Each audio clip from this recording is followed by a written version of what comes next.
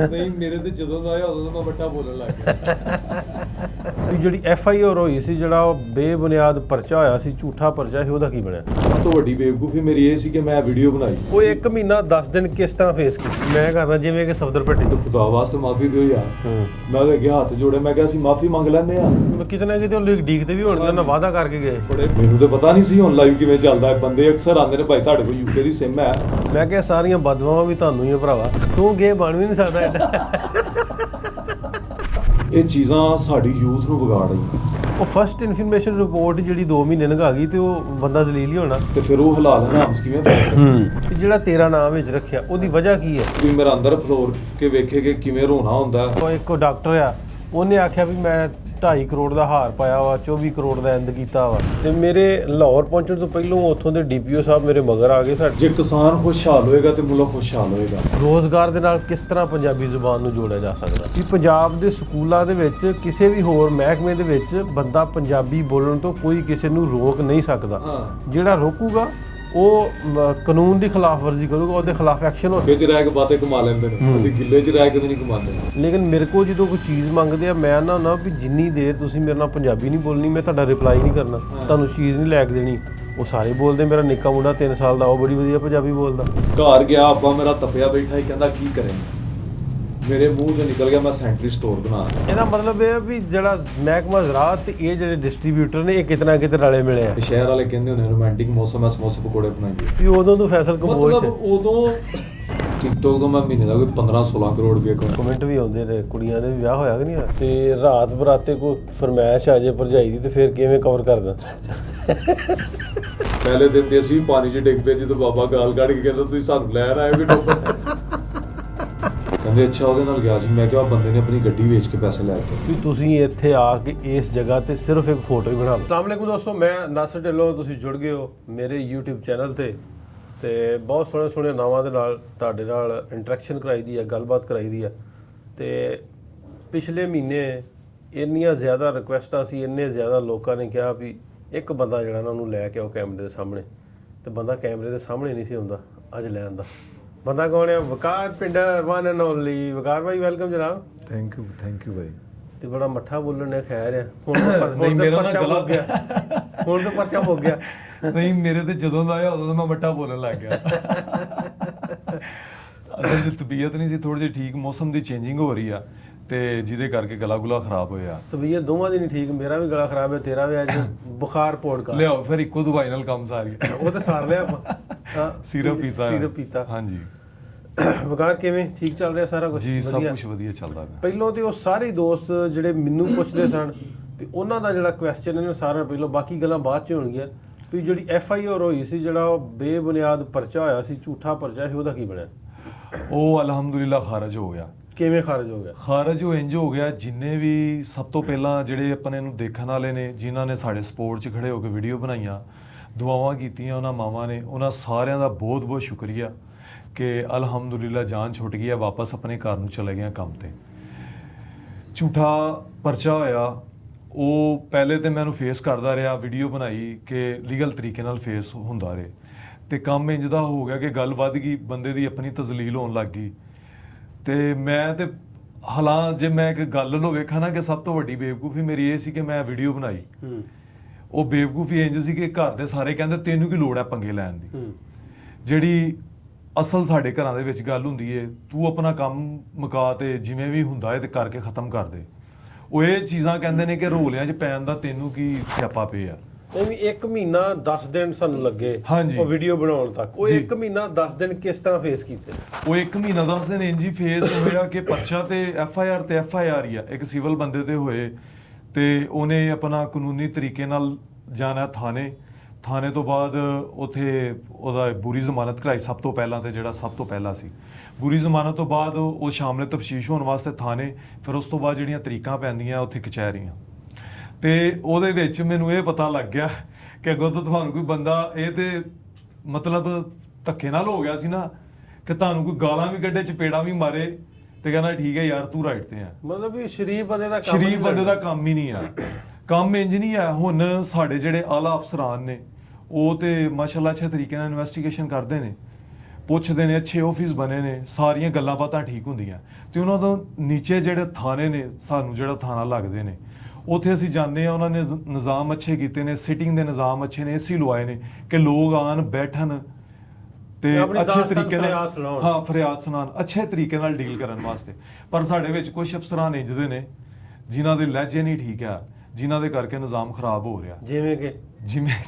ਜਿਵੇਂ ਕਿ ਸਾਰਿਆਂ ਨੂੰ ਪਤਾ, ਹੁਣ ਮੈਂ ਨਿਕਲ ਗਿਆ, ਮੈਨੂੰ ਮੈਂਸ਼ਨ ਤੇ ਨਹੀਂ ਕਰਨਾ ਚਾਹੀਦਾ, ਮੈਂ ਕਰਦਾ ਜਿਵੇਂ ਕਿ ਸਫਦਰ ਭੱਟੀ। ਚਲੋ ਮੈਂ ਉਂਝ ਹੀ ਕਹਿੰਦਾ ਕਿ ਉਹ ਵੀ ਇੱਕ ਚੀਜ਼ ਵਧੀਆ ਹੋਈ ਹੈ ਕਿ ਲੋਕਾਂ ਨੂੰ ਪਤਾ ਲੱਗਾ ਹੈ ਕਿ ਸਾਡੇ ਰਾਈਟਸ ਕੀ ਨੇ, ਕਿ ਮਤਲਬ ਅਸੀਂ ਆਪਣੇ ਹੱਕ ਤੇ ਖੜੇ ਆ ਤੇ ਅਸੀਂ ਇਹਦਾ ਲੀਗਲ ਤਰੀਕੇ ਨਾਲ ਕਿਵੇਂ ਉਹ ਲੈਣਾ ਹੈ। ਅਫਸਰਾਂ ਤੱਕ ਗੱਲ ਪਹੁੰਚੀ, ਉਹਨਾਂ ਸਾਰਿਆਂ ਇਨਵੈਸਟੀਗੇਸ਼ਨ ਕੀਤੀ। ਆਲਾ ਅਫਸਰਾਨ ਨੇ ਜਿਹੜੇ ਸਾਡੇ, ਉਹਨਾਂ ਦਾ ਬਹੁਤ ਬਹੁਤ ਸ਼ੁਕਰੀਆ ਕਿ ਉਹਨਾਂ ਅੱਛੇ ਤਰੀਕੇ ਨਾਲ ਇਨਵੈਸਟੀਗੇਸ਼ਨ ਕੀਤੀ ਤੇ ਉਹਦੇ ਵਿੱਚ ਮਤਲਬ ਮੇਰੀ ਕਿਸੇ ਤਰ੍ਹਾਂ ਦੀ ਮਿਲਾਵਟ ਨਹੀਂ ਸੀ ਆ, ਨਾ ਕੋਈ ਗੱਲਬਾਤ ਸੀ, ਤੇ ਉਹ ਪਰਚਾ ਖਾਰਜ ਹੀ ਹੋ ਗਿਆ, ਉਹ ਟੋਟਲੀ ਪਰਚੀ ਖਾਰਜ ਹੋ ਗਿਆ। ਅੱਛਾ, ਉਹ ਪਰਚਾ ਸਾਰੇ ਦਾ ਸਾਰਾ ਫੇਕ ਸੀ, ਜਿਵੇਂ ਆਪਾਂ ਪਹਿਲੇ ਦਿਨ ਕਹਿੰਦੇ ਰਹੇ ਵੀ ਵੀਡੀਓ ਦੇ ਵਿੱਚ ਵਾਜਾ ਨਜ਼ਰ ਆਉਂਦਾ ਵਾ ਵੀ ਜਿਨ੍ਹਾਂ ਨੇ ਫਾਇਰ ਮਾਰੇ ਆ ਉਹ ਬੰਦੇ ਹੋ ਰਿਹਾ, ਮਤਲਬ ਵੀ ਜਿੰਨੇ ਵੀ ਨਾਮਜ਼ਦ ਕੀਤੇ ਸੀ ਪਰਚੇ ਸਾਰਾ ਪਰਚਾ ਹੀ ਖਾਰਜ ਹੋ ਗਿਆ, ਕਿਉਂਕਿ ਉਹ ਪਰਚਾ ਹੈ ਹੀ ਸਰਾਸਰ ਝੂਠਾ ਸੀ, ਫੇਕ ਸੀ, ਜਿਹਦੇ ਕਰਕੇ ਸਾਡੇ ਵਾਲਾ ਅਫਸਰਾਂ ਨੇ ਜਿਹੜੇ ਉੱਥੇ ਦੇ CPO ਸਾਹਿਬ, ਉਸ ਤੋਂ ਬਾਅਦ SP ਸਾਹਿਬ, DSP ਸਾਹਿਬ, ਉਹਨਾਂ ਸਾਰਿਆਂ ਅੱਛੇ ਤਰੀਕੇ ਨਾਲ ਇਨਵੈਸਟੀਗੇਸ਼ਨ ਕੀਤੀ, 2-3 ਇਨਕੁਆਇਰੀਆਂ ਹੋਈਆਂ ਤੇ ਜਿਹਦੇ ਦੌਰਾਨ ਉਹਨਾਂ ਨੂੰ ਕੋਈ ਸਬੂਤ ਨਹੀਂ ਮਿਲਿਆ। 1 ਮਹੀਨਾ 10 ਦਿਨ ਉਹ ਇਨਕੁਆਇਰੀ ਕਿਉਂ ਨਾ ਹੋਈ?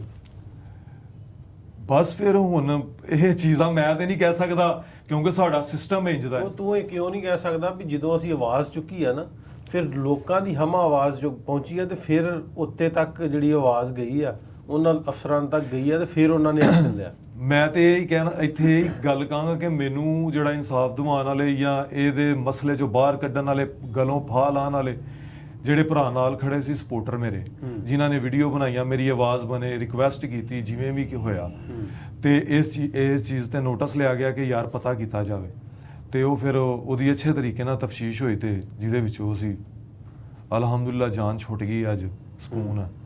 ਚਲੋ ਅੱਲਾ ਕੀਤਾ, 1 ਮਹੀਨਾ 10 ਦਿਨ ਤੇ ਲੱਗੇ। ਇਹਦੇ ਪਿੱਛੇ ਨੁਕਸਾਨ ਕੀ ਹੋਇਆ?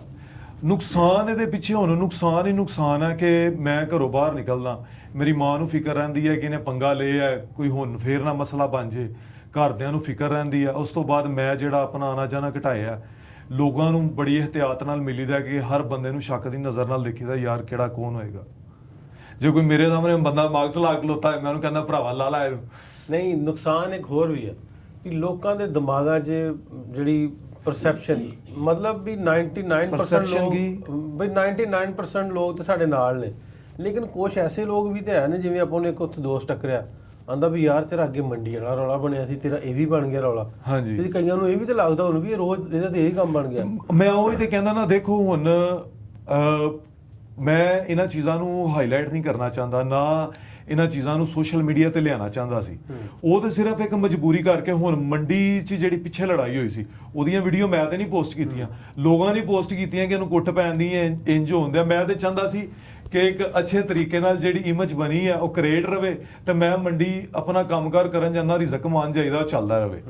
ਉਹ ਕੰਮ ਉਦੋਂ ਹੀ ਮੁੱਕ ਗਿਆ, ਉਹ ਬੰਦਿਆਂ ਨੇ ਮਾਜ਼ਰਤ ਕੀਤੀ ਤੇ ਅੱਬੂ ਮੇਰੇ ਕਹਿੰਦੇ ਪੁੱਤਰ ਅਸੀਂ ਲੜ ਲੁੜ ਕੇ ਕੀ ਲੈਣਾ ਹੈ, ਅਸੀਂ ਆਪਣਾ ਪਰਚਾ ਵਾਪਸ ਲੈ ਲਿਆ, ਉੱਥੇ ਬਿਆਨ ਦੇ ਦਿੱਤੇ ਕਿ ਭਾਈ ਅਸੀਂ ਸੁਲ੍ਹਾ ਕਰ ਲਈਏ, ਸਾਡਾ ਕੰਮ ਮੁੱਕ ਗਿਆ। ਉਸ ਤੋਂ ਬਾਅਦ ਇਹ ਮਸਲਾ ਹੋ ਜਾਂਦਾ। ਉਦਣ ਮੈਂ ਉੱਥੇ ਝੰਗ ਸੀ, ਜਿੱਦਣ ਪਰਚਾ ਹੁੰਦਾ ਅਸੀਂ ਇਕੱਠੇ ਹੀ ਸੀ, ਤੇ ਮੇਰਾ ਵੀਡੀਓ ਬਣਾਉਣ ਦਾ ਵੀ ਕੋਈ ਉਹ ਨਹੀਂ ਸੀ ਹੈ ਕਿ ਮੇਰੇ ਤੇ FIR ਹੋਈ ਹੈ ਇੰਜ। ਮੈਂ ਤੇ ਇਹ ਚਾਹੁੰਦਾ ਸੀ ਕਿ ਕਿਸੇ ਤਰੀਕੇ ਮੈਂ ਇਹਦੇ ਵਿੱਚੋਂ ਵੀ ਬਾਜ਼ ਦੇ ਤਰੀਕੇ ਨਾਲ ਨਿਕਲ ਜਾਵਾਂ, ਮੇਰੀ ਜਾਨ ਛੁੱਟਦੀ ਹੋਏ ਤੇ ਮੈਂ ਵਾਪਸ ਆਪਣੇ ਕੰਮ ਤੇ ਜਾ ਕੇ ਲੱਗਾ ਤੇ ਉਹਦੀਆਂ ਮੈਂ ਵੀਡੀਓ ਬਣਾਵਾਂ, ਵਲੋਗ ਬਣਾਵਾਂ। ਮੈਂ ਤੇ ਲੋਕਾਂ ਨੂੰ ਇਸ ਚੀਜ਼ ਦਾ ਉਹ ਹੀ ਨਹੀਂ ਦਿੰਦਾ ਸੁਨੇਹਾ ਕਿ ਤੁਸੀਂ ਇੰਜ ਕਰੋ ਤੇ ਇੰਜ ਕਰੋ, ਤੁਹਾਡੇ ਤੇ ਮਸਲੇ ਬਣ ਜਾਣ। ਮੈਂ ਤੇ ਕਹਿੰਦਾ ਕਿ ਪਿਆਰ ਨਾਲ ਰਹੋ, ਕਿਸੇ ਨਾਲ ਕੋਈ ਮਸਲਾ ਹੈ ਉਹਨੂੰ ਬਹਿ ਕੇ ਨਿਬੜ ਲਓ ਤੇ ਆਪਣੀ ਜਾਨ ਛਡਾ ਲਓ। ਅਬੇ ਕਈ ਲੋਕਾਂ ਦੇ ਦਿਮਾਗ 'ਚ ਵੀ ਵਕਾਰ ਸ਼ਾਇਦ ਬਦਮਾਸ਼ ਹੈ। ਨਹੀਂ, ਮੈਂ ਬਦਮਾਸ਼ ਵਕਾਰ ਸ਼ਰੀਫ ਆਦਮੀ ਹੈ। ਨਹੀਂ, ਮੈਂ ਬਦਮਾਸ਼ ਕੋਈ ਨਹੀਂ। ਦੇਖੋ ਹੁਣ ਜੇ ਮੈਂ ਬਦਮਾਸ਼ ਹੋਵਾਂ ਤੇ ਮੈਂ ਉੱਥੇ ਮੱਝਾਂ ਨੂੰ ਪੱਠੇ ਹੀ ਪਾਵਾਂ, ਉਸ ਤੋਂ ਇਲਾਵਾ ਮੈਂ ਮੰਡੀ ਜਾ ਕੇ ਮੱਝਾਂ ਖਰੀਦ ਕੇ ਲਿਆ ਕੇ ਆਪਣਾ ਇੱਕ ਕਾਰੋਬਾਰ ਕਰਾਂ। ਹਾਂ, ਇਹ ਲੜਾਈਆਂ ਦਾ ਸਗੋਂ ਬੈਡ ਇਫੈਕਟ ਇਹ ਪੈਂਦਾ ਏ ਕਿ ਜਿਹੜੇ ਲੋਕ ਸਾਡੇ ਨਾਲ ਕਾਰੋਬਾਰ ਕਰਦੇ ਆ, ਵਪਾਰ ਕਰਦੇ ਆ, ਉਹ ਡਰਦੇ ਆ ਇਹਨਾਂ ਚੀਜ਼ਾਂ ਤੋਂ, ਯਾਰ ਜੀ ਇਹਨਾਂ ਨੇ ਕਾਰੋਬਾਰ ਕੀਤਾ, ਇਹਦਾ ਮਸਲਾ ਬਣ ਗਿਆ, ਕੀ ਪਤਾ ਸਾਡੇ ਪੈਸੇ ਡੁੱਬ ਜਾਣ, ਲਾੜੀ ਨਾ ਪੈਣ। ਇਹ ਚੀਜ਼ਾਂ ਜਿਹੜੀਆਂ ਇਹ ਕਾਰੋਬਾਰ ਨੂੰ ਖਰਾਬ ਕਰਦੀਆਂ। ਅਸੀਂ ਤੇ ਆਪ ਨਹੀਂ ਇਹ ਚੀਜ਼ਾਂ ਚਾਹੁੰਦੇ, ਅਸੀਂ ਤੇ ਇਹ ਚਾਹੁੰਦੇ ਆ ਕਿ ਸਾਰਾ ਕੁਝ ਚੱਲਦਾ ਹੈ, ਚੱਲੀ ਜਾਏ। ਅੱਛਾ, ਨੁਕਸਾਨ ਦੀ ਗੱਲ, ਇੱਕ ਨੁਕਸਾਨ ਹੋਰ, ਜਦੋਂ ਅਸੀਂ ਫਲੱਡ ਰਿਲੀਫ ਕੈਂਪ ਲਈ ਜਾਣਾ ਸੀ, ਤੁਸੀਂ ਤੇ ਮੈਂ ਪਹਿਲਾਂ ਸਲਾਹ ਕਰਦੇ ਸਾਂ ਜੀ ਯਾਰ ਖੁਦਾ ਨਾ ਖਾਸਤਾ ਅਸੀਂ ਜਾਵਾਂਗੇ ਵੇਂ ਤੇ ਲੋਕਾਂ ਨੇ ਬਹੁਤ ਸਵਾਲ ਚੁੱਕਣੇ ਆ। ਹਰ ਬੰਦਾ ਤੇ ਗੱਲ ਪੁੱਛਦਾ ਨਾ ਕਿ ਭਿੰਡਰ ਸਾਹਿਬ ਕੀ ਬਣਿਆ ਜੇ। ਨਹੀਂ, ਲੋਕਾਂ ਨੇ ਸਵਾਲ ਚੁੱਕਣੇ ਆ ਵੀ ਸ਼ਾਇਦ ਪੈਸੇ ਖਾ ਲਿਆ, ਇਦਾਂ ਹੋ ਗਿਆ। ਪਹਿਲੇ ਤੈਨੂੰ ਯਾਦ ਹੈ ਆਪਾਂ ਸਲਾਹ ਹਾਂਜੀ, ਕਰਦੇ ਹਾਂ। ਉਸ ਤੋਂ ਪਹਿਲੇ ਸਮਾਨ ਵੀ ਲਿਆ ਪਿਆ। ਫਿਰ ਆਖਿਆ ਵੀ ਯਾਰ ਲੋਕਾਂ ਗੱਲਾਂ ਕਰਨੀਆਂ ਆਪਾਂ ਚੱਲਦੇ ਹਾਂ। ਹਾਂਜੀ, ਚਲੋ ਅਭੀ ਨਿਕਲੇ ਸਾਡੇ ਵਸਾਤਤ ਦੇ ਨਾਲ, ਮਤਲਬ ਇਹ ਵੀ ਕਰਨ ਵਾਲਾ ਤੇ ਅੱਲਾ। ਸਾਡੀ ਵਸਾਤਤ ਇਹ ਵੀ ਅਸੀਂ ਆਵਾਜ਼ ਚੁੱਕੀ, ਕੋਈ ਨਾ ਕੋਈ ਵੀਡੀਓ ਬਣਾਈ, ਹੋਰ ਬਹੁਤ ਸਾਰੇ ਇਨਫਲੂਐਂਸਰ ਆ ਗਏ, ਗਵਰਨਮੈਂਟ ਥੋੜੀ ਜਿਹੀ ਐਕਟਿਵ ਹੋ ਗਈ, ਜਿੱਧਰ ਨੂੰ ਜਾਈਦਾ ਸੀ ਉਧਰ ਗਵਰਨਮੈਂਟ ਵੀ ਆਉਂਦੀ ਸੀ, ਲੋਕ ਵੀ ਆਉਂਦੇ, ਲੋਕਾਂ ਦੀ ਹੈਲਪ ਹੋਣ ਲੱਗ ਪਈ। ਫਿਰ ਇਹ ਵੀ ਨੁਕਸਾਨ ਵੀ ਹੁਣ ਅਸੀਂ ਅਗਲਾ ਜਿਹੜਾ ਕੰਮ ਸ਼ੁਰੂ ਕੀਤਾ, ਮਤਲਬ ਬਿਸਤਰਿਆਂ ਵਾਲਾ ਤੇ ਹੈਂਡ ਪੰਪ ਵਾਲਾ, ਉਹ 1.5 ਮਹੀਨਾ ਤੇ ਹੋ ਗਿਆ ਤੇ ਉਸ ਤੋਂ ਬਾਅਦ ਫਿਰ 15-20 ਦਿਨ। ਇਸ ਨੁਕਸਾਨ ਨੂੰ ਕਿਵੇਂ ਵੇਖਦੇ? ਇਹ ਨੁਕਸਾਨ ਸਭ ਤੋਂ ਵੱਡਾ ਜਿਹੜਾ ਨੁਕਸਾਨ ਇਹ ਹੀ ਹੈ। ਮੈਂ ਹੁਣ ਦੇਖੋ ਬੰਦਾ ਜ਼ਰੂਰੀ ਨਹੀਂ ਕਿ ਕੋਈ ਗਲਤ ਕੰਮ ਕਰੇ ਤੇ ਉਹਦੇ ਪੱਲੇ ਪਵੇ, ਬੰਦੇ ਦੇ ਕਦੀ ਇਮਤਿਹਾਨ ਦੀ ਘੜੀ ਵੀ ਹੁੰਦੀ ਆ। ਹੁਣ ਅਸੀਂ ਲਾਸਟ ਜਿਹੜਾ 1.5 ਮਹੀਨਾ ਕਹਿ ਲਓ, ਆਪਾਂ ਉਧਰ ਸਲਾਬ ਵਾਲਿਆਂ ਵਾਲੇ ਪਾਸੇ ਫਿਰਦੇ ਸੀ, ਉਹਦੇ ਦੌਰਾਨ ਮੇਰੇ ਤੇ FIR ਹੁੰਦੀ ਆ। ਮੈਨੂੰ ਉਹਨਾਂ ਲੋਕਾਂ ਨੇ ਪਤਾ ਨਹੀਂ ਕਿੰਨੀਆਂ ਕੁ ਦੁਆਵਾਂ ਦਿੱਤੀਆਂ। ਮਾਵਾਂ ਸੀ, ਉੱਥੇ ਜਾਈਦਾ ਸੀ ਖਾਣਾ ਲੈ ਕੇ, ਸਮਾਨ ਲੈ ਕੇ, ਤੇ ਉਹ ਦੁਆਵਾਂ ਦਿੰਦੇ ਸੀ। ਹੁਣ ਉੱਥੇ ਜਿਹੜੇ ਬੰਦੇ ਨੇ ਜਿਨ੍ਹਾਂ ਵਾਸਤੇ ਆਪਾਂ ਸਮਾਨ ਲੈ ਕੇ ਜਾਣਾ ਸੀ, ਬਿਸਤਰੇ ਹੈਂਡ ਪੰਪ ਲਗਵਾ ਰਹੇ ਸੀ, ਸਿਆਲਾਂ ਦੇ ਕੱਪੜੇ ਸੀ ਜਿਹੜੇ ਜਮ੍ਹਾਂ ਹੋਏ ਸੀ, ਤੇ ਉਹ ਡਿਲੇ ਹੋ ਗਿਆ। ਠੰਡ ਉਹਨੇ ਨਹੀਂ ਪੈ ਰਹੀ ਹੈ। ਇੱਕ ਭੈਣ ਜੀ ਉਹਨੇ 100 ਮਣ ਦਾਣੇ ਦਿੱਤੇ ਸਾਨੂੰ, ਹਲੇ ਉਹ ਵੀ ਪੈਂਡਿੰਗ ਹੈ ਜੀ। ਉਹ ਮੈਂ ਉਹੀ ਕਹਿੰਦੇ ਨਾ, ਲੋਕ ਨਾਲ ਆਪਣੇ ਜੁੜੇ ਸੀ। ਜਿਵੇਂ ਅਸੀਂ ਆਪਣੇ ਕੰਮਾਂ ਨੂੰ ਲੱਗ ਗਏ, ਮੈਂ ਉੱਥੇ ਕਚਹਿਰੀਆਂ ਸਾਹਮਣੇ ਖਲੋਤਾ, ਤੇ ਕਦੀ ਪੁਲਿਸ ਸਟੇਸ਼ਨ ਤੇ ਕਦੀ CPO ਆਫਿਸ, ਉਹ ਚੀਜ਼ਾਂ ਮੇਰੇ ਦਿਮਾਗ 'ਚ ਇੰਜ ਚੱਲ ਰਹੀਆਂ ਸੀ ਕਿ ਯਾਰ ਉੱਥੇ ਜਿਹੜੇ ਲੋਕਾਂ ਨਾਲ ਅਸੀਂ ਫੋਨ ਤੇ ਜਿਹੜੇ ਸਾਨੂੰ ਕਹਿ ਰਹੇ ਸੀ ਕਿ ਭਾਈ ਅਸੀਂ ਵੀ ਨਾਲ ਜਾਣਾ ਹੈ, ਸਮਾਨ ਲੈ ਕੇ ਜਾਣਾ ਹੈ, ਉਧਰੋਂ ਫੋਨ ਕਰ ਰਹੇ ਸੀ ਭਾਈ ਤੁਸੀਂ ਕਿਦੋਂ ਆਣਾ ਹੈ, ਕਿ ਯਾਰ ਇਹ ਕਿਵੇਂ ਹੋਏਗਾ, ਹੁਣ ਕਿਵੇਂ ਅਸੀਂ ਦੁਬਾਰਾ ਇਹਨੂੰ ਸਟਾਰਟ ਕਰਾਂਗੇ। ਇਹ ਚੀਜ਼ਾਂ ਜਿਹੜੀਆਂ ਇਹ ਸਾਰੀਆਂ ਉਦੋਂ ਨਾਲ ਦੀ ਨਾਲ ਚੱਲੀ ਜਾਂਦੀਆਂ ਸੀ। ਕਿਤੇ ਨਾ ਕਿਤੇ ਉਹ ਲੀਕ ਤੇ ਵੀ ਹੁਣ ਵਾਅਦਾ ਕਰਕੇ ਗਏ, ਬੜੇ ਬੰਦੇ ਫੋਨ ਕਰਦੇ ਕਿ ਭਾਈ ਯਾਰ ਕਿਦੋਂ ਆਣਾ ਹੈ। ਜਿਹੜੇ ਉੱਥੇ ਬੰਦੇ ਆਪਾਂ ਨੂੰ ਅੱਗੇ ਡੀਲ ਕਰਵਾਉਂਦੇ ਸੀ, ਮਤਲਬ ਲੈ ਕੇ ਜਾਂਦੇ ਸੀ, ਜਗ੍ਹਾ ਲੋਕੇਸ਼ਨਾਂ ਦਿਖਾਈਆਂ ਸੀ ਕਿ ਜਿੱਥੇ ਜ਼ਿਆਦਾ ਨੁਕਸਾਨ ਹੋਇਆ ਹੈ। ਮੈਂ ਤਾਂ ਬੜਾ ਹਾਰਸ਼ ਸੀ ਇਸ ਮਾਮਲੇ 'ਚ। ਮੈਂ ਕਿਹਾ, ਮੈਂ ਤਾਂ ਇੱਕ ਵੀਡੀਓ 'ਚ ਗਿਆ ਸੀ, ਮੈਂ ਕਿਹਾ ਸਾਰੀਆਂ ਬਦਦੁਆਵਾਂ ਵੀ ਤੁਹਾਨੂੰ ਹੀ ਭਰਾਵਾ ਜਿਨ੍ਹਾਂ ਨੇ। ਵੈਸੇ ਇਹ ਗੱਲਾਂ ਨਾਲ ਉਹਨਾਂ ਨੂੰ ਫਰਕ ਨਹੀਂ ਪੈਂਦਾ, ਬਦਦੁਆਵਾਂ ਦਾ ਤੇ ਦੁਆਵਾਂ ਦਾ ਫਰਕ ਤੇ ਸਾਨੂੰ ਲੱਗਦਾ ਹੈ। ਜਿਹੜੇ ਬੰਦੇ ਨੇ ਸਾਰੀ ਦਿਹਾੜੀ ਕੰਮ ਕਰਨਾ ਹੈ ਜਾਂ ਇੰਜ ਕਰਨਾ ਹੈ, ਤੇ ਕਿ ਯਾਰ ਕਿਸੇ ਨਾਲ ਕੁਝ ਗਲਤ ਨਾ ਹੋਈਏ, ਇੰਜ ਨਾ ਹੋਈਏ, ਉਹਦੇ ਨਾਲ ਫੇਰ ਟੱਕਰਾ ਨਹੀਂ ਹੋਇਆ। ਮੈਂ ਕੀ ਕਰਨਾ ਟੱਕਰਾ? ਨਹੀਂ, ਕੀ ਟੱਕਰਾ ਨਹੀਂ ਹੋਇਆ? ਨਹੀਂ, ਟੱਕਰਾ ਉਹਨਾਂ ਨਾਲ CPO ਆਫਿਸ ਹੋਇਆ ਸੀ। CPO ਸਾਹਿਬ ਨੇ ਪੁੱਛਿਆ ਸੀ ਕਿ ਭਾਈ ਹਾਂ ਵੀ ਗਾਲਾਂ ਕੱਢੀਆਂ, ਉਹ ਕਹਿੰਦਾ ਮੈਂ ਨਿਆਂ ਦੇ ਦਿੰਦਾ। ਤੇ ਮੈਂ ਕਿਹਾ ਸਰ ਜੀ CCTV ਕੈਮਰਾ ਉਹਦੀ ਵੀਡੀਓ ਕਢਾ ਲਓ। SHO ਸਾਹਿਬ ਦੇ ਰੂਮ 'ਚ ਲੱਗਾ ਹੁੰਦਾ।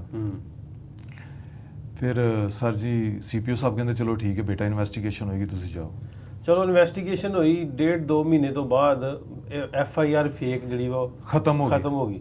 ਵੈਸੇ ਤੇ ਕਾਨੂੰਨ ਤੇ ਇਹ ਚਾਹੀਦਾ ਵੀ ਫਸਟ ਇਨਫੋਰਮੇਸ਼ਨ ਰਿਪੋਰਟ, ਇਹਦਾ ਮਤਲਬ ਹੈ FIR ਦਾ ਮਤਲਬ ਹੈ ਫਸਟ ਇਨਫੋਰਮੇਸ਼ਨ ਰਿਪੋਰਟ, ਵੀ ਪਹਿਲੀ ਤੁਹਾਨੂੰ ਜਿਹੜੀ ਰਿਪੋਰਟ ਆਈ ਆ ਨਾ, ਇਹ ਉਹ ਆ। ਇਸ ਤੋਂ ਬਾਅਦ ਇਨਵੈਸਟੀਗੇਸ਼ਨ ਹੁੰਦੀ ਆ, ਤੇ ਇਨਵੈਸਟੀਗੇਸ਼ਨ ਤੋਂ ਬਾਅਦ ਪਤਾ ਲੱਗਦਾ ਵੀ ਮੁਜਰਮ ਹੈ ਕਿ ਨਹੀਂ। ਉਹ ਫਸਟ ਇਨਫੋਰਮੇਸ਼ਨ ਰਿਪੋਰਟ ਜਿਹੜੀ 2 ਮਹੀਨੇ ਲੰਘਾ ਗਈ ਤੇ ਉਹ ਬੰਦਾ ਜ਼ਲੀਲ ਹੀ ਹੋਣਾ। ਅਸਲ ਦੇ ਵਿੱਚ ਹੋਣਾ ਤੇ ਇਹ ਚਾਹੀਦਾ ਵੀ ਜਿਹੜੀ ਇਨਵੈਸਟੀਗੇਸ਼ਨ ਆ, ਸਾਡੇ ਮਹਿਕਮੇ ਇਨਵੈਸਟੀਗੇਸ਼ਨ ਹੈ, ਉਹਨੂੰ ਵਿਦਨ ਵੀਕ ਜਿਹੜਾ ਵਾ ਇਨਵੈਸਟੀਗੇਸ਼ਨ ਨੂੰ ਮੁਕੰਮਲ ਕਰਨਾ। ਭਾਈ ਦੇਖੋ, ਮੈਂ ਹੁਣ ਮੈਨੂੰ ਬਹੁਤਾ ਤੇ ਨਹੀਂ ਪਤਾ, ਚਲੋ ਮਿਹਰਬਾਨੀ ਉਹਨਾਂ ਨੇ ਗਾਲਾਂ ਕੱਢ ਛੜੀਆਂ, ਉਹਨਾਂ ਦੀ ਮਿਹਰਬਾਨੀ ਇੰਜ ਕਿ ਗਾਲਾਂ ਕੱਢ ਛੜੀਆਂ ਸੀ, ਵੀਡੀਓ ਪਾ ਛੜੀ ਤੇ ਕੰਮ ਮੁੱਕ ਗਿਆ। ਹੋ ਸਕਦਾ ਜੇ ਇਹ ਕੰਮ ਨਾ ਹੁੰਦਾ, ਸਾਡੀ ਇਥੋਂ ਬੇਲ ਕੈਂਸਲ ਹੁੰਦੀ, ਹਾਈ ਕੋਰਟ ਲੱਗ ਜਾਂਦੀ, ਮੈਂ 2 ਮਹੀਨੇ ਹੋਰ ਜ਼ਲੀਲ ਹੋ ਲੈਂਦਾ। ਕਿਉਂਕਿ ਜਦੋਂ ਸ਼ਾਮਲੇ ਤਫਸ਼ੀਸ਼ ਹੀ ਨਹੀਂ ਹੋ ਰਹੇ, ਉਹ ਨੁਕਵਾਰੀ ਨਹੀਂ ਕਰ ਰਹੇ, ਪੁੱਛ ਗਿੱਛ ਹੀ ਨਹੀਂ ਰਹੇ, ਸਾਨੂੰ ਸਿੱਧਾ ਟਾਰਗੇਟ ਕਰਦੇ ਪਏ ਸੀ। ਇਹਦਾ ਮਕਸਦ ਤੇ ਹੀ ਸੀ।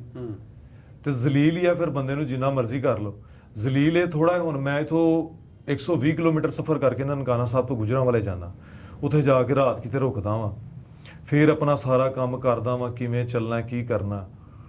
ਫਿਰ ਉੱਥੇ ਜਿਹੜਾ ਬੰਦਾ ਆਂਦਾ ਪੁੱਛਦਾ, ਯਾਰ ਤੂੰ ਕੰਮਕਾਰ ਵਾਲਾ ਬੰਦਾ, ਤੂੰ ਕਿਹੜੇ ਪੰਗਿਆਂ 'ਚ ਪਿਆ? ਫਿਰ ਉੱਥੇ ਚੁੱਪ ਹੋ ਜਾਈਦਾ, ਦਿਲ ਕਰੇ ਕੋਈ ਜ਼ਿੱਦ ਕਰ ਲੈ, ਉਹਨੂੰ ਸਾਰੀ ਗੱਲ ਸ਼ੁਰੂ ਤੋਂ ਸੁਣਾਣੀ ਪਏ। ਇਹ ਚੀਜ਼ਾਂ ਫੇਸ ਕਰਨੀਆਂ ਫਿਰ ਉੱਥੇ ਆਈ ਜਾਂਦੀਆਂ। ਅੱਛਾ, ਇਹਦੇ ਪਿੱਛੇ ਕੋਈ ਨਾ ਕੋਈ ਤਾਂ ਵਕਾਰ ਵਜ੍ਹਾ ਹੈ ਵੀ ਜਿਹੜਾ ਤੇਰਾ ਨਾਮ ਵਿੱਚ ਰੱਖਿਆ, ਉਹਦੀ ਵਜ੍ਹਾ ਕੀ ਹੈ? ਉਹਦੀ ਵਜ੍ਹਾ ਇਹ ਹੈ ਕਿ ਮੇਰੇ ਚਾਚੂ ਦਾ ਬੇਟਾ ਸੀ ਸ਼ਬਾਜ਼, ਮੇਰਾ ਦੋਸਤ ਵੀ ਅੱਛਾ, ਉਹਨਾਂ ਦਾ ਕੋਈ ਉੱਥੇ ਮਸਲਾ ਬਣਿਆ ਗੁਜਰਾਂਵਾਲੇ, ਉਹਦੇ FIR ਹੋਈ ਸੀ, ਉਹਦੀ ਕ੍ਰਾਸ ਵਰਸ਼ਨ ਹੋਈ, ਇੱਕ ਉਹਨਾਂ ਨੇ ਵੀ FIR ਕਰਵਾਈ। ਉਹ ਚੀਜ਼ ਨੂੰ ਲੈ ਕੇ ਹੁਣ ਤੁਹਾਡੇ ਯਾਰ ਦੋਸਤ ਹੁੰਦੇ ਨੇ, ਮੇਰਾ ਚਾਚੂ ਮਗਰ ਜਾਣਾ ਪੈਂਦਾ ਹੈ, ਤੇ ਉਹਨਾਂ ਨੇ ਇਹ ਚੀਜ਼ ਨੂੰ ਨਾਲ ਰੱਖ ਕੇ, ਜਿਵੇਂ ਸਾਡੇ ਜੱਟਾਂ ਦੇ ਵਿੱਚ ਇਹ ਚੀਜ਼ ਬੜੀ ਆਉਂਦੀ ਹੈ, ਅੱਛਾ ਇਹਦੇ ਨਾਲ ਟੁਰਿਆਂ ਨੂੰ ਵੀ ਵਿੱਚੇ ਰੱਖੋ, ਬਜਾਏ ਤੇਰੀ ਡਾਇਰੈਕਟ ਉਹਨਾਂ ਨਾਲ ਤੇ ਕਦੀ ਨਹੀਂ ਹੋਈ ਚਪਕਲਸ? ਮੇਰੀ ਉਹਨਾਂ ਨਾਲ ਡਾਇਰੈਕਟ ਕਦੀ ਨਹੀਂ ਹੋਈ, ਬਲਕਿ ਜਿਹੜਾ ਮਾਮਲਾ ਸਾਡੇ ਨਾਲ ਬਣਿਆ ਹੈ ਉਹਦੇ ਤੋਂ 1 ਤਰੀਕ ਪਹਿਲੇ ਉਹ ਬੰਦੇ ਮੇਰੇ ਜਾਣਨ ਵਾਲੇ ਆ। ਮੈਂ ਉਹਨਾਂ ਨੂੰ ਕਿਹਾ ਭਾਈ 1 ਮਿੰਟ ਗੱਲ ਸੁਣੋ ਯਾਰ। ਮੈਂ ਉਹਨਾਂ ਨੂੰ ਸੱਦ ਕੇ ਮੈਂ ਕਿਹਾ ਯਾਰ ਅਸੀਂ ਸਾਰੇ ਇਕੱਠੇ ਜੰਮੇ ਆ, ਇੱਕ ਜਗ੍ਹਾ ਤੇ ਰਹੇ ਆ, ਤੇ ਖੁਦਾ ਵਾਸਤੇ ਮਾਫੀ ਦਿਓ ਯਾਰ। ਮੈਂ ਉਹਦੇ ਅੱਗੇ ਹੱਥ ਜੋੜੇ, ਮੈਂ ਕਿਹਾ ਅਸੀਂ ਮਾਫੀ ਮੰਗ ਲੈਂਦੇ ਆ, ਜਿਹੜਾ ਪਿਛਲਾ ਵੀ ਹੋਇਆ ਸਾਰਾ ਕੁਝ ਤੁਸੀਂ ਬੰਦੇ ਇਕੱਠੇ ਕਰ ਲਓ, ਕਿਹੜਾ ਚੌਂਕ ਆ ਤੁਹਾਡੀ ਰਹਿ ਨਹੀਂ ਰਹਿੰਦੀ, ਢੋਲ ਵਜਾ ਲਓ, ਮਸੀਤਾਂ ਚ ਐਲਾਨ ਕਰਾ ਲਓ, ਅਸੀਂ ਉੱਥੇ ਮਾਫੀ ਮੰਗ ਲੈਂਦੇ ਆ। ਅੱਛਾ ਸਰੇਆਮ ਕੈਮਰੇ ਤੇ ਕਹਿਣ ਵੀ ਅਸੀਂ ਆਖਿਆ ਤੇ ਮੈਂ ਹੁਣ ਜਦੋਂ ਕਿਹਾ ਜੂਗਾ ਤੇ ਮੈਂ ਉਹਨੂੰ ਕਿਉਂ ਨਾ ਕਹਾਂ, ਜਦੋਂ ਇੱਕ ਚੀਜ਼ ਤੋਂ ਜਾਨ ਛਡਾਣੀ ਹੈ ਕਿ ਇੱਕ ਇੰਨੀ ਦੇਰ ਹੋ ਗਈ 14-15 ਮਹੀਨੇ ਹੋ ਗਏ ਉਹਨੂੰ ਫੇਸ ਕਰਦਾ ਪਿਆ ਮੇਰਾ ਯਾਰ, ਮੈਨੂੰ ਜ਼ਾਹਰ ਖਿੱਚਿਆ, ਮੈਂ ਉਹਦੇ ਪਿੱਛੇ ਗਿਆ, ਤੇ ਜੇ ਮੈਂ ਉਹਦੇ ਵਾਸਤੇ ਮਾਫੀ ਮੰਗ ਲਾਂਗਾ ਤੇ ਕੀ ਹੋ ਜਾਏਗਾ। ਉਹ ਬੰਦਾ ਛੋਟਾ ਨਹੀਂ ਹੁੰਦਾ ਵੀ ਮਾਫੀ ਮੰਗਣ ਵਾਲਾ ਛੋਟਾ ਨਹੀਂ ਹੁੰਦਾ। ਹਾਂਜੀ ਉਹ ਵੱਡਾ ਹੀ ਹੁੰਦਾ। ਹਾਂਜੀ ਮਾਫ ਕਰ ਦੇਣ ਵਾਲਾ ਉਸ ਤੋਂ ਵੱਡਾ ਹੁੰਦਾ। ਉਹਨਾਂ ਕਿਹਾ ਨਹੀਂ ਅਸੀਂ ਨਹੀਂ ਕਰਨਾ। ਮੈਂ ਕਿਹਾ ਚਲੋ ਯਾਰ, ਫਿਰ ਉਹਨਾਂ ਇਹ ਵੀ ਕਿਹਾ ਕਿ ਉਹਨਾਂ ਕਿਹਾ ਚਲੋ ਅਸੀਂ ਆਪਣੇ ਵੱਡਿਆਂ ਨਾਲ ਸਲਾਹ ਕਰਦੇ ਹਾਂ, ਫਿਰ ਦੱਸਦੇ ਹਾਂ। ਚਲੋ ਅੱਲਾ ਉਹਨਾਂ ਨੂੰ ਹਦਾਇਤ ਦੇਵੇ। ਆਖਰ ਮੁੱਕਣਾ ਤੇ ਸਾਰਾ ਕੁਝ ਟੇਬਲ ਤੇ ਬਹਿ ਕੇ ਨਹੀਂ, ਸੁਲ੍ਹਾ ਨਹੀਂ ਮੁੱਕਣਾ, ਮੰਜਿਆਂ ਤੇ ਬਹਿ ਕੇ ਮੁੱਕਣਾ। ਭਾਜੀ ਦੇਖੋ ਗੱਲਬਾਤ ਪਤਾ ਕੀ ਆ, ਹੁਣ ਬੰਦੇ ਉਹ ਪੇਸ਼ ਹੋ ਗਿਆ, ਸਭ ਕੁਝ ਹੋ ਗਿਆ, ਉਹਨਾਂ ਦੇ ਜਿਹੜਾ ਕ੍ਰਾਸ ਵਰਸ਼ਨ ਸੀ ਉਹਨਾਂ ਦੇ ਬੰਦੇ ਪੇਸ਼ ਹੋਏ। ਮੈਂ ਆਪਣੇ ਚਾਚੇ ਦੇ ਬੇਟੇ ਨੂੰ ਕਿਹਾ, ਮੈਂ ਕਿਹਾ ਯਾਰ ਤੂੰ ਜਾ ਕੇ ਨਾ ਬਿਆਨ ਦੇ ਆ ਕਿ ਅਸੀਂ ਸੁਲ੍ਹਾ ਕਰਨਾ ਚਾਹੁੰਦੇ ਆ। ਉਹਨੇ ਜਾ ਕੇ ਬਿਆਨ ਦੇ ਤੇ ਕਿ ਅਸੀਂ ਅੱਲਾ ਦੀ ਰਜ਼ਾ ਵਾਸਤੇ ਮਾਫ ਕੀਤਾ। ਉਹਨਾਂ ਤੇ ਜਿਹੜਾ ਪਰਚਾ ਸੀ ਕਿ ਹੱਥ ਅਸੀਂ ਵਧਾਈਏ, ਕੀ ਪਤਾ ਫੇਰ ਹੀ ਕੰਮ ਮੁੱਕ ਜੇ। ਉਹ ਉੱਥੇ ਉਹਨਾਂ ਨੇ ਰਿਮਾਂਡ ਲਿਆ ਤੇ ਉੱਥੇ ਹੀ ਅਸੀਂ ਪਹਿਲੀ ਪੇਸ਼ੀ ਤੇ ਬਿਆਨ ਦੇ ਤੇ ਕਿ ਅਸੀਂ ਮਾਫ ਕੀਤਾ। ਅੱਛਾ ਵਕਾਰ ਇੱਕ ਕੁਐਸਚਨ ਜੀ, ਕੁਐਸਚਨ ਇਹ ਵਾ ਵੀ ਉਹਨੂੰ ਆਪਾਂ ਪੈਰਲਲ ਵੀ ਵੇਖਣਾ। ਹਾਂਜੀ ਡੱਕੀ ਬਾਈ ਉਹਦੇ ਰੋਜ਼ਾਨਾ ਵੀਡੀਓ ਪਾਉਂਦਾ ਤੇ ਉਹਦਾ 2 ਮਿਲੀਅਨ ਵਿਊਜ਼ ਹੁੰਦੇ ਸਨ। ਜੀ ਜੀ। ਤੇ ਵਕਾਰ ਭਿੰਡਰ ਵੀਡੀਓ ਪਾਉਂਦਾ ਵੀ ਵਕਾਰ ਭਿੰਡਰ ਮਤਲਬ ਵੀ ਉਹਨਾਂ ਨਹੀਂ ਹੈ, ਵਕਾਰ ਭਿੰਡਰ ਲੱਖ ਕੇ YouTube ਤੇ 70,000 ਮੁਸ਼ਕਲ 70,000 ਲੱਖ ਵੇਖਦੇ। ਸੋ ਇਹਦੇ 'ਚ ਕੀ ਫਰਕ ਵੇਖਦੇ ਆ, ਪਿਆਰ ਕੀ ਵੇਖਦੇ ਆ? ਅੱਜ ਤੱਕ ਹੁਣ ਤੱਕ ਡੱਕੀ ਬਾਈ ਫੜਿਆ ਉਹਦੇ ਪਿੱਛੇ ਇੱਕ ਬੰਦੇ ਪੋਸਟ ਨਹੀਂ ਪਾਈ, ਵਕਾਰ ਤੇ ਹੋਇਆ ਤੇ ਸਾਰੀ ਦੁਨੀਆ ਵਕਾਰ ਦੇ ਪਿੱਛੇ ਗਈ। ਇਹਦੀ ਵਜ੍ਹਾ ਕੀ? ਇਹ ਕੋਈ ਰੱਬ ਦੀ ਰਹਿਮਤ ਹੀ ਹੈ। ਮੇਨ ਵਜ੍ਹਾ ਇਹਦੀ ਇਹ ਵੀ ਹੋ ਸਕਦੀ ਹੈ ਕਿ ਮੈਂ ਆਪਣੇ ਕੰਮ ਨਾਲ ਕੰਮ ਰੱਖਦਾ, ਉਸ ਤੋਂ ਬਾਅਦ ਆਪਣੇ ਪੰਜਾਬ ਦਾ ਕਲਚਰ ਦਿਖਾਉਂਦਾ, ਉਸ ਤੋਂ ਬਾਅਦ ਮੈਂ ਆਪਣੇ ਪੱਠੇ ਪਾ ਰਿਹਾ, ਦਿਖਾ ਰਿਹਾ, ਲੋਕਾਂ ਨੂੰ ਮਿਹਨਤ ਦਾ ਦੱਸ ਰਿਹਾ ਕਿ ਇਹ ਕੰਮ ਕਰੋ, ਵਲਗੈਰਿਟੀ ਕੋਈ ਨਹੀਂ, ਵਲਗੈਰਿਟੀ ਕੋਈ ਨਹੀਂ। ਉਸ ਤੋਂ ਬਾਅਦ ਆਪਣੇ 4 ਭਾਈ ਜਿਹੜੇ ਉੱਥੇ ਹੁੰਦੇ ਨੇ, ਵਾਲਦ ਸਾਹਿਬ, ਉਹਨਾਂ ਨਾਲ ਸ਼ੁਗਰ ਲਾਈਦਾ, ਕੰਮ ਵਾਲਿਆਂ ਨਾਲ ਕੰਮ ਕਰੀਦਾ, ਮੁੰਡੇ ਜਿਹੜੇ। ਤੇ ਮੈਨੂੰ ਲੱਗਦਾ ਹੈ ਲੋਕ ਇਸ ਚੀਜ਼ ਨੂੰ ਪਿਆਰ ਕਰਦੇ ਆ ਕਿ ਯਾਰ ਮੁੰਡਾ ਆਪਣੇ ਕੰਮ ਨਾਲ ਲੱਗਾ ਹੈ, ਅੱਜ ਤੱਕ ਕੋਈ ਗੱਲਬਾਤ ਨਹੀਂ ਇੰਜ ਦੀ ਵੇਖੀ। ਤੇ ਮੇਨ ਵਜ੍ਹਾ ਮੈਨੂੰ ਲੱਗਦਾ ਹੈ ਇਹੀ ਹੋ ਸਕਦੀ ਆ। ਤੇ ਦੂਜੇ ਜਿਹੜੇ ਟਿਕਟੋਕਰ ਨੇ, ਤੇ ਵਕਾਰ ਦਾ ਨਾਂ ਤੇ ਟਿਕਟੋਕਰਾਂ ਜਿੰਦਾ ਅਗਲੇ ਦਿਨ ਇੱਕ ਥਾਂ ਤੇ ਸੀਗੇ, ਰਾਏ ਅਹਿਮਦ ਖਾਨ ਕਰਲੇ ਪੰਜਾਬ ਦੇ ਇੱਕ ਨਾਂ ਰਿਹਾ ਜੰਗੇ ਆਜ਼ਾਦੀ 'ਚ, ਉਹਨਾਂ ਨੇ ਪੰਜਾਬ ਵਾਸਤੇ ਉਹਨਾਂ ਨੇ ਸੀਨਾ ਤਾਣ ਕੇ ਖਲੋਤੇ। ਅਸੀਂ ਉਹਨਾਂ ਦੇ ਟੱਬਰ ਨੂੰ 3ਜੀ ਇੰਟਰਨੈਸ਼ਨਲ ਪੰਜਾਬੀ ਕਾਨਫਰੰਸ ਦਾ ਸੱਦਾ ਦੇਣ ਗਏ। ਜੀ ਜੀ। ਤੇ ਮੈਂ ਜਦੋਂ ਗਿਆ ਨਾ, ਮੈਂ ਸਾਰਿਆਂ ਨਾਲ ਪਹਿਲਾਂ ਚਲਾ ਗਿਆ ਤੇ ਉਹ ਰਾਏ ਸਾਹਿਬ ਮੈਨੂੰ ਆਂਦੇ ਆ ਕੇ ਮੇਰੇ ਕੋਲ ਬਹਿ ਗਿਆ। ਉਹਦੇ ਦੂਜੇ ਭਾਈ ਸਾਹਿਬ ਆਏ, ਮੈਨੂੰ ਆਂਦੇ ਆ ਕੇ ਆਂਦੇ ਵੀ ਤਾਰਫ ਕਰਾਉਣ ਲੱਗ ਪਏ ਦੂਜੇ ਭਾਈ ਨਾਲ। ਆ ਨਾਸਰ ਢਿੱਲੋਂ ਸਾਹਿਬ ਨੇ, ਇਹ ਬੜੇ ਵੱਡੇ ਟਿਕਟੋਕਰ ਨੇ। ਅੱਛਾ। ਮੈਂ ਨਾਲ ਹੀ ਐ ਹੋ ਗਿਆ। ਅੱਛਾ ਜੀ।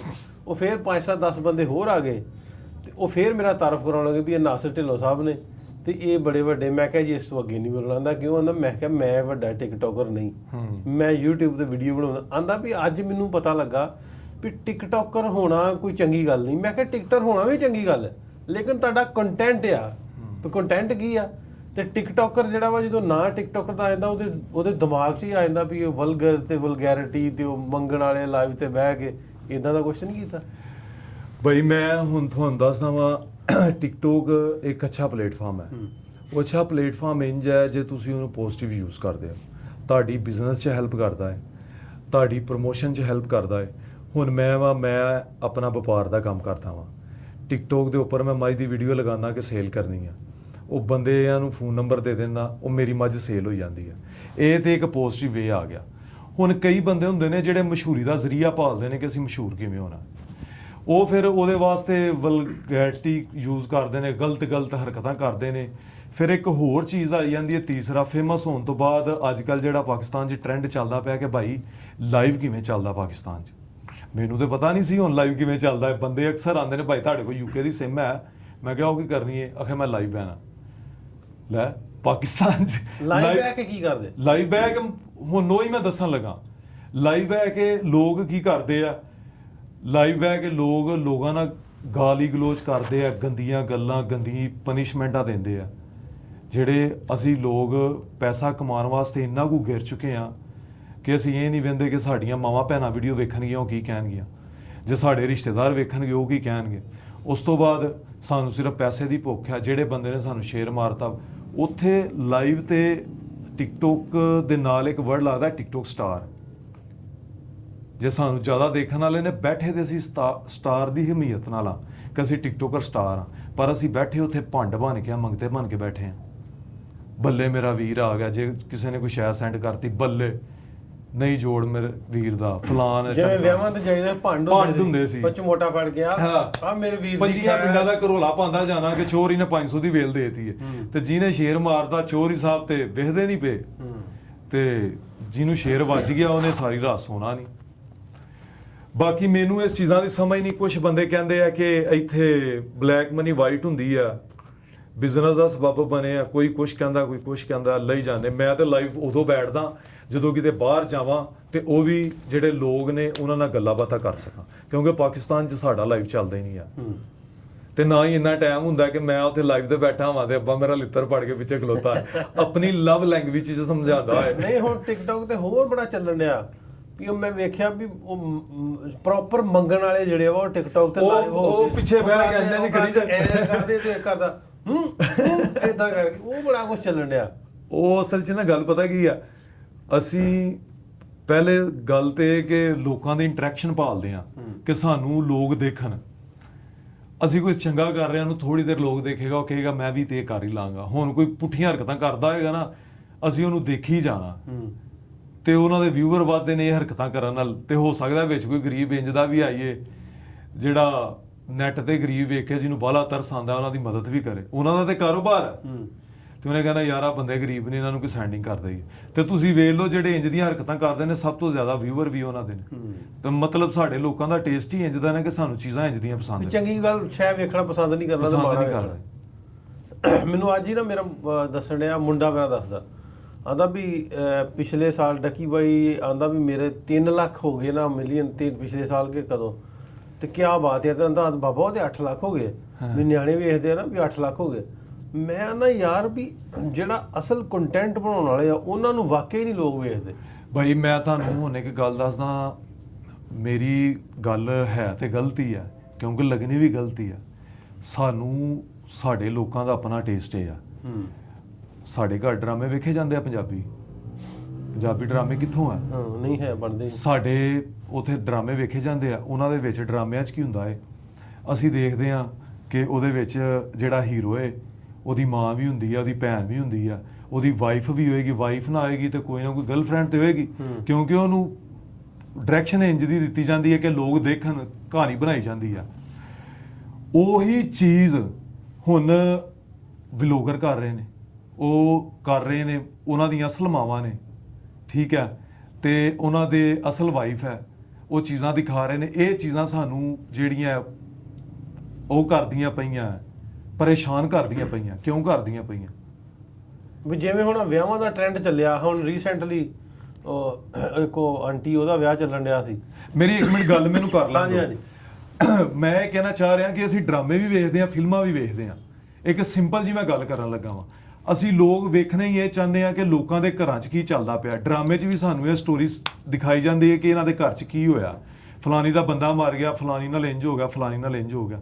ਇਹ ਯੂਟਿਊਬਰ ਜਿਹੜੇ ਨੇ ਇਹ ਵੀ ਆਪਣੇ ਘਰ ਦੀਆਂ ਕਹਾਣੀ ਦਿਖਾਉਂਦੇ ਨੇ ਤੇ ਲੋਕ ਉਹ ਜੁੜਦੇ ਆ। ਹੁਣ ਕਿਸੇ ਤਰੀਕੇ ਨਾਲ ਮੈਂ ਇਹਨਾਂ ਨੂੰ ਗਲਤ ਨਹੀਂ ਕਹਿ ਸਕਦਾ, ਕਿਉਂਕਿ ਜਾਂ ਤਾਂ ਡਰਾਮੇ ਜਿਹੜੇ ਨੇ ਉਹਨਾਂ ਵਿੱਚ ਵੀ ਇਹ ਚੀਜ਼ਾਂ ਦਿਖਾਈਆਂ ਜਾ ਰਹੀਆਂ। ਹੁਣ ਸ਼ਾਹਰੁਖ ਖਾਨ ਜੇ ਉਹ ਬਣ ਗਿਆ ਗੇ ਕਿਸੇ ਫਿਲਮ ਦੇ ਵਿੱਚ, ਵਾਹ ਯਾਰ ਕਿੱਡਾ ਵਧੀਆ ਐਕਟਿੰਗ ਕੀਤੀ ਹੈ, ਕਿੱਡਾ ਵਧੀਆ ਉਹ ਕੀਤਾ। ਤੇ ਜੇ ਇੱਥੇ ਕੋਈ ਯੂਟਿਊਬਰ ਬਣ ਗਿਆ ਤਾਂ ਕਹਿੰਦਾ ਗੱਲ ਹੀ ਗਵਾ। ਫਰਜ਼ ਕਰੋ ਮੈਂ ਕੋਈ ਕਰਦਾ ਇੰਜ ਦਾ ਰੋਲ, ਤੂੰ ਗੇ ਬਣ ਵੀ ਨਹੀਂ ਸਕਦਾ। ਅੱਲਾ ਮਾਫ ਕਰੇ। ਉਂਝ ਮੈਂ ਇੱਕ ਗੱਲ ਕਰਦਾ ਪਿਆ, ਐਡਾ ਵੱਡਾ ਮੈਡ ਸੰਧੂ ਹੋਵੇ ਬੁਰਾ ਲੱਗਦਾ। ਨਹੀਂ ਉਹ ਮੈਡ ਸੰਧੂ ਵਾਲੀ ਵੇਖ ਲੋ। ਵੈਸੇ ਅਸੀਂ ਰੀਲਾਂ ਵੇਖਦੇ ਆ, ਕਿਸੇ ਨੂੰ ਮਤਲਬ ਉਹ ਨਹੀਂ ਕਰਦਾ ਪਿਆ ਮੈਂ ਪਰਸਨਲ ਟਾਰਗੇਟ, ਮੈਂ ਅੰਜ ਇੱਕ ਗੱਲ ਕਰਦਾ ਪਿਆ, ਪਰ ਉਹਦੇ ਚਨਖ ਤੇ ਆਇਆ ਆ ਪ੍ਰੇਮ ਢਿੱਲੋਂ ਨੇ ਵੀ ਲਾਸਟ ਟਾਈਮ ਕਿਹਾ ਵੀ ਤੇਰੇ ਨਾਲੋਂ ਅਣਖ ਬਹੁਤੀ ਹੈ ਮੈਡ ਸੰਧੂ ਵਿੱਚ। ਅੱਛਾ ਮੈਂ ਉਸ ਪਾਸੇ ਆਉਣ ਲੱਗਾ ਸਾਂ ਵੀ ਜਿਸ ਤਰ੍ਹਾਂ ਹੁਣ ਵਿਆਹਾਂ ਵਾਲਾ ਟ੍ਰੈਂਡ ਚਲਾਇਆ ਨਾ, ਖਾਸ ਤੌਰ ਤੇ ਟਿਕਟੋਕਰਸ ਨੇ ਚਲਾਇਆ।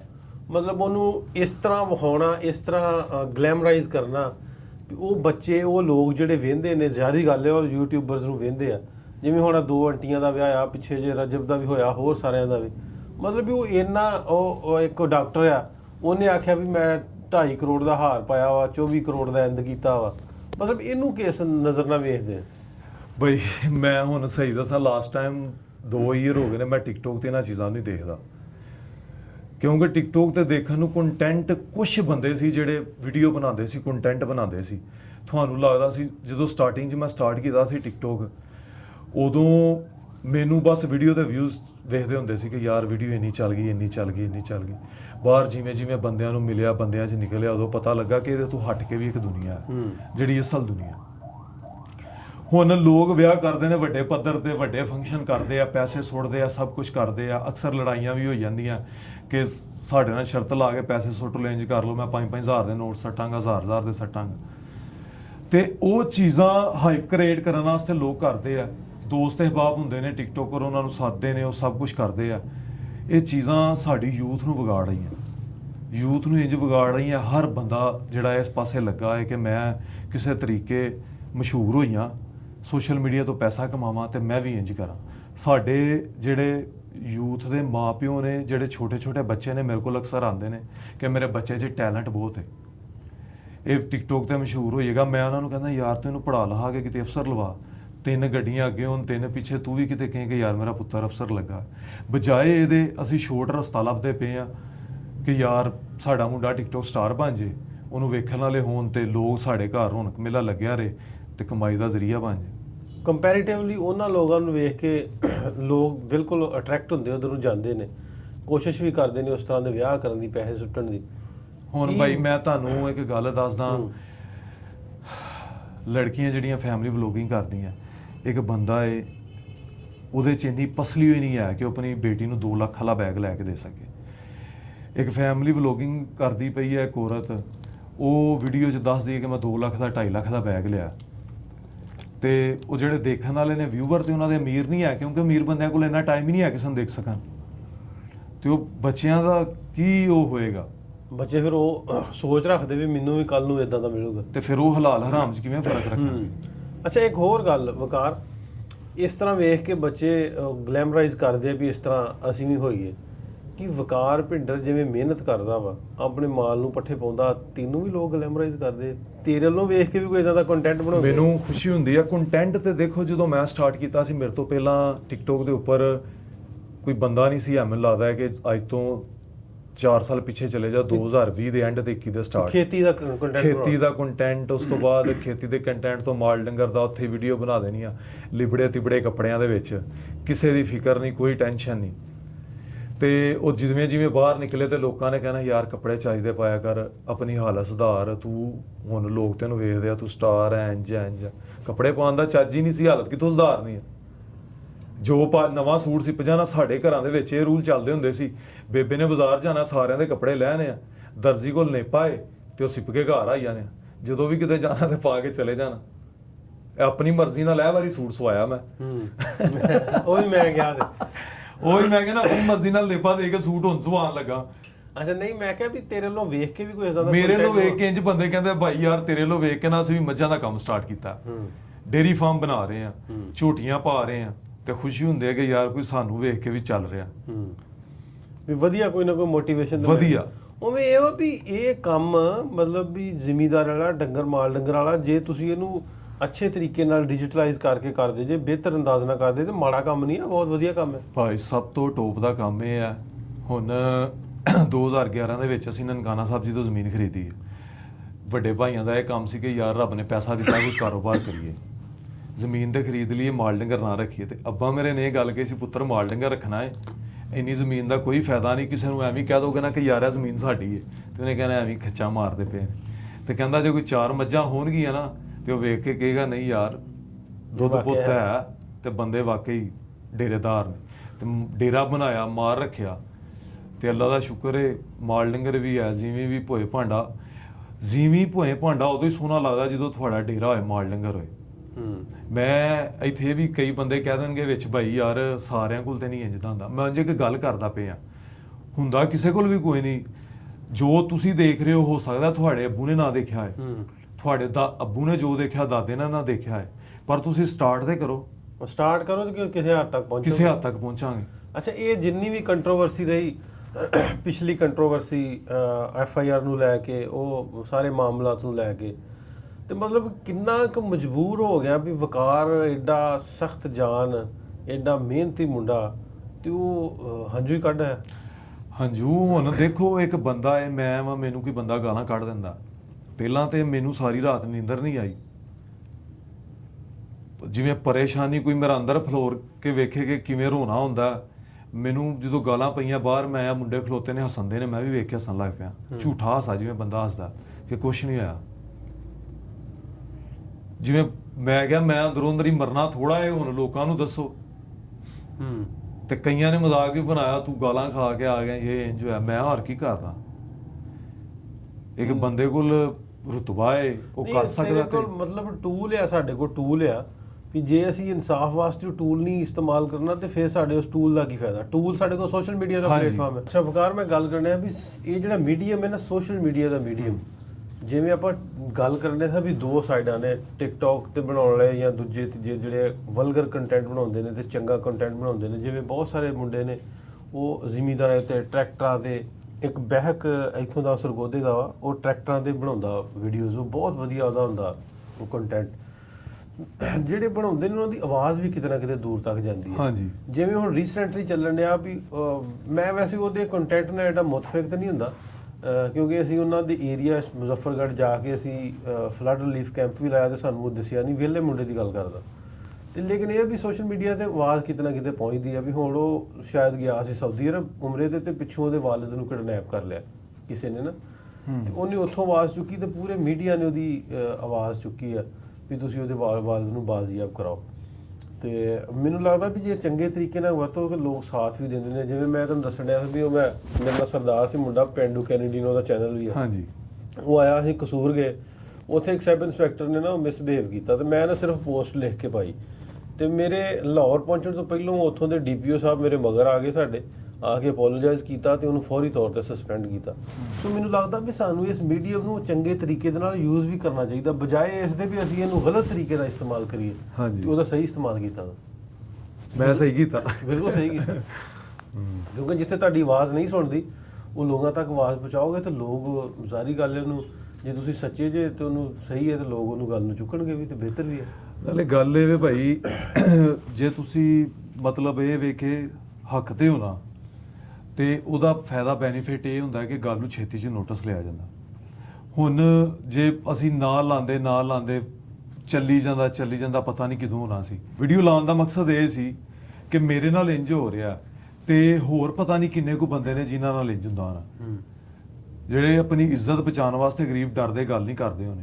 ਹੁਣ ਲੋਕ ਕਹਿਣਗੇ ਤੇ ਸਹੀ, ਯਾਰ ਉਹਨੇ ਇੰਜ ਕੀਤਾ ਸੀ, ਤੁਸੀਂ ਵੀ ਇੰਜ ਕਰ ਲਓ। ਆਵਾਜ਼ ਚੁੱਕੋ, ਆਪਣੇ ਵਾਸਤੇ ਬੋਲੋ, ਆਪਣੇ ਵਾਸਤੇ ਬੋਲੋ, ਆਪਣੇ ਹੱਕ ਲਈ ਬੋਲੋ। ਹਾਂਜੀ। ਸੋ ਇਸੇ ਤਰ੍ਹਾਂ ਹੀ ਹੁਣ ਤੀਜੀ ਇੰਟਰਨੈਸ਼ਨਲ ਪੰਜਾਬੀ ਕਾਨਫਰੰਸ ਹੋ ਰਹੀ ਹੈ। ਹਾਂਜੀ। ਤੇ ਉਹਦੇ ਲਈ ਅਸੀਂ ਤੁਹਾਡੇ ਵਰਗੇ ਸਾਰੇ ਸਾਡੇ ਭਰਾ ਜਿਹੜਾ ਉਹਨਾਂ ਨੂੰ ਇਕੱਠਿਆਂ ਕਰ ਰਹੇ ਹਾਂ। ਹਾਂਜੀ। ਵੀ ਇਕੱਠਿਆਂ ਕਿਉਂ ਕਰ ਰਹੇ ਹਾਂ?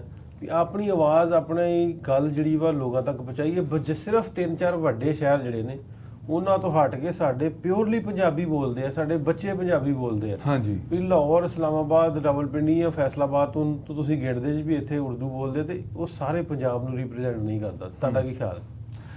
ਹੁਣ ਦੇਖੋ, ਪੰਜਾਬੀ ਜਿਹੜੀ ਬੋਲੀ ਹੈ ਨਾ, ਸਾਡੀ ਮਾਂ ਦੀ ਬੋਲੀ ਹੈ, ਮਾਂ ਬੋਲੀ ਕਿਹਾ ਜਾਂਦਾ। ਪੰਜਾਬੀ ਮੈਂ ਬੋਲਦਾ, ਸੋਸ਼ਲ ਮੀਡੀਆ ਤੇ ਵੀਡੀਓ ਵਗੈਰਾ ਬਣਾਉਂਦਾ। ਮੈਨੂੰ ਕਿੱਥੋਂ ਸਿੱਖੀ? ਮੈਂ ਘਰੋਂ ਸਿੱਖੀ ਹੈ। ਮੇਰਾ ਪਿਓ ਬੋਲਦਾ ਸੀ, ਦਾਦਾ ਬੋਲਦਾ ਸੀ, ਮਾਂ ਬੋਲਦੀ ਸੀ।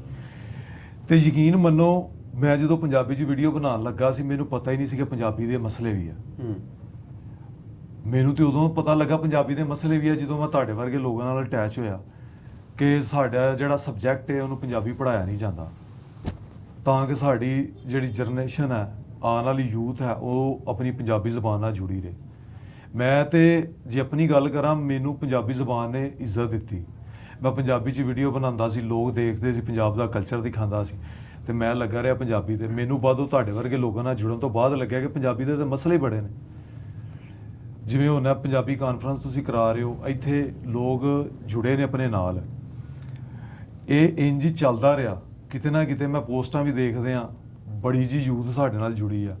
ਜਿਵੇਂ 3rd ਪੰਜਾਬੀ ਕਾਨਫਰੰਸ ਦੀਆਂ ਡਿਪੀਆਂ ਲਾਈਆਂ ਅਕਸਰ ਬੰਦਿਆਂ ਨੇ, ਤੇ ਅਸੀਂ ਜੇ ਆਪਣੀ ਜ਼ੁਬਾਨ ਵਾਸਤੇ ਨਹੀਂ ਕੁਝ ਕਰ ਸਕਦੇ ਤੇ ਅਸੀਂ ਕਿਸੇ ਵਾਸਤੇ ਕੀ ਕਰਨਾ? ਆਪਣੀ ਮਾਂ ਦੀ ਜ਼ੁਬਾਨ ਵਾਸਤੇ ਨਹੀਂ ਕਰ ਸਕਦੇ।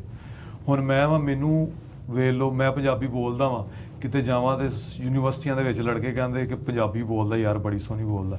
ਕਿਤੇ ਨਾ ਕਿਤੇ ਕੁੜੀਆਂ ਵੀ ਕਹਿ ਦਿੰਦੀਆਂ ਕਿ ਤੁਸੀਂ ਪੰਜਾਬੀ ਬਹੁਤ ਵਧੀਆ ਬੋਲਦੇ ਹੋ, ਤੇ ਜਿਹੜੇ ਮੁੰਡੇ ਹੁੰਦੇ ਨੇ ਉਹ ਨੱਕ ਚਾੜਦੇ ਨੇ, ਲੈ ਤੇ ਮੈਂ ਵੀ ਬੋਲ ਲੈਂਦਾ, ਇਹ ਕਿਹੜੀ ਗੱਲ? ਜੇ ਤੂੰ ਬੋਲ ਲੈਂਦਾ ਤੇ ਤੁਸੀਂ ਬੋਲੋ ਨਾ।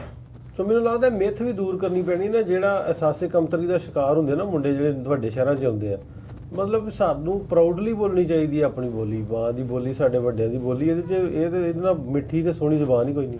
ਕਿਤੇ ਨਾ ਕਿਤੇ ਹੁਣ ਜਿਹੜਾ ਹੈ ਨਾ, ਇਹ ਚੀਜ਼ ਨੂੰ ਬੜੇ ਉੱਚੇ ਲੈਵਲ ਤੇ ਜਿਹੜਾ ਤੁਸੀਂ ਕਰਦੇ ਪਏ ਹੋ ਤੇ ਵੇਖਦਾ ਵੀ ਪਿਆ। ਪਹਿਲਾਂ ਤੇ ਇਹ ਹੁੰਦਾ ਸੀ ਕਿ ਮਾਂ ਪਿਓ ਜਦੋਂ ਜਾਂਦੇ ਸੀ, ਬੱਚੇ ਡਰਦੇ ਮਿਲਾਉਂਦੇ ਨਹੀਂ ਸੀ, ਕਿਉਂਕਿ ਸਾਡੇ ਵਿੱਚ ਵੀ ਐਸੇ ਯਾਰ ਅੱਬਾ ਪੰਜਾਬੀ ਬੋਲੇਗਾ ਤੇ ਯਾਰ ਬੇਲੀ ਕੀ ਕਹਿਣਗੇ, ਨਾਲ ਦੇ ਕੀ ਕਹਿਣਗੇ, ਆਹੋ ਕਾਲਜ ਯੂਨੀਵਰਸਿਟੀ ਗਾਲਾਂ ਕੱਢੇਗਾ। ਇੱਥੇ ਦਿਲ ਕਰੇ ਪੰਜਾਬੀ 'ਚ ਗਾਲਾਂ ਕੱਢਣੀਆਂ ਸ਼ੁਰੂ ਹੋਈਏ। ਗਾਲਾਂ ਤੇ ਪੰਜਾਬੀ 'ਚ ਹੀ ਨੇ, ਤੇ ਡਰਦੇ ਹੁੰਦੇ ਸੀ, ਮਿਲਾਉਂਦੇ ਨਹੀਂ ਸੀਗੇ। ਸਰ ਨਾਲ ਨਾ ਕਿਸੇ ਨਾਲ ਮਿਲੇ, ਸਰ ਕੀ ਕਹਿੰਦਾ, ਅੱਬਾ ਇੰਝ ਕਹਿੰਦਾ। ਹੁਣ ਉਹ ਚੀਜ਼ਾਂ ਜਿਹੜੀਆਂ ਨਾ ਦੂਰ ਹੁੰਦੀਆਂ ਜਾਂਦੀਆਂ। ਤੁਸੀਂ ਬਹੁਤ ਵਧੀਆ ਕੰਮ ਕਰਦੇ ਪਏ ਹੋ, ਜਿਹੜੇ ਸਾਡੇ ਨੌਜਵਾਨ ਨੇ ਉਹ ਵੀ ਇਹ ਪਾਸੇ ਲਾਉਣ ਦਿਓ, ਅੱਛੇ ਪਾਸੇ, ਕਿ ਆਪਣੀ ਪੰਜਾਬ ਦੀ ਜ਼ੁਬਾਨ ਹੈ। ਅਸੀਂ ਨਹੀਂ ਕਰਦੇ ਭਾਈ, ਸਾਰੇ ਰਲ ਕੇ ਕਰਦੇ। ਨਹੀਂ ਦੇਖੋ, ਮੈਨੂੰ ਤਾਂ ਇੱਕ ਚੀਜ਼ ਦਾ ਪਤਾ ਹੀ ਨਹੀਂ। ਮੈਂ ਤੁਹਾਨੂੰ ਕਹਿੰਦਾ ਕਿ ਮੈਨੂੰ ਆਪ ਹੀ ਬਾਅਦੋਂ ਪਤਾ ਲੱਗਾ ਜਦੋਂ ਮੈਂ ਜੁੜਿਆ ਕਿ ਪੰਜਾਬੀ ਦੇ ਉੱਤੇ ਕੰਮ ਹੋਣਾ ਹੈ। ਹਲੇ ਅਸੀਂ ਤੇ ਆਪਣੇ ਘਰ ਜਿਹੜੀ ਜ਼ੁਬਾਨ ਬੋਲੀ ਜਾਂਦੀ ਸੀ ਉਹਨੂੰ ਬੋਲ ਕੇ ਲੋਕਾਂ ਤੱਕ ਵੀਡੀਓ ਬਣਾ ਕੇ ਦਿਖਾ ਰਹੇ ਸੀ, ਤੇ ਮੈਨੂੰ ਲੱਗਦਾ ਲੋਕ ਮੈਨੂੰ ਪਸੰਦ ਵੀ ਤਾਂ ਹੀ ਕਰਦੇ ਸੀ ਕਿ ਮੁੰਡਾ ਪੰਜਾਬੀ ਬੜੀ ਸੋਹਣੀ ਬੋਲਦਾ। ਤੇ ਕਿਤੇ ਨਾ ਕਿਤੇ ਟਾਰਗੇਟ ਵੀ ਕੀਤਾ ਜਾਂਦਾ ਸੀ, ਓਏ ਤੂੰ ਕੀ ਉਹ ਸਿੱਖਾਂ ਦੀ ਬੋਲੀ ਜਾਂਦਾ। ਲੋਕ ਕਰਦੇ ਆ ਨਾ ਇੰਜ, ਮਜ਼ਹਬ ਨਾਲ ਵੀ ਜੋੜ ਦਿੰਦੇ ਆ। ਹਾਲਾਂਕਿ ਇਹ ਜ਼ੁਬਾਨ ਜਿਹੜੀ ਆ, ਇਹ ਗੁਰਮੁਖੀ ਪੰਜਾਬੀ ਨਾਲੋਂ 700-800 ਸਾਲ ਬਲਕਿ ਇਸ ਤੋਂ ਜ਼ਿਆਦਾ ਪੁਰਾਣੀ ਹੈ। ਬਾਬਾ ਮੀਆਂ ਸਾਹਿਬ ਨੇ ਇੱਥੇ ਸ਼ੇਰ ਲਿਖਿਆ, ਬਾਬਾ ਫਰੀਦ ਬਾਈ ਬੁੱਲੇ ਸ਼ਾਹ ਉਹਨਾਂ ਨੇ। ਹੁਣ ਇਹ ਚੀਜ਼ ਨੂੰ ਉਹ ਬੰਦੇ ਕਹਿੰਦੇ ਆ ਜਿਹੜੇ ਨਵੇਂ ਉਰਦੂ ਬੋਲਣ ਲੱਗੇ। ਉਹਨਾਂ ਨੂੰ ਇਹ ਵੇਰੇ ਪੰਜਾਬੀ ਠੋਸ ਪੰਜਾਬੀ ਬੋਲਦਾ ਪਤਾ ਨਹੀਂ, ਉਹਨਾਂ ਫਿਲਮਾਂ 'ਚ ਜੋ ਬੋਲਦਿਆਂ ਦੇਖਿਆ, ਉਹ ਤਾਂ ਇਸ ਚੀਜ਼ ਨੂੰ ਉਹਦੇ ਨਾਲ ਕੰਪੇਅਰ ਕਰਦੇ ਆ। ਅੱਛਾ ਵਕਾਰ, ਜਿਸ ਤਰ੍ਹਾਂ ਪਿਛਲੇ ਦਿਨੀ ਇੱਕ ਰੌਲਾ ਸੀ, ਉਹ ਰੌਲੇ ਤੇ ਬਾਅਦ ਤੇ ਗੱਲ ਕਰਾਂਗੇ। ਪੈਸਟੀਸਾਈਡ ਕੰਪਨੀ ਵਾਲਾ ਨਾ, ਪੈਸਟੀਸਾਈਡ ਦਾ ਫਿਰ ਇੱਕ ਖਾਦ 2 ਨੰਬਰ ਨਿਕਲ ਆਈ ਸੀ, ਉਹਦੇ ਤੇ ਮੈਂ ਬਾਅਦ 'ਚ ਗੱਲ ਕਰੂੰਗਾ। ਇਹ ਜਦੋਂ ਲੋਕ ਆਉਂਦੇ ਨੇ, ਆਇਆ ਕਿ ਇਹ ਉੱਥੇ ਆ ਕੇ ਪੰਜਾਬੀ ਬੋਲਦੇ ਨੇ ਜਿਹੜੇ ਜ਼ਿਮੀਂਦਾਰ ਹੋਣ, ਜਾਂ ਇਹਨਾਂ ਨੂੰ ਰੋਜ਼ਗਾਰ ਦੇ ਨਾਲ ਕਿਸ ਤਰ੍ਹਾਂ ਪੰਜਾਬੀ ਜ਼ੁਬਾਨ ਨੂੰ ਜੋੜਿਆ ਜਾ ਸਕਦਾ? ਹਾਂਜੀ, ਇਹ ਦੇਖੋ, ਇਹ ਚੀਜ਼ ਬਹੁਤ ਵਧੀਆ ਹੈ। ਹੁਣ ਅਸੀਂ ਇੱਥੇ ਆਪਣੀ ਪੰਜਾਬੀ ਨੂੰ ਬਹੁਤ ਅੱਛੇ ਤਰੀਕੇ ਨਾਲ ਪ੍ਰਮੋਟ ਕਰ ਸਕਦੇ ਹਾਂ। ਜਿਵੇਂ ਸਾਡੇ ਕੋਲ ਦੁੱਧ ਲੈਣ ਆਉਂਦਾ, ਉਹਦੇ ਨਾਲ ਮੈਂ ਪੰਜਾਬੀ ਜ਼ੁਬਾਨ 'ਚ ਗੱਲ ਕਰਾਂਗਾ, ਉਹ ਵੀ ਪੰਜਾਬੀ ਬੋਲੇਗਾ, ਵਧੀਆ ਸਮਝ ਆਏਗੀ। ਇੱਕ ਤੇ ਠੀਕ ਆ। ਉਸ ਤੋਂ ਬਾਅਦ ਜੇ ਸਾਨੂੰ ਕੋਈ ਪੈਸੀਫਾਈਡ ਵਾਲੇ ਆਉਂਦੇ ਨੇ, ਖਾਦਾਂ ਵਾਲੇ, ਸਪਰੇਆਂ ਵਾਲੇ ਆਉਂਦੇ ਨੇ, ਕਿਉਂਕਿ ਉਹ ਵੀ ਲੋਕ ਪੜ੍ਹੇ ਲਿਖੇ ਆ, ਉਹ ਆ ਕੇ ਸਾਡੇ ਨਾਲ ਉਰਦੂ ਬੋਲਦੇ ਨੇ। ਅਸੀਂ ਉਹਨਾਂ ਨਾਲ ਪੰਜਾਬੀ 'ਚ ਗੱਲ ਕਰੀਏ, ਉਹਨਾਂ ਨੂੰ ਇਹ ਗੱਲ ਕਹੀਏ ਕਿ ਸਾਨੂੰ ਤੁਹਾਡੀ ਸਮਝ ਨਹੀਂ ਆ ਰਹੀ, ਸਾਡੇ ਨਾਲ ਪੰਜਾਬੀ 'ਚ ਗੱਲ ਕਰੋ। ਇੱਥੇ ਅਸੀਂ ਪੰਜਾਬੀ ਨੂੰ ਬਹੁਤ ਵਧੀਆ ਪ੍ਰਮੋਟ ਕਰ ਸਕਦੇ ਹਾਂ। ਉਸ ਤੋਂ ਬਾਅਦ ਸਾਡੇ ਨਾਲ ਜਿਹੜੇ ਬੈਂਕ ਜੁੜੇ ਨੇ, ਕਿਤੇ ਨਾ ਕਿਤੇ ਕਿਸਾਨਾਂ ਨੇ ਲੋਨ ਵੀ ਤੇ ਲਿਆ ਹੁੰਦਾ, ਠੀਕ ਆ, ਉਹਨਾਂ ਦੀਆਂ ਕਿਸ਼ਤਾਂ ਲੈਣ ਆਉਂਦੇ ਨੇ, ਜਾਂ ਆਪਣੇ ਕਿਸੇ ਚੀਜ਼ ਨਾਲ ਆੜ੍ਹਤੀਆਂ ਕੋਲ ਪੈਸੇ ਪੂਸੇ ਲੈਂਦੇ ਨੇ, ਬੈਂਕ 'ਚੋਂ ਪੈਸੇ ਲੈਣ ਜਾਂਦੇ ਨੇ, ਉੱਥੇ ਜਾ ਕੇ ਆਪਣੀ ਪੰਜਾਬੀ ਜ਼ੁਬਾਨ ਬੋਲਣ ਕਿ ਸਾਡੇ ਨਾਲ ਪੰਜਾਬੀ ਬੋਲੋ। ਫਿਰ ਕਿਤੇ ਨਾ ਕਿਤੇ ਯੂਨੀਵਰਸਿਟੀਆਂ 'ਚ, ਕਾਲਜਾਂ 'ਚ, ਜਿੰਨੀਆਂ ਵੀ ਮਤਲਬ ਚੀਜ਼ਾਂ ਨੇ, ਇਹਨਾਂ ਦੇ ਵਿੱਚ ਪੰਜਾਬੀ ਬੰਦੇ ਭਾਏ ਜਾਣਗੇ ਜਿਹੜੇ ਪੰਜਾਬੀ ਨਾਲ ਗੱਲ ਕਰ ਸਕਣ। ਆਂਦੀ ਤੇ ਸਾਰਿਆਂ ਨੂੰ ਹੈ, ਸ਼ਰਮਿੰਦਗੀ ਦਾ ਮਾਰਾ ਮਤਲਬ ਬੋਲਦੇ ਨਹੀਂ ਆ। ਫਿਰ ਉਹਨਾਂ ਨੂੰ ਬਕਾਇਦਾ ਸੀਟਾਂ ਦਿੱਤੀਆਂ ਜਾਣਗੀਆਂ ਜਿਹਦੇ ਨਾਲ ਸਾਡੀ ਪੰਜਾਬੀ ਜ਼ੁਬਾਨ ਜਿਹੜੀ ਪ੍ਰਮੋਟ ਹੋਏਗੀ। ਹਾਂ, ਇਹ ਬਹੁਤ ਵਧੀਆ ਆਈਡੀਆ। ਉਤੋਂ ਇਹ ਵੀ ਉਹ ਇਹਨਾਂ ਦੇ ਫਿਰ ਟੀਚਰਸ ਨੂੰ ਹਾਇਰ ਕਰਨਗੇ, ਗਵਰਨਮੈਂਟ ਨੂੰ ਫਿਰ ਆਟੋਮੈਟਿਕਲੀ ਇਹਨੂੰ ਕਰਨਾ ਪਊਗਾ, ਪਹਿਲੀ ਤੋਂ ਲਾ ਕੇ ਲਾਜ਼ਮੀ ਕਿਤਾਬ ਬਣਾਉਣਾ ਪਊਗਾ ਪੰਜਾਬੀ ਜ਼ੁਬਾਨ ਨੂੰ। ਸੋ ਮੈਨੂੰ ਲੱਗਦਾ ਇਹ ਵੀ ਸਾਡੇ ਤੇ ਡਿਪੈਂਡ ਕਰਦਾ ਵਾ, ਜੇ ਅਸੀਂ ਆਪਣੇ ਲਈ ਆਵਾਜ਼ ਇਹ ਚੁੱਕੀਏ ਨਾ ਵੀ ਅਸੀਂ ਆਪਣੀ ਜ਼ੁਬਾਨ ਨੂੰ ਆਮ ਫਾਮ ਜ਼ੁਬਾਨ ਜਿਵੇਂ ਸਾਡੀ ਹੈ ਵਾ, ਇਹਨੂੰ ਉਸ ਤਰ੍ਹਾਂ ਬਣਾਉਣਾ ਵਾ। ਜ਼ਰੂਰੀ ਨਹੀਂ ਹੈ ਵੀ ਅਸੀਂ ਇਹਨੂੰ ਆਖੀਏ ਵੀ ਆਪਣਾ ਮੂੰਹ ਵਿੰਗਾ ਕਰ ਆਖੀਏ ਉਰਦੂ ਸਾਡੇ ਲਈ ਬਹੁਤ ਵਧੀਆ, ਸਾਡੀ ਕੌਮੀ ਜ਼ੁਬਾਨ ਹੈ, ਇੰਗਲਿਸ਼ ਸਿੱਖਣੀ ਚਾਹੀਦੀ ਆ, ਲੇਕਿਨ ਪੰਜਾਬੀ ਬਹੁਤ ਹੀ ਜ਼ਰੂਰੀ ਆ ਸਾਡੇ ਵਾਸਤੇ, ਸਾਡੇ ਬੱਚਿਆਂ ਵਾਸਤੇ, ਸਾਡੇ ਉਹਨਾਂ ਦੇ ਮੁਸਤਕਬਲ ਵਾਸਤੇ। ਸੋ ਸਾਨੂੰ ਇਹਦੇ ਲਈ ਕੋਸ਼ਿਸ਼ ਕਰਨੀ ਚਾਹੀਦੀ। ਤੇਰਾ ਪੁਆਇੰਟ ਬਹੁਤ ਵੈਲਿਡ ਹੈ ਵੀ ਜਿਸ ਤਰ੍ਹਾਂ ਪੈਸਟੀਸਾਈਡ ਵਾਲੇ ਆਉਂਦੇ ਆ ਜਾਂ ਦੂਜੀ ਤੀਜੀਆਂ ਕੰਪਨੀਆਂ ਵਾਲੇ ਆਉਂਦੇ ਆ, ਈਵਨ ਕਿ GSM ਕੰਪਨੀਆਂ ਜਿਹੜੀਆਂ ਸਾਨੂੰ ਕਾਲ ਕਰਕੇ ਕਹਿੰਦੀਆਂ ਵੀ ਆ ਪੈਕੇਜ ਲਵਾ ਲਓ, आप ये पैकेज लगवाएंगे तो ये फायदा होगा।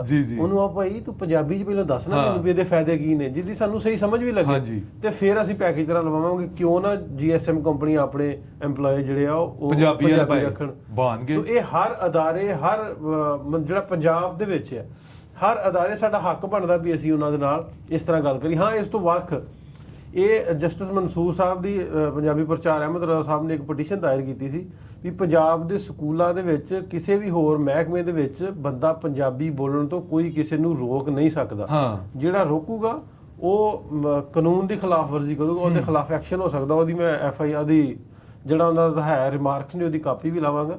ਸੋ ਇਹ ਮੈਨੂੰ ਲੱਗਦਾ ਸਾਨੂੰ ਡਰਨਾ ਨਹੀਂ ਚਾਹੀਦਾ, ਸਾਡਾ ਡਰ ਹੈ ਜਿਹੜਾ ਨਾ ਮੁਕਾਉਣਾ ਚਾਹੀਦਾ। ਹਾਂਜੀ ਵੀ ਤੁਸੀਂ ਪੰਜਾਬੀ ਬੋਲੋ, ਇਹਨਾਂ ਅਦਾਰਿਆਂ ਨਾਲ ਪੰਜਾਬੀ ਬੋਲੋ, ਆਟੋਮੈਟਿਕਲੀ ਉਹਨਾਂ ਦੀ ਮਜਬੂਰੀ ਬਣੂਗੀ ਵੀ ਪੰਜਾਬ ਦੇ ਪੰਜਾਬੀ ਦੇ ਸਬਜੈਕਟ ਪੜ੍ਹਾਏ ਜਾਣ, ਉਹ ਬੰਦੇ ਰੱਖੇ ਜਾਣ, ਬੈਂਕ ਹੋਣ, ਉਹ ਸੱਚਾਈ ਕੋਈ ਵੀ ਚੀਜ਼ ਹੋ। ਹਾਂਜੀ ਦੇਖੋ ਹੁਣ ਜਿਹੜਾ ਇੱਕ ਬੰਦਾ ਬਿਜ਼ਨਸਮੈਨ ਹੈ, ਸਾਡੇ ਕੋਲ ਖਾਦਾਂ ਵਾਲਾ ਕੋਈ ਆਉਂਦਾ ਹੈ, ਸਪਰੇਅ ਵਾਲਾ ਆਉਂਦਾ ਹੈ, ਠੀਕ ਹੈ, ਅਸੀਂ ਉਹਨਾਂ ਨਾਲ ਪੰਜਾਬੀ 'ਚ ਗੱਲ ਕਰਦੇ ਹਾਂ ਤੇ ਉਹ ਸਾਡੇ ਨਾਲ ਪੰਜਾਬੀ 'ਚ ਗੱਲ ਕਰਨ, ਇੱਕ ਤੇ ਅੱਛੇ ਤਰੀਕੇ ਨਾਲ ਸਮਝ ਆ ਜਾਏਗੀ। ਉਸ ਤੋਂ ਬਾਅਦ ਸਾਡੀ ਜ਼ੁਬਾਨ ਜਿਹੜੀ ਹੈ ਉਹ ਜਿਹੜੀ ਕੰਪਨੀ ਆ EMPLOYE ਲਾਜ਼ਮੀ ਰੱਖੇਗੀ ਕਿ ਜਿਹੜਾ ਪੰਜਾਬੀ ਬੋਲਣ ਵਾਲਾ, ਕਿਉਂਕਿ ਉਹਨਾਂ ਤੇ ਪੈਸਾ ਕਮਾਉਣਾ ਹੈ। ਜਦੋਂ ਉਹਨੇ EMPLOYE ਰੱਖਣਾ, ਉਹ EMPLOYE ਪੜ੍ਹਿਆ ਲਿਖਿਆ ਹੋਣਾ ਚਾਹੀਦਾ। ਹਾਂ ਤੇ ਪੰਜਾਬੀ ਪੜ੍ਹੇ ਲਿਖੇ ਕੀ ਬੰਦੇ ਬੋਲ ਨਹੀਂ ਸਕਦੇ, ਤੇ ਪੰਜਾਬੀ ਪੜ੍ਹਿਆ ਲਿਖਿਆ ਕਿੱਥੋਂ ਆਊਗਾ? ਪੰਜਾਬ 'ਚ ਜਿਹੜੇ ਸਕੂਲਾਂ 'ਚ ਕਾਇਦੇ ਲੱਗਣਗੇ, ਕਾਇਦੇ ਲੱਗਣਗੇ ਸਕੂਲਾਂ 'ਚ, ਬੱਚੇ ਪੜ੍ਹਨਗੇ, ਵੱਡੇ ਹੋਣਗੇ, ਅਫਸਰ ਬਣਨਗੇ, ਉਹਨਾਂ ਨੂੰ ਪੰਜਾਬੀ ਆਊਗੀ। ਸੋ ਅਸੀਂ ਇਹਨਾਂ ਨੂੰ ਮਜਬੂਰੀ ਬਣਾਈਏ, ਇਹਨਾਂ ਅਦਾਰਿਆਂ ਨੂੰ, ਇਹਨਾਂ ਵੱਡਿਆਂ ਨੂੰ, ਵੀ ਤੁਸੀਂ ਪੰਜਾਬੀ ਜ਼ੁਬਾਨ ਨੂੰ ਲਾਜ਼ਮੀ ਕਰੋ, ਬਜਾਏ ਤਰਲੇ ਤੇ ਚਲੋ ਅਸੀਂ ਲੈਣ ਹੀ ਰਹੇ ਹਾਂ ਤੇ ਨਾਲ ਦੀ ਨਾਲ ਇਹ ਵੀ ਥੋੜੀ ਜੀ ਸ਼ੁਰੂ ਕਰੀਏ ਆਪਾਂ ਕੰਪੇਨ। ਨਹੀਂ ਦੇਖੋ ਹੁਣ ਤੁਸੀਂ ਵੀ ਅਕਸਰ ਤੁਹਾਨੂੰ ਜਿਹੜੇ ਮਿਲਦੇ ਆ, ਆਪਾਂ ਇੱਧਰ ਗਏ ਸੀ ਜਦੋਂ ਸਲਾਬ ਦੇ ਦੌਰਾਨ, ਸਾਨੂੰ ਉੱਥੇ ਦੇ ਲੋਕਾਂ ਦੀ ਜਿਹੜੀ ਆ ਸਮਝ ਨਹੀਂ ਸੀ ਆ ਰਹੀ। ਉਹ ਸਾਰੇ ਆਪਣੀ ਜ਼ੁਬਾਨ 'ਚ ਹੀ ਲੱਗੇ ਸੀ, ਠੀਕ ਹੈ, ਸਰਾਇਕੀ ਦੇ ਵਿੱਚ। ਉਸ ਤੋਂ ਬਾਅਦ ਜੇ ਅਸੀਂ ਕਿਸੇ ਪਠਾਨਾਂ ਨੂੰ ਮਿਲਦੇ ਆ, ਉਹ ਸਾਡੇ ਨਾਲ ਗੱਲ ਕਰਨਗੇ ਉਰਦੂ 'ਚ ਕਰ ਲੈਣਗੇ, ਕਿਉਂਕਿ ਰਾਬਤਾ ਜ਼ਬਾਨ ਜੋ ਆ, ਤੇ ਆਪਸ 'ਚ ਉਹਨਾਂ ਜਦੋਂ ਗੱਲ ਕਰਨੀ ਉਹਨਾਂ ਪਸ਼ਤੋ 'ਚ ਹੀ ਕਰਨੀ ਹੈ। ਤੇ ਸਾਨੂੰ ਕੀ ਸੱਪ ਵੜਦਾ ਹੈ ਜੇ ਅਸੀਂ ਇੰਜ ਕਰੀਏ ਤੇ ਅਸੀਂ ਕਿਉਂ ਨਹੀਂ ਕਰ ਸਕਦੇ? ਅਸੀਂ ਕਿਉਂ ਨਹੀਂ ਕਰ ਸਕਦੇ? ਬਸ ਉਹ ਸਾਡੇ ਦਿਮਾਗਾਂ ਤੇ ਖੋਲ ਚੜਾ ਦਿੱਤਾ ਗਿਆ ਵੀ ਅਹਿਸਾਸੇ ਕਮਤਰੀ ਦਾ, ਵੀ ਸ਼ਾਇਦ ਇਹ ਜ਼ੁਬਾਨ ਜਿਹੜੀ ਆ ਅਸੀਂ ਬੋਲਾਂਗੇ ਤੇ ਇਹ ਜ਼ਬਾਨਾਂ ਸਿੱਖੋ, ਸਾਰੀਆਂ ਵਧੀਆ ਗੱਲ ਹੈ। ਲੋਕੀ ਫ੍ਰੈਂਚ ਸਿੱਖ ਰਹੇ ਆ, ਦੂਸਰੀ ਚਾਈਨੀਜ਼ ਸਿੱਖ ਰਹੇ ਆ, ਸਾਰੀਆਂ ਸਿੱਖਦੇ ਆ। ਤੇ ਗੱਲ ਇਹ ਵੀ ਜਿਹੜੀ ਅਸੀਂ ਸਿੱਖੀ ਹੈ, ਘਰੋਂ ਸਿੱਖੀ ਹੈ, ਸਾਡੀ ਮਾਂ ਨੇ ਸਿਖਾਈ ਹੈ, ਉਹਨੂੰ ਅਸੀਂ ਸ਼ਰਮ ਮਹਿਸੂਸ ਕਰਦੇ ਹਾਂ। ਹੁਣ ਸਾਡੇ ਬਾਲ ਜਿਹੜੇ ਪਿੰਡਾਂ ਦੇ ਬਾਲ ਆ। ਹਾਂਜੀ ਹੁਣ ਤੇਰੇ ਵੀ ਭਤੀਜੇ ਆ, ਮੇਰੇ ਵੀ ਬੱਚੇ ਆ, ਮੇਰੇ ਬੱਚੇ ਪੜ੍ਹਦੇ DPS ਪੜ੍ਹਦੇ, ਉੱਥੇ ਉਰਦੂ ਬੋਲਦੇ ਆ। ਲੇਕਿਨ ਮੇਰੇ ਕੋਲ ਜਦੋਂ ਕੋਈ ਚੀਜ਼ ਮੰਗਦੇ ਆ, ਮੈਂ ਨਾ ਵੀ ਜਿੰਨੀ ਦੇਰ ਤੁਸੀਂ ਮੇਰੇ ਨਾਲ ਪੰਜਾਬੀ ਨਹੀਂ ਬੋਲਣੀ, ਮੈਂ ਤੁਹਾਡਾ ਰਿਪਲਾਈ ਨਹੀਂ ਕਰਨਾ, ਤੁਹਾਨੂੰ ਚੀਜ਼ ਨਹੀਂ ਲੈ ਕੇ ਦੇਣੀ। ਉਹ ਸਾਰੇ ਬੋਲਦੇ। ਮੇਰਾ ਨਿੱਕਾ ਮੁੰਡਾ 3 ਸਾਲ ਦਾ, ਉਹ ਬੜੀ ਵਧੀਆ ਪੰਜਾਬੀ ਬੋਲਦਾ। ਮੈਂ ਵਲੋਗ ਬਣਾਉਂਦਾ, ਮੇਰੇ ਭਤੀਜੇ ਆ, ਉਹ ਪੰਜਾਬੀ ਸਾਰੇ ਬੋਲਦੇ ਆ। ਸਾਡੇ ਘਰ ਬੁੜੀਆਂ ਨਹੀਂ ਆ ਜਿਹੜੀਆਂ ਕਹਿੰਦੀਆਂ ਉਰਦੂ ਬੋਲੋ। ਤੇ ਗੱਲ ਇਹ ਆ, ਤੁਸੀਂ ਆਪੀ ਉਹਨਾਂ ਨਾਲ ਗੱਲਬਾਤ ਕਰੋਗੇ ਤੇ ਤਾਂ ਹੀ ਆ ਨਾ। ਇੱਕ ਹੋਰ ਗੱਲ ਵੀ ਆ ਵਕਾਰ, ਅਸੀਂ ਸਾਰਾ ਬਲੇਮ ਬੁੜੀਆਂ ਤੇ ਪਾ ਦਿੰਦੇ ਵੀ ਬੁੜੀਆਂ ਘਰ ਦੀਆਂ ਜਿਹੜੀਆਂ ਨਾ, ਉਹ ਆਂਦੀਆਂ ਵੀ ਬੱਚਿਆਂ ਨੂੰ ਪੰਜਾਬੀ ਬੋਲੋ। ਆਂਦੀਆਂ ਵੀ ਆ, ਵੈਸੇ ਇਹ ਦੋ ਰਾਏ ਨਹੀਂ ਹੈ, ਬੁੜੀਆਂ ਆਂਦੀਆਂ ਵੀ ਆ ਬੱਚਿਆਂ ਨੂੰ ਪੰਜਾਬੀ ਨਾ ਬੋਲੋ, ਉਰਦੂ ਬੋਲੋ, ਉਰਦੂ ਬੋਲੋ। ਲੇਕਿਨ ਅਸੀਂ ਜਦੋਂ ਵਿਆਹ ਕਰਦੇ ਹਾਂ, ਰਿਸ਼ਤੇ ਕਰਦੇ ਹਾਂ, ਮੈਂ ਆਪਣੇ ਘਰਾਂ ਦੀ ਗੱਲ ਨਹੀਂ ਕਰਦਾ, ਅਸੀਂ ਤੇ ਜੱਟਾਂ ਦੇ ਨਿਆਣੇ ਆ, ਮਤਲਬ ਜ਼ਿਮੀਂਦਾਰਾਂ ਦੇ ਪਿੰਡਾਂ ਦੇ ਨਿਆਣੇ, ਸਾਨੂੰ ਕੋਈ ਨਹੀਂ ਹੁੰਦਾ ਵੀ ਉਦੋਂ ਗੱਲ ਕਰਦੇ ਵੀ ਉਹ ਯਾਰ ਕੁੜੀ ਪੰਜਾਬੀ ਬੋਲਦੀ ਆ, ਉਹ ਪੜ੍ਹੀ ਲਿਖੀ ਨਹੀਂ, ਅਸੀਂ ਉਹਦਾ ਰਿਸ਼ਤਾ ਨਹੀਂ ਲੈਣਾ। ਉਹਨਾਂ ਦੀ ਵੀ ਆਟੋਮੈਟਿਕਲੀ ਮਜਬੂਰੀ ਬਣਦੀ ਹੈ ਵੀ ਨਹੀਂ, ਇਦਾਂ ਨਹੀਂ। ਇਹ ਵੀ ਮਿੱਥ ਜਿਹੜੀ ਹੈ ਸਾਨੂੰ ਮੁਕਾਉਣੀ ਪਊਗੀ। ਦੇਖੋ ਨਾ, ਹੁਣ ਬੱਚੇ ਦੀ ਤਰਬੀਅਤ ਜਿਹੜੀ ਆ ਘਰੋਂ ਹੀ ਹੁੰਦੀ ਆ।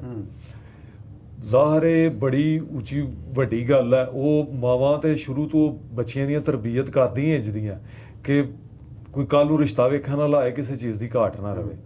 ਤੇ ਸਾਡੇ ਜ਼ਿਹਨ ਇੰਜ ਦੇ ਆ ਨਾ ਕਿ ਅਸੀਂ ਲੋਕ ਇੰਜ ਦੀਆਂ ਚੀਜ਼ਾਂ ਸੋਚਦੇ ਹਾਂ ਕਿ ਯਾਰ ਉਹ ਪੰਜਾਬੀ ਬੋਲਦੇ ਨੇ, ਉਹਨਾਂ ਨੂੰ ਬੋਲਣਾ ਨਹੀਂ ਆਉਂਦਾ ਤੇ ਇੰਜ ਕਰਦੇ ਆ, ਤੇ ਅਸੀਂ ਰਿਸ਼ਤੇ ਵੇਖ ਕੇ ਕਰਦੇ ਆ। ਸਾਰਿਆਂ ਨਾਲੋਂ ਵੱਡੀ ਜਾਹਲੀਅਤ ਇਹ ਹੈ। ਜਾਹਲੀਅਤ ਇਹ ਆ। ਤੇ ਮਾਂ ਪਿਓ ਨੇ ਤਾਂ ਤਰਬੀਅਤ ਇੰਜ ਦੀ ਕਰਨੀ ਨਾ ਕਿ ਮੇਰਾ ਬੱਚਾ ਕਿਸੇ ਮੈਦਾਨ 'ਚ ਫੇਲ ਨਾ ਆਏ। ਉਹ ਤੇ ਇਸ ਵਾਸਤੇ ਕਰਦੇ। ਗੱਲ ਬਿਲਕੁਲ ਠੀਕ ਹੈ ਤੁਹਾਡੀ, ਜਿੱਥੇ ਠੀਕ ਹੈ ਉਹ ਠੀਕ ਹੈ। ਸੋ ਇਹ ਵੀ ਮਿੱਥ ਸਾਨੂੰ ਦੂਰ ਕਰਨੀ ਪਊਗੀ ਵੀ ਇਹ ਬਿਲਕੁਲ ਗਲਤ ਗੱਲ ਆ। ਅਸੀਂ ਕੋਸ਼ਿਸ਼ ਕਰਦੇ ਹਾਂ ਵੀ ਤੁਸੀਂ ਜਿਸ ਤਰ੍ਹਾਂ ਜੇ ਆਪਣੇ ਮੀਡੀਅਮ ਤੋਂ ਆਵਾਜ਼ ਦੂਸਰਿਆਂ ਤੱਕ ਪਹੁੰਚਾਈਏ ਆਪਾਂ, ਯਾਰ ਜਿਹੜੀ ਗਲਤ ਗੱਲ ਆ ਉਹਨੂੰ ਗਲਤ ਹੁਣ ਕਹਿਣਾ ਚਾਹੀਦਾ, ਜਿਹੜੀ ਸਹੀ ਉਹਨੂੰ ਸਹੀ ਕਹਿਣਾ ਚਾਹੀਦਾ। ਦੂਜਾ ਮਿਊਜ਼ਿਕ ਇੰਡਸਟਰੀ ਨੇ ਬੜਾ ਪੰਜਾਬੀ ਫਿਲਮਾਂ ਨੇ ਬੜਾ ਕੀਤਾ, ਮਿਊਜ਼ਿਕ ਇੰਡਸਟਰੀ ਨੇ ਤੇਜ਼ ਦਾ ਰੋਲ ਕੀਤਾ। ਸਾਡੇ ਜਿਹੜੇ ਲੈਜੈਂਡ ਸਿੰਗਰ ਨੇ ਸਿੱਧੂ ਮੂਸੇਵਾਲਾ, ਉਹਨਾਂ ਦੇ ਗਾਣੇ ਤੇ ਇੰਜ ਵੱਜੇ ਆ ਕਿ ਲੋਕੀ ਮਜਬੂਰ ਹੋ ਗਿਆ ਟਰਾਂਸਲੇਟ ਕਰਕੇ ਜਿਹੜੇ ਸੀ ਨਾ। ਬਹੁਤ ਕਿਰਦਾਰ ਹੈ, ਕੋਈ ਸ਼ੱਕ ਨਹੀਂ। ਅੱਛਾ, ਪੈਸਟੀਸਾਈਡ ਕੰਪਨੀਆਂ ਦੀ ਗੱਲ ਹੋਣ ਡਈ ਸੀ, ਪਿਛਲੇ ਦਿਨੀ ਖਾਦ ਨਿਕਲ ਆਈ 2 ਨੰਬਰ, ਤੇ ਉਹ ਖਾਦ ਵਾਲਾ ਕੀ ਵਾਕਿਆ ਹੈ? ਖਾਦ ਵਾਲਾ ਵਾਕਿਆ ਇਹ ਹੋਇਆ ਕਿ ਖਾਦ ਸਾਡੇ ਕੋਲ ਆਂਦੀ ਆ, ਬਿੱਲ ਬਣ ਕੇ ਆਈ ਜਾਂਦਾ। ਪਿਛਲੇ ਜਿੰਨੀ ਵੀ ਮਤਲਬ 6-7 ਸਾਲ ਤੋਂ ਪੁਰਾਣੇ ਅਸੀਂ ਚੱਲ ਰਹੇ ਹਾਂ, ਖਾਦ ਆਂਦੀ ਆ ਸਾਡੀ, ਅਸੀਂ ਪਾਈ ਜਾਂਦੇ ਆ। ਤੇ ਇਹ ਜਿਹੜੀ ਲਾਸਟ ਖਾਦ ਆਈ ਆ, ਉਹਨਾਂ ਨੇ ਖਾਦ ਖਿਲਾਰਨ ਵਾਲੇ ਬੰਦੇ ਬੁਲਾਏ ਨੇ, ਉਹ ਕਹਿੰਦੇ ਭਾਈ ਤੁਹਾਡੀ ਪੋਟਾਸ਼ 2 ਨੰਬਰ। ਅਸੀਂ ਕਿਹਾ ਕਿਵੇਂ 2 ਨੰਬਰ? ਕਹਿੰਦੇ ਤੇ ਜੇ ਬੋਝ ਨਹੀਂ ਹੁੰਦੀ, ਕੋਈ ਗੱਲਬਾਤ ਨਹੀਂ ਆ। ਅਸੀਂ ਕਿਹਾ ਗੱਲ 6 ਸਾਲ ਹੋ ਗਏ, ਪੁਰਾਣੇ ਬੰਦੇ ਨੇ, ਕਿਵੇਂ ਹੋ ਸਕਦਾ? ਉਹ ਅਸੀਂ ਕਿਹਾ ਟੈਸਟ ਕਰਾ ਲੈਂਦੇ ਆ। ਉਹ ਟੈਸਟ ਕਰਾਈ ਤੇ ਉਹ ਵਾਕਈ 2 ਨੰਬਰ ਆ ਪੋਟਾਸ਼। ਉਹਦੀ ਵੀਡੀਓ ਵਗੈਰਾ ਬਣਾ ਕੇ ਲਗਾਈ। ਉਹ ਰੋਲਾ ਵਿੱਚ ਹੀ ਰਹਿ ਗਿਆ। ਹੁਣ ਬੰਦੇ ਮੈਨੂੰ ਸਾਰੇ ਪੁੱਛਦੇ ਨੇ ਕਿ ਰੋਲਾ ਕੀ ਆ। ਉਹ ਪੋਟਾਸ਼ ਜਿਹੜੀ ਅਸੀਂ ਟੈਸਟ ਕਰਾਉਂਦੇ ਆ 2 ਨੰਬਰ ਹੈ, ਅਸੀਂ ਉੱਥੇ ਵੀਡੀਓ ਬਣਾ ਦੀ, ਸਾਡੇ ਕੋਲ ਆਉਂਦੇ ਨੇ ਜਿਹੜੇ ਉੱਥੇ ਡਿਪਟੀ ਡਾਇਰੈਕਟਰ ਨੇ ਜ਼ਰਾਤ ਵਾਲੇ, ਆ ਕੇ ਆਉਂਦੇ ਨੇ ਜੀ ਖਾਦ ਕਿਵੇਂ ਆ। ਮੈਂ ਕਿਹਾ ਸਰ ਜੀ ਖਾਦ ਜਿਹੜੀ ਆ ਪੋਟਾਸ਼ ਆਈ ਆ ਉਹਨਾਂ ਦੀ 2 ਨੰਬਰ ਹੈ, ਉਹਦਾ ਟੈਸਟ ਆਇਆ। ਕਹਿੰਦੇ ਇੰਜ ਅਸੀਂ ਦੁਕਾਨ ਜਿਹੜੀ ਨਾ ਸੀਲ ਨਹੀਂ ਕਰ ਸਕਦੇ ਆ, ਸਾਨੂੰ ਮਤਲਬ ਕੋਈ ਉਹ ਨਹੀਂ ਆ। ਇਹ ਟੈਸਟ ਨਹੀਂ ਤੁਸੀਂ ਵਹਾਇਆ? ਮੈਂ ਟੈਸਟ ਵਹਾਇਆ। ਕਹਿੰਦੇ ਅਸੀਂ ਉੱਥੋਂ ਟੈਸਟ ਭਰਾਂਗੇ ਫੇਰ ਸੀਲ ਕਰਾਂਗੇ। ਮੈਂ ਕਿਹਾ ਠੀਕ ਹੈ ਸਰ ਜੀ ਕੋਈ ਗੱਲ ਨਹੀਂ, ਅਸੀਂ ਹੁਣ ਉੱਥੇ ਕਿਵੇਂ ਪਹੁੰਚਾ ਸਕਦੇ ਹਾਂ? ਕਹਿੰਦੇ ਤੁਸੀਂ ਉੱਥੇ ਪਹੁੰਚਾ ਦਿਓ। ਮੈਂ ਕਿਹਾ ਠੀਕ ਹੈ। ਮੈਂ ਉਹਨਾਂ ਨਾਲ ਲੜਾਈ ਲੈਣੀ ਹੈ ਜਿਨ੍ਹਾਂ ਦੀ ਮੈਂ ਵੀਡੀਓ ਲਾਤੀ ਹੈ, ਉਹਨਾਂ ਦੀ ਦੁਕਾਨ ਤੇ ਪੋਟਾਸ਼ ਦਾ ਤੋੜਾ ਲੈ ਕੇ ਜਾਵਾਂ ਤੇ ਭਈ ਇਹ ਤੁਹਾਡੀ ਪੋਟਾਸ਼ 2 ਨੰਬਰ ਹੈ। ਇਹ ਕਹਿੰਦੇ ਚਲੋ ਅਸੀਂ ਉੱਥੋਂ ਸੈਂਪਲ ਭਰਦੇ ਹਾਂ। ਮੈਂ ਕਿਹਾ ਸਰ ਜੀ ਪਹਿਲੀ ਗੱਲ ਤੇ ਉਹਨਾਂ ਨੇ ਸਾਨੂੰ ਜਿਹੜੀ ਪੋਟਾਸ਼ ਦਿੱਤੀ ਹੈ ਉਹਨਾਂ ਦਾ ਉਹ ਲਾਇਸੈਂਸ ਹੀ ਨਹੀਂ ਹੈ। ਸਿੱਧਾ ਪਰਚਾ ਤੇ ਇਹ ਉਹਨਾਂ ਤੇ ਹੁੰਦਾ। ਦੁਕਾਨ ਜਿਹੜੀ ਹੈ ਸੀਲ ਕਹਿੰਦੇ ਡਿਸਟ੍ਰੀਬਿਊਟਰ ਨਹੀਂ। ਹਾਂ ਡਿਸਟ੍ਰੀਬਿਊਟਰ ਹੀ ਨਹੀਂ ਹੈ। ਉਹਨਾਂ ਨੇ ਰੱਖੀ ਕਿਉਂ ਹੈ? ਉਹ ਕਹਿੰਦੇ ਨਹੀਂ ਅਸੀਂ ਇੰਜ ਨਹੀਂ ਕਰ ਸਕਦੇ। ਮੈਂ ਕਿਹਾ ਚਲੋ ਮੈਂ ਵੀਡੀਓ ਬਣਾ ਕੇ ਲੋਕਾਂ ਨੂੰ ਦੱਸਦਾ ਵਾਂ। ਉਹਨਾਂ ਨੇ ਨਾ ਉਹਨਾਂ ਦੀ ਦੁਕਾਨ ਸੀਲ ਕਰਤੀ। ਜਾ ਕੇ ਉਹ ਮੈਂ ਵੀਡੀਓ ਪਾਣਾ, ਪਹਿਲਾਂ ਦੁਕਾਨ ਹੀ ਟੈਸਟ ਭਰ ਕੇ ਲੈ ਜਾਂਦੇ ਨੇ, ਦੂਸਰੇ ਦਿਨ ਜਾ ਕੇ ਦੁਕਾਨ ਸੀਲ ਕਰ ਦਿੰਦੇ ਨੇ। ਦੁਕਾਨ ਉਹਨਾਂ ਦੀ ਅਨਸੀਲ ਹੋ ਜਾਂਦੀ ਆ। ਹੁਣ ਮੇਰੇ ਕੋਲ ਜ਼ਰੈਤ ਦੇ ਬੰਦੇ ਇੱਥੋਂ ਜਾਂਦੇ ਨੇ ਲਾਹੌਰੋਂ ਕਿ ਅਸੀਂ ਟੈਸਟ ਭਰਨਾ ਹੈ। ਮੈਂ ਕਿਹਾ ਠੀਕ ਹੈ ਟੈਸਟ ਕਰ ਲਓ। ਉਹ ਟੈਸਟ ਵਾਸਤੇ ਗੁੱਥਲੀਆਂ ਭਰਦੇ ਨੇ ਜਿਨ੍ਹਾਂ ਦੇ ਉੱਤੇ ਸੀਲਾਂ ਲਾਉਂਦੇ ਨੇ। ਉਹ ਟੈਸਟ ਆ ਜਾਂਦਾ ਲਾਹੌਰ। ਮੈਂ ਆਪਣੇ ਨਾਂ ਤੇ ਦਿੱਤਾ ਸੀ, ਦੂਸਰਾ ਵੱਡੇ ਭਾਈ ਦੇ ਨਾਂ ਤੇ ਭਰਾਇਆ ਸੀ। ਜਿਹੜਾ ਟੈਸਟ ਉਹਨਾਂ ਦੋਵਾਂ ਮਰਾਇਆ ਉਹ ਦੋਵੇਂ 50% ਪੋਟਾਸ਼ ਪੂਰੀ ਨਿਕਲਦੀ ਆ। ਜਿਹੜਾ ਇੱਥੋਂ ਟੈਸਟ ਲਾਹੌਰੋਂ ਹੁੰਦਾ, ਜਿਹੜੇ ਜ਼ਰੈਤ ਵਾਲੇ ਭਰ ਕੇ ਲੈ ਕੇ ਆਉਂਦੇ ਨੇ ਸਾਡੇ ਕੋਲ। ਮੇਰੇ ਫੇਰ ਦਿਮਾਗ ਖਰਾਬ। ਮੈਂ ਕਿਹਾ ਯਾਰ ਇਹ ਕਿਵੇਂ ਹੋ ਸਕਦਾ? ਉਹ ਲਈ 2 ਨੰਬਰ ਹੈ ਤੇ ਇਹ 50% ਪੂਰੀ ਹੋ ਗਈ ਆ। ਉਹ ਜਿਹੜੀ ਗੁੱਥਲੀ ਸਾਨੂੰ ਦੇ ਕੇ ਆਉਂਦੇ ਨੇ ਉਹਦੀ ਅਸੀਂ ਅਯੂਬ ਸਰਚ ਜੋ ਫੈਸਲਾਬਾਦ ਉਹ ਟੈਸਟ ਮਰਵਾਉਂਦੇ ਆ, ਉਹ 28% ਨਿਕਲਦੀ ਆ। 50 ਤੋਂ 28 ਦਾ 50 ਤੋਂ ਉਹੀ ਪੋਟਾਸ਼।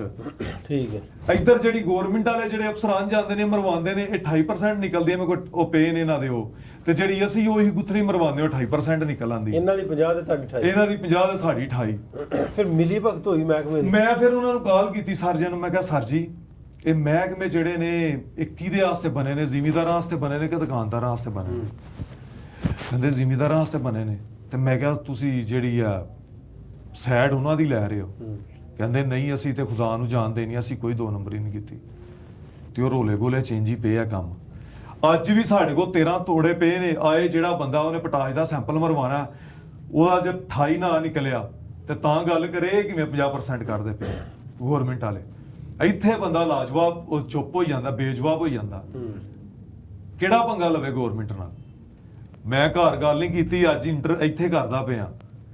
ਤੇ ਮੇਰੇ ਘਰ ਦੇ ਕਹਿੰਦੇ ਤੂੰ ਲੜਾਈ ਲੈ ਕੇ ਕੀ ਲੈਣਾ? ਲੋਕੀ ਕਹਿਣਗੇ ਇਹਨਾਂ ਦੇ ਹੀ ਪੰਗੇ ਨਿਕਲਦੇ ਨੇ। ਜਾਂ ਤੇ ਹੋਏ ਨਾ ਸਾਡੇ ਕੋਲ ਪ੍ਰੂਫ ਕੋਈ ਨਹੀਂ। ਸਾਡੇ ਕੋਲ ਪੋਟਾਸ਼ ਦੇ ਤੋੜੇ ਅੱਜ ਵੀ ਪਏ ਨੇ। ਉਹਦਾ 28% ਨਿਕਲਿਆ। ਜਿਹੜਾ 28% ਨੇ ਨਵੇਂ ਤੋੜੇ ਪਏ ਨੇ, ਜਿਹੜਾ ਮਰਜ਼ੀ ਕਢਵਾ ਲੈ। ਨਾ ਜੀ ਮਹਿਕਮਾ ਜਿਹੜਾ ਜ਼ਰਾਤ ਆ ਇਹਨਾਂ ਨੂੰ ਵੀ ਕੋਈ ਸੋਚਣ ਦੀ ਲੋੜ ਆ। ਇਹ ਜਿਹੜੇ ਟੈਸਟ ਕਰਾਏ ਨੇ ਅਯੂਬ ਸਰਚ ਵੀ ਸਰਕਾਰੀ ਅਦਾਰਾ, ਮੈਂ ਤਿੰਨ ਟੈਸਟ ਕਰਵਾਏ ਨੇ ਤੇ ਉਹ ਤਿੰਨਾਂ ਦੀ ਜਿਹੜੀ 28% ਆ ਰਹੀ ਆ। ਤੇ ਜਿਹੜੇ ਇਹਨਾਂ ਕਰਵਾਈ ਆ ਇਹਨਾਂ ਦੀ ਪੋਟਾਸ਼ ਆ ਰਹੀ ਆ 49 ਪੁਆਇੰਟ ਕੁਛ, ਤੇ ਸਲਫਰ ਜਿਹੜਾ 19% ਆ ਰਿਹਾ। ਤੇ ਜ਼ਰਾਤ ਵਾਲੇ ਜਿਹੜੇ ਨੇ ਉਹਨਾਂ ਨੂੰ ਬਾਹਰ ਦੇ ਟੂਰ ਜਾਂ ਗੱਡੀਆਂ ਜਿਹੜੀਆਂ ਐਵੇਂ ਤੇ ਨਹੀਂ ਲੱਭਦੀਆਂ। ਮੈਂ ਤੁਹਾਨੂੰ ਉਹ ਸੈਂਡ ਕਰਦਾ ਵਾਂ ਤੇ ਉਹ ਤੁਸੀਂ ਵਿੱਚ ਮੈਂਸ਼ਨ ਵੀ ਕਰਨਾ। ਚਲੋ ਮੈਂ ਵਿੱਚ ਵੀ ਲਾਉਣਾ। ਤੇ ਜ਼ਰਾਤ ਜਿਹੜੇ ਵੱਡੇ ਅਫਸਰਾਂ ਨੇ, ਇਹਨਾਂ ਦੇ ਮਿਨਿਸਟਰ ਸਾਹਿਬ ਨੇ, ਅਸੀਂ ਉਹਨਾਂ ਤੱਕ ਵੀ ਰੀਲ ਪਹੁੰਚਾਉਂਦੇ ਆ ਵੀ ਤੁਸੀਂ ਆਹ ਵੇਖੋ ਵੀ ਟੈਸਟ ਜਿਹੜਾ ਟੈਸਟ ਅੱਜ ਵੀ ਆ ਕੇ ਕਰ ਸਕਦੇ ਨੇ। ਜ਼ਿਮੀਂਦਾਰ ਜਿਹਨੇ ਟੈਕਸ ਕਰਾਇਆ ਵਾ ਉਹ 28% ਆ, ਤੇ ਜਿਹੜਾ ਮਹਿਕਮਾ ਕਰਾਉਂਦਾ ਮਿਲੀ ਭਗਤ ਨਾਲ 50% ਹੋ ਜਾਂਦਾ। ਜਾਂ ਦੇਖੋ ਮੈਂ ਇਹ ਗੱਲ ਕਹਿਣਾ ਕਿ ਮੈਂ ਜਿਹੜਾ ਉੱਥੇ ਵਾਲਾ ਨਾ ਉਹ ਆਪਣੇ ਨਾਮ ਤੇ ਨਹੀਂ ਕਰਵਾਇਆ, ਡਰਦਿਆਂ ਨਹੀਂ ਕਰਵਾਇਆ, ਤਾਂ ਕਿ ਪਤਾ ਤੇ ਲੱਗ ਜੇ ਕੀ ਆਂਦਾ। ਹੋ ਸਕਦਾ ਮੈਂ ਯੂਥ ਸਰਚ ਜੋ ਆਪਣੇ ਨਾਂ ਤੇ ਕਰਵਾਉਂਦਾ ਤੇ ਉਹ ਵੀ ਉਹ ਆਂਦਾ। ਮੈਂ ਕਹਿੰਦਾ ਇੱਥੇ ਨਹੀਂ ਗੱਲ ਮੁੱਕਦੀ, ਮੇਰੇ ਘਰ ਤੋੜੇ ਪਏ ਨੇ, ਉਹਨਾਂ ਦਾ ਆ ਕੇ ਦੁਬਾਰਾ ਲੈਣ, ਉਹਨਾਂ ਦਾ ਟੈਸਟ ਕਰਾਂ। ਮਤਲਬ ਇਹ ਵੀ ਮਾਫੀਆ ਕਿਤੇ ਨਾ ਕਿਤੇ ਬਣਿਆ, ਉਹਨਾਂ ਨੇ ਗ੍ਰਿਫਤ ਬਣਾਈ ਆ, ਮਹਿਕਮਿਆਂ ਦੇ ਵਿੱਚ ਵੀ ਬਣਾਈ ਆ ਵੀ ਲੈਣ ਦੇਣ ਵਾਲਾ ਕੰਮ ਕਿਤੇ ਨਾ ਕਿਤੇ ਚੱਲਦਾ, ਵੀ ਜ਼ਿਮੀਂਦਾਰ ਨੂੰ ਜਿਹੜਾ ਵਾ ਉਹ ਮਾਰਿਆ ਜਾਵੇ। ਅੱਬਾ ਮੇਰਾ ਕਹਿੰਦਾ ਯਾਰ ਤੂੰ ਦਫਾ ਮਾਰ ਕਿਹੜੇ ਕੰਮ ਲੱਗਾ। ਤੇ ਅੱਬਾ ਨੂੰ ਇਹ ਵੀ ਤੇ ਕਹਿਣਾ ਨਾ ਵੀ ਉਹ ਹੁਣ ਖਾਦ ਆਵੇ ਕਿੱਥੋਂ, ਲਿਆਈਏ ਕਿੱਥੋਂ, ਤਮਾਦ ਕਿੱਥੇ ਉਹ ਕਹਿੰਦਾ ਤੂੰ ਲਿਆ ਕੇ ਹੁਣ ਪਹਿਲਾਂ ਟੈਸਟ ਕਰਾ ਲਈ, ਵੱਧ ਪੁਆਇੰਟ ਜੋ ਪਿੱਛੇ ਹੋ ਗਿਆ ਇਹਨੂੰ ਛੱਡ ਦੇ, ਤੂੰ ਹੁਣ ਕੁਛ ਨਾ ਕਰ, ਲੜਾਈ ਝਗੜਾ ਨਹੀਂ ਲੈਣਾ। ਹਾਂ ਜ਼ਾਰੀ ਗੱਲ ਹੈ। ਫਿਰ ਖੁੰਦਕਾਂ ਵੀ ਕੱਢਦੇ ਜਿਵੇਂ ਸਰਕਾਰੀ ਅਫਸਰਾਂ ਨੇ, ਫਿਰ ਆਪਣੀ ਖੁੰਦਕਾਂ ਵੀ ਕੱਢਦੇ। ਤੇ ਭਾਈ ਹੁਣ ਕਿੰਨੀ ਕੁ ਦੇਰ ਫਿਰ ਇੰਜ ਬਰਦਾਸ਼ਤ ਕਰਾਂਗੇ। ਹੁਣ ਕਹਿੰਦੇ ਨੇ ਨਾ 75% ਕਿਸਾਨ ਰੀੜ ਦੀ ਹੱਡੀ ਆ, ਇਹ ਤੇ ਤੋੜਦੇ ਪਏ ਨੇ ਉਹਨੂੰ। ਮਰੀਮ ਨਵਾਜ਼ ਸਾਹਿਬ ਰੀੜ ਦੀ ਹੱਡੀ ਨਾ ਤੋੜੋ, ਇਹਦੇ ਟੈਸਟ ਇਹਦਾ ਪ੍ਰੋਪਰ ਇੱਕ ਤੁਸੀਂ ਕਮਿਸ਼ਨ ਬਣਾਓ। ਤੇ ਇਹ ਜਿਹੜੇ 2 ਨੰਬਰ ਹੀ ਕਰਦੇ ਨੇ, ਖਾਦਾ 2 ਨੰਬਰ ਬਣਾਉਂਦੇ ਨੇ, ਜ਼ਿਮੀਦਾਰ ਅੱਗੇ ਬਹੁਤ ਪਿਸਿਆ ਆ।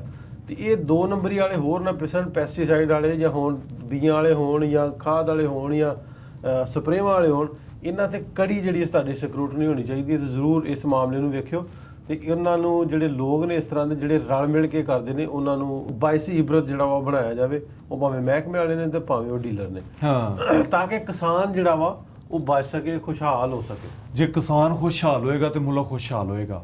ਹੁਣ ਇੱਕ ਬੰਦਾ ਪੂਰੇ ਪੈਸੇ ਦੇ ਕੇ, ਮੈਂ ਤੁਹਾਡੇ ਕੋਲ ਇੱਕ ਚੀਜ਼ ਲੈਣਾ ਵਾ, ਮੈਂ ਪੂਰੇ ਪੈਸੇ ਦੇਣੇ ਨੇ ਤੇ ਤੁਸੀਂ ਮੈਨੂੰ ਚੀਜ਼ ਦਿੰਦੇ ਹੋ, ਪੈਸੇ ਜਦੋਂ ਫਸਲ ਵੱਢੀ ਜਾਣੀ ਉਦੋਂ ਦੇਣੀ ਏ। ਚੀਜ਼ ਤੁਸੀਂ ਮੈਨੂੰ 2 ਨੰਬਰ ਦੇ ਦਿੰਦੇ ਹੋ, ਮੇਰੀ ਫਸਲ ਨਹੀਂ ਪੂਰੀ ਹੋਈ, ਮੇਰੇ ਤੇ ਕਰਜ਼ੇ ਚੜ ਜਾਣਗੇ, ਉਹ ਪੈਸੇ ਹੋਣਗੇ ਨਹੀਂ ਤੇ ਮੈਂ ਕਿੱਥੋਂ ਤੁਹਾਨੂੰ ਦਾਂਗਾ। ਬਲਕਿ ਤੁਹਾਨੂੰ ਤੇ ਮੇਰੇ ਨਾਲ ਇੰਜ ਦਾ ਚੱਲਣਾ ਚਾਹੀਦਾ ਕਿ ਯਾਰ ਮੈਂ ਬੰਦੇ ਨਾਲ ਕਾਰੋਬਾਰ ਕਰਦਾ ਪਿਆ, ਜੇ ਇਹਦਾ ਹੋਏਗਾ, ਇਹਦੇ ਰਿਜ਼ਕ ਦੀ ਵਜ੍ਹਾ ਤੋਂ ਮੇਰਾ ਰਿਜ਼ਕ ਚੱਲਦਾ ਪਿਆ, ਤੇ ਜੇ ਮੈਂ ਇਹਦੇ ਨਾਲ ਹੀ 2 ਨੰਬਰੀ ਕਰਾਂਗਾ ਤੇ ਮੇਰਾ ਕਿਵੇਂ ਚੱਲੇਗਾ।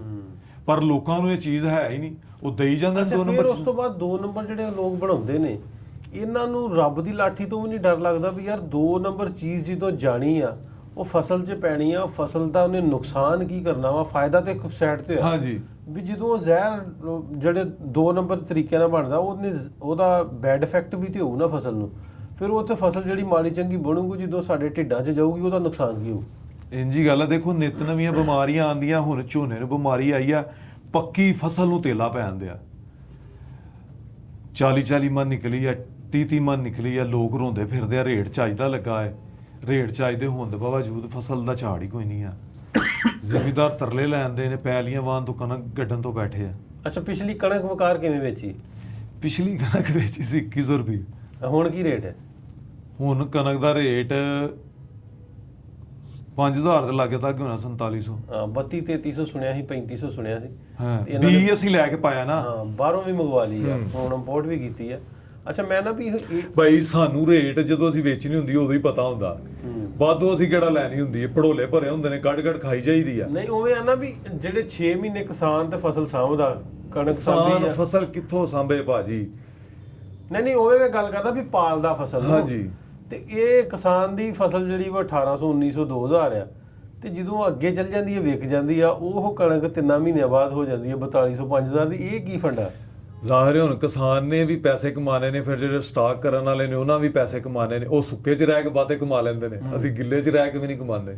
ਥੋੜੇ ਪੈਸੇ ਨਾਲ ਮਤਲਬ ਵੀ ਉਹ ਕੀ ਕਹਿੰਦੇ, ਡਬਲ ਹੋ ਜਾਂਦੇ ਨਾ। ਦੇਖੋ ਕਿੱਥੋਂ 2100 ਤੇ ਕਿੱਥੇ 3700 ਰੁਪਇਆ 3500 ਰੁਪਇਆ, ਡਬਲ ਹੋਣ ਵਾਲੀ ਗੱਲ ਹੈ ਨਾ। ਪੈਸੇ ਵਾਲਾ ਪੈਸਾ ਕਮਾ ਰਿਹਾ, ਜਿਹੜਾ ਕਿਸਾਨ ਹੈ ਉਹ ਗਰੀਬ ਫਿਸੀ ਜਾ ਰਿਹਾ, ਕਿਤੇ ਦਵਾਈਆਂ ਵਾਲਿਆਂ ਕੋਲ ਤੇ ਕਿਤੇ ਸਪਰੇਵਾਂ ਵਾਲਿਆਂ ਕੋਲ, ਕਿਤੇ ਖਾਦਾਂ ਵਾਲਿਆਂ ਕੋਲ ਡੀਏਪੀ ਨਹੀਂ ਅਸਲ ਆ ਰਹੀ। ਇਹ ਤਾਂ ਕਿਤੇ ਨਾ ਕਿਤੇ ਮੈਨੂੰ ਲੱਗਦਾ ਹੋਣਾ ਚਾਹੀਦਾ, ਐਮਐਸਪੀ ਹੋਣੀ ਚਾਹੀਦੀ, ਵੀ ਮਿਨੀਮਮ ਸਪੋਰਟ ਪ੍ਰਾਈਸ ਨੂੰ ਆਉਂਦੇ ਆ, ਵੀ ਕਿਸਾਨ ਨੂੰ ਪਹਿਲਾਂ ਪਤਾ ਹੋਵੇ ਵੀ ਇੰਨੇ ਨੂੰ ਮੇਰੀ ਫਸਲ ਸਰਕਾਰੀ ਤੌਰ ਤੇ ਚੁੱਕੀ ਜਾਣੀ ਹੈ, ਉਸ ਹਿਸਾਬ ਦੇ ਨਾਲ ਖਰਚੇ ਕਰੇ। ਮਤਲਬ ਜੇ ਵਿਕਣੀ ਹੈ ਤੇ ਵਿਕੇ, ਨਹੀਂ ਬੀਜਣੀ ਨਾ ਬੀਜੇ। ਨਹੀਂ ਉਹਦੇ ਹਿਸਾਬ 'ਚ ਆਊ, ਜੇ ਨਹੀਂ ਹਿਸਾਬ 'ਚ ਹੁੰਦੀ ਤਾਂ ਨਾ ਬੀਜੇ।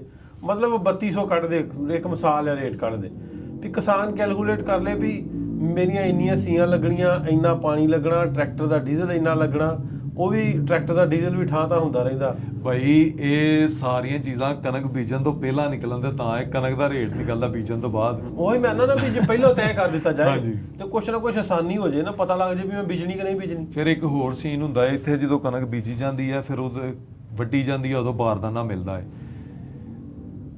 ਤੁਹਾਡੀ ਮਰਜ਼ੀ ਹੈ, ਜਮ੍ਹਾਂ ਕਰਾਣੀ ਹੈ ਕਰਾਓ, ਨਹੀਂ ਕਰਾਣੀ ਨਾ ਕਰਾਓ। ਬਾਰਦਾਨਾ ਘੱਟ ਮਿਲਦਾ ਹੈ, ਫਸਲ ਜ਼ਿਆਦਾ ਹੁੰਦੀ ਹੈ, ਫਿਰ ਉੱਥੇ ਲਾਈਨਾਂ 'ਚ ਲੱਗਣੀਆਂ ਪੈਂਦੀਆਂ। ਜਿਹੜਾ ਅਸਲ ਰੇਟ ਹੁੰਦਾ ਨਾ, ਹੁਣ ਗੌਰਮੈਂਟ ਨੇ ਰੇਟ ਕੱਢਿਆ ਸੀ, ਜਿਹੜਾ ਇੱਕ ਫਰਜ਼ ਕਰ ਲਓ 3200 ਰੁਪਇਆ ਰੇਟ ਕੱਢਿਆ, ਜੇ ਅਸੀਂ ਉਹ ਬਾਰਦਾਨਾ ਲੈ ਕੇ ਜਮ੍ਹਾਂ ਕਰਾਣੀ ਹੈ ਤਾਂ ਫਿਰ 3200 ਰੁਪਇਆ ਰੇਟ ਮਿਲਣਾ। ਜੇ ਨਹੀਂ ਤੇ ਬਾਹਰ ਵੇਚਣੀ ਹੈ, ਦਿਲ ਕਰੇ ਉਹ 2500 ਤੋਂ ਸਟਾਰਟ ਹੋਏ 2200-2400 ਤੋਂ। ਗੌਰਮੈਂਟ ਕਣਕ ਖਰੀਦਦੀ ਨਹੀਂ, ਫਿਰ ਇਹ ਸੀਨ ਹੋ ਜਾਂਦੇ ਨੇ।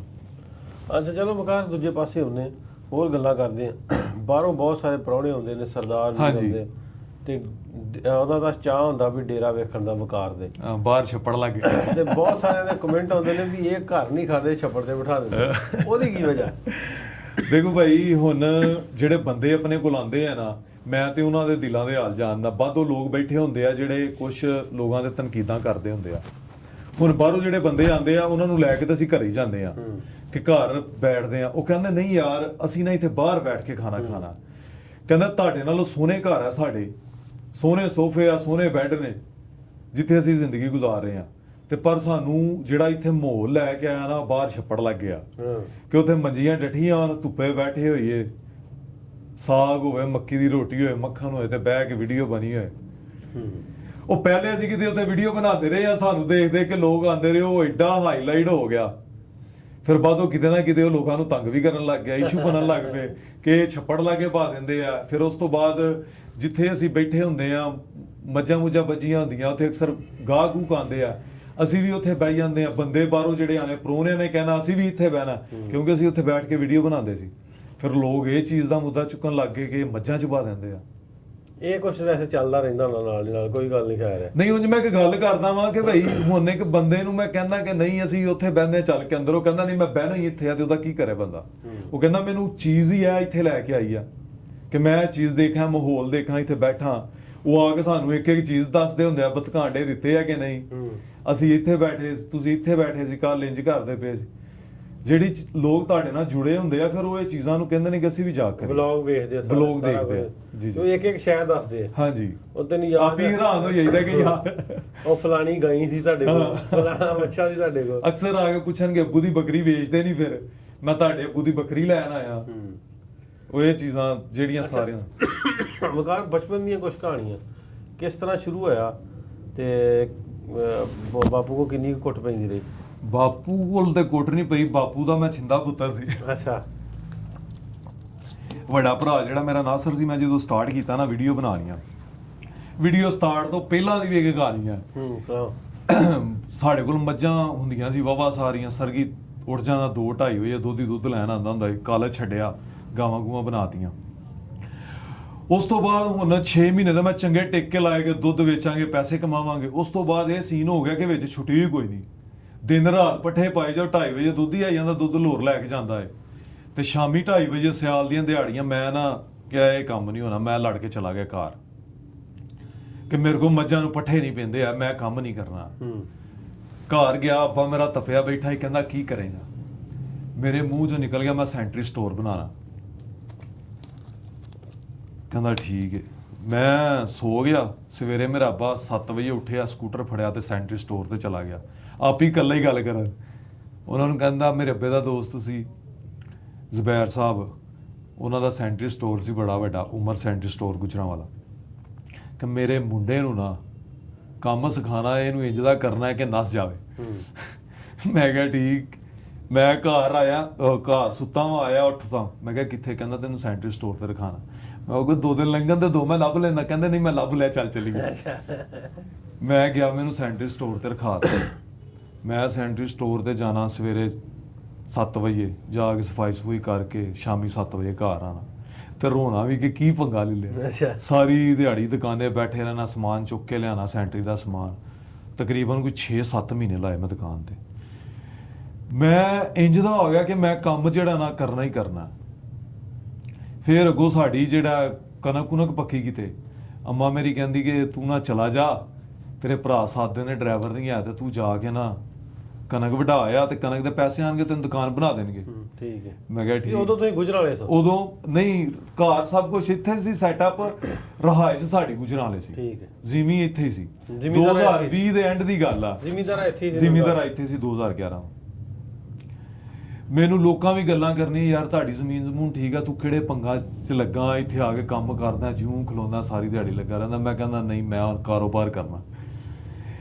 ਫਿਰ ਉਹ ਡਰਾਈਵਰ ਸਾਡਾ ਨਾ ਸੀ, ਅੰਮੀ ਮੇਰੀ ਨੇ ਕਿਹਾ ਕਿ ਯਾਰ ਤੂੰ ਨਾ ਜਾ, ਤੇ ਬੰਦਾ ਨੱਸ ਗਿਆ, ਤੂੰ ਮਸ਼ੀਨ ਦਾ ਸੀਜ਼ਨ ਲਵਾਇਆ, ਤੇ ਪੈਸੇ ਕਣਕ ਦੇ ਆਣਗੇ ਤੇ ਤੈਨੂੰ ਦੁਕਾਨ ਬਣਾ ਦਾਂਗੇ, ਤੇ ਤੂੰ ਆਪਣਾ ਕੰਮ ਕਰੀ। ਮੈਂ ਕਿਹਾ ਠੀਕ ਹੈ। ਮੈਂ ਗਿਆ ਤੇ ਬਾਰਿਸ਼ ਪੈਣ ਲੱਗ ਗਈ, ਤੇ ਮੈਂ ਵੀਡੀਓ ਬਣਾ ਦਿੱਤੀ ਟਿਕਟੋਕ ਤੇ, ਵੀਡੀਓ ਪੋਸਟ ਕਰਤੀ, ਵੀਡੀਓ ਵਾਇਰਲ ਹੋ ਗਈ। ਕੀ ਬਣਾਈ ਵੀਡੀਓ?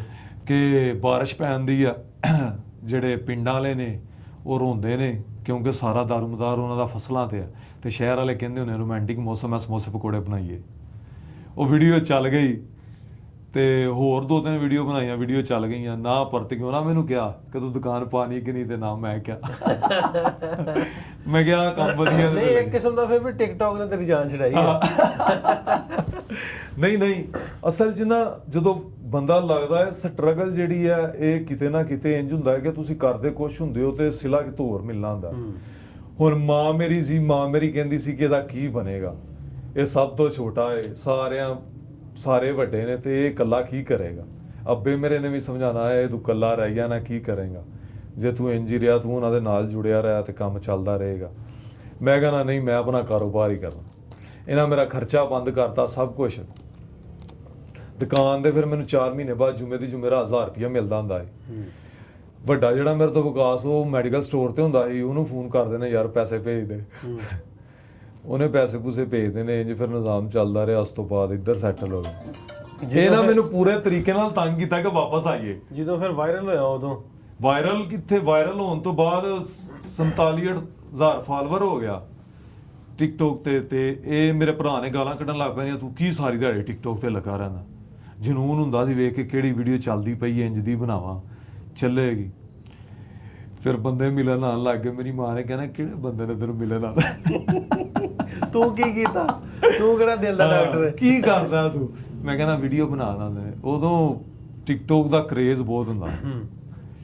ਕਹਿੰਦਾ ਅੱਛਾ ਅੱਲਾ ਹੀ ਹੈ ਤੈਨੂੰ ਤਾਂ ਦੇ ਦੇ ਕਿਤੇ ਸਿੱਧੇ ਪਾਸੇ ਲੱਗ ਜਾ। ਫਿਰ ਮੈਂ ਕਹਿੰਦਾ ਫਲਾਨੀ ਜਗ੍ਹਾ ਜਾਣਾ, ਫਲਾਨੀ ਜਗ੍ਹਾ ਜਾਣਾ। ਫਿਰ ਮੈਂ 2020 ਦੇ ਵਿੱਚ ਪਹਿਲੀ ਵਾਰੀ ਇਸਲਾਮਾਬਾਦ ਗਿਆ। ਉੱਥੇ ਜਾ ਕੇ ਅਸੀਂ ਫਲੈਟ 'ਚ ਰੁਕੇ ਤੇ ਮੈਂ ਵੀਡੀਓ ਕਾਲਾਂ ਕਰ ਵਹਾਵਾਂ, ਵੇਖੋ ਕਿੱਡਾ ਵਧੀਆ ਬੈੱਡ ਏ, ਕਿੱਡਾ ਵਧੀਆ। ਉਹਦੇ ਅੰਦਰ ਹੀ ਨਾ ਮਤਲਬ ਜਿਵੇਂ ਫਲੈਟ ਹੁੰਦੇ ਨੇ ਆਪਣੇ ਦੁਬਈ ਦੇ, ਚੁੱਲਾ ਛੁੱਲਾ ਲੱਗਾ। ਸਾਰੀ ਜ਼ਿੰਦਗੀ ਇੰਝ ਹੀ ਲੰਘ ਗਈ, ਤੁਹਾਨੂੰ ਪਤਾ ਹੀ ਜੱਟਾਂ ਦਾ ਰਹਿਣ ਸਹਿਣ। ਮੈਂ ਵਹਾਣਾ ਵੇਖੋ ਇਹਨਾਂ ਦਾ ਕਿਚਨ ਆ ਤੇ ਇਹ ਪਈ ਫ੍ਰਿਜ। ਵੀ ਉਦੋਂ ਤੋਂ ਫੈਸਲ ਮਤਲਬ ਉਦੋਂ ਮੇਰੇ ਵਾਸਤੇ ਸਾਰੀਆਂ ਚੀਜ਼ਾਂ ਨਵੀਆਂ ਸੀ। ਮੇਰੀ ਗੱਲ ਦਾ ਜਵਾਬ ਦੇ, ਮੈਂ ਉਦੋਂ ਤੋਂ ਫੈਸਲ ਕੰਬੋਜ ਇਸ ਤੋਂ ਵੀ ਕਿਤੇ ਅਗਾਂਹ ਦੀ ਗੱਲ ਆ। ਠੀਕ ਹੈ।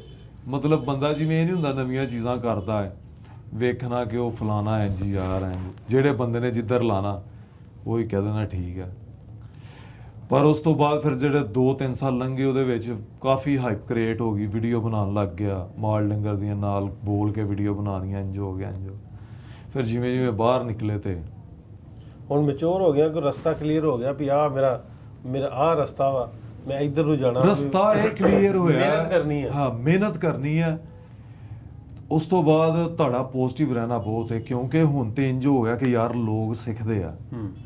ਮਤਲਬ ਜੇ ਕੁਝ ਗਲਤ ਕੀਤਾ ਜਾਂ ਕਿਸੇ ਨੂੰ ਗਲਤ ਗਾਈਡ ਕੀਤਾ ਤੇ ਮੈਂ ਸੋਸ਼ਲ ਮੀਡੀਆ ਇਨਫਲੂਐਂਸਰ ਹਾਂ, ਕਿਤੇ ਨਾ ਕਿਤੇ ਦਿਲ 'ਚ ਗੱਲ ਆਉਂਦੀ ਆ ਕਿ ਯਾਰ ਉਹਦਾ ਇੰਪੈਕਟ ਪਊਗਾ। ਹਾਂ ਉਹਦਾ ਇੰਪੈਕਟ ਪਊਗਾ। ਲੋਕ ਹੁਣ ਨਿਆਣੇ ਤੇ ਹੈ ਨਹੀਂ ਜਿਹੜੇ ਤੁਹਾਡੀਆਂ ਗੱਲਾਂ ਨੂੰ ਫਾਲੋ ਕਰਨ, ਜਾਂ ਮੈਂ ਹੁਣ ਨਹੀਂ ਰਿਹਾ ਜਿਹੜਾ ਅੱਜ ਤੋਂ 2-2.5 ਸਾਲ ਪਹਿਲੇ ਸੀ, ਕਿਉਂਕਿ ਮੈਨੂੰ ਹੁਣ ਪਤਾ ਹੈ ਕਿ ਕੀ ਗਲਤ ਹੈ ਕੀ ਸਹੀ ਆ।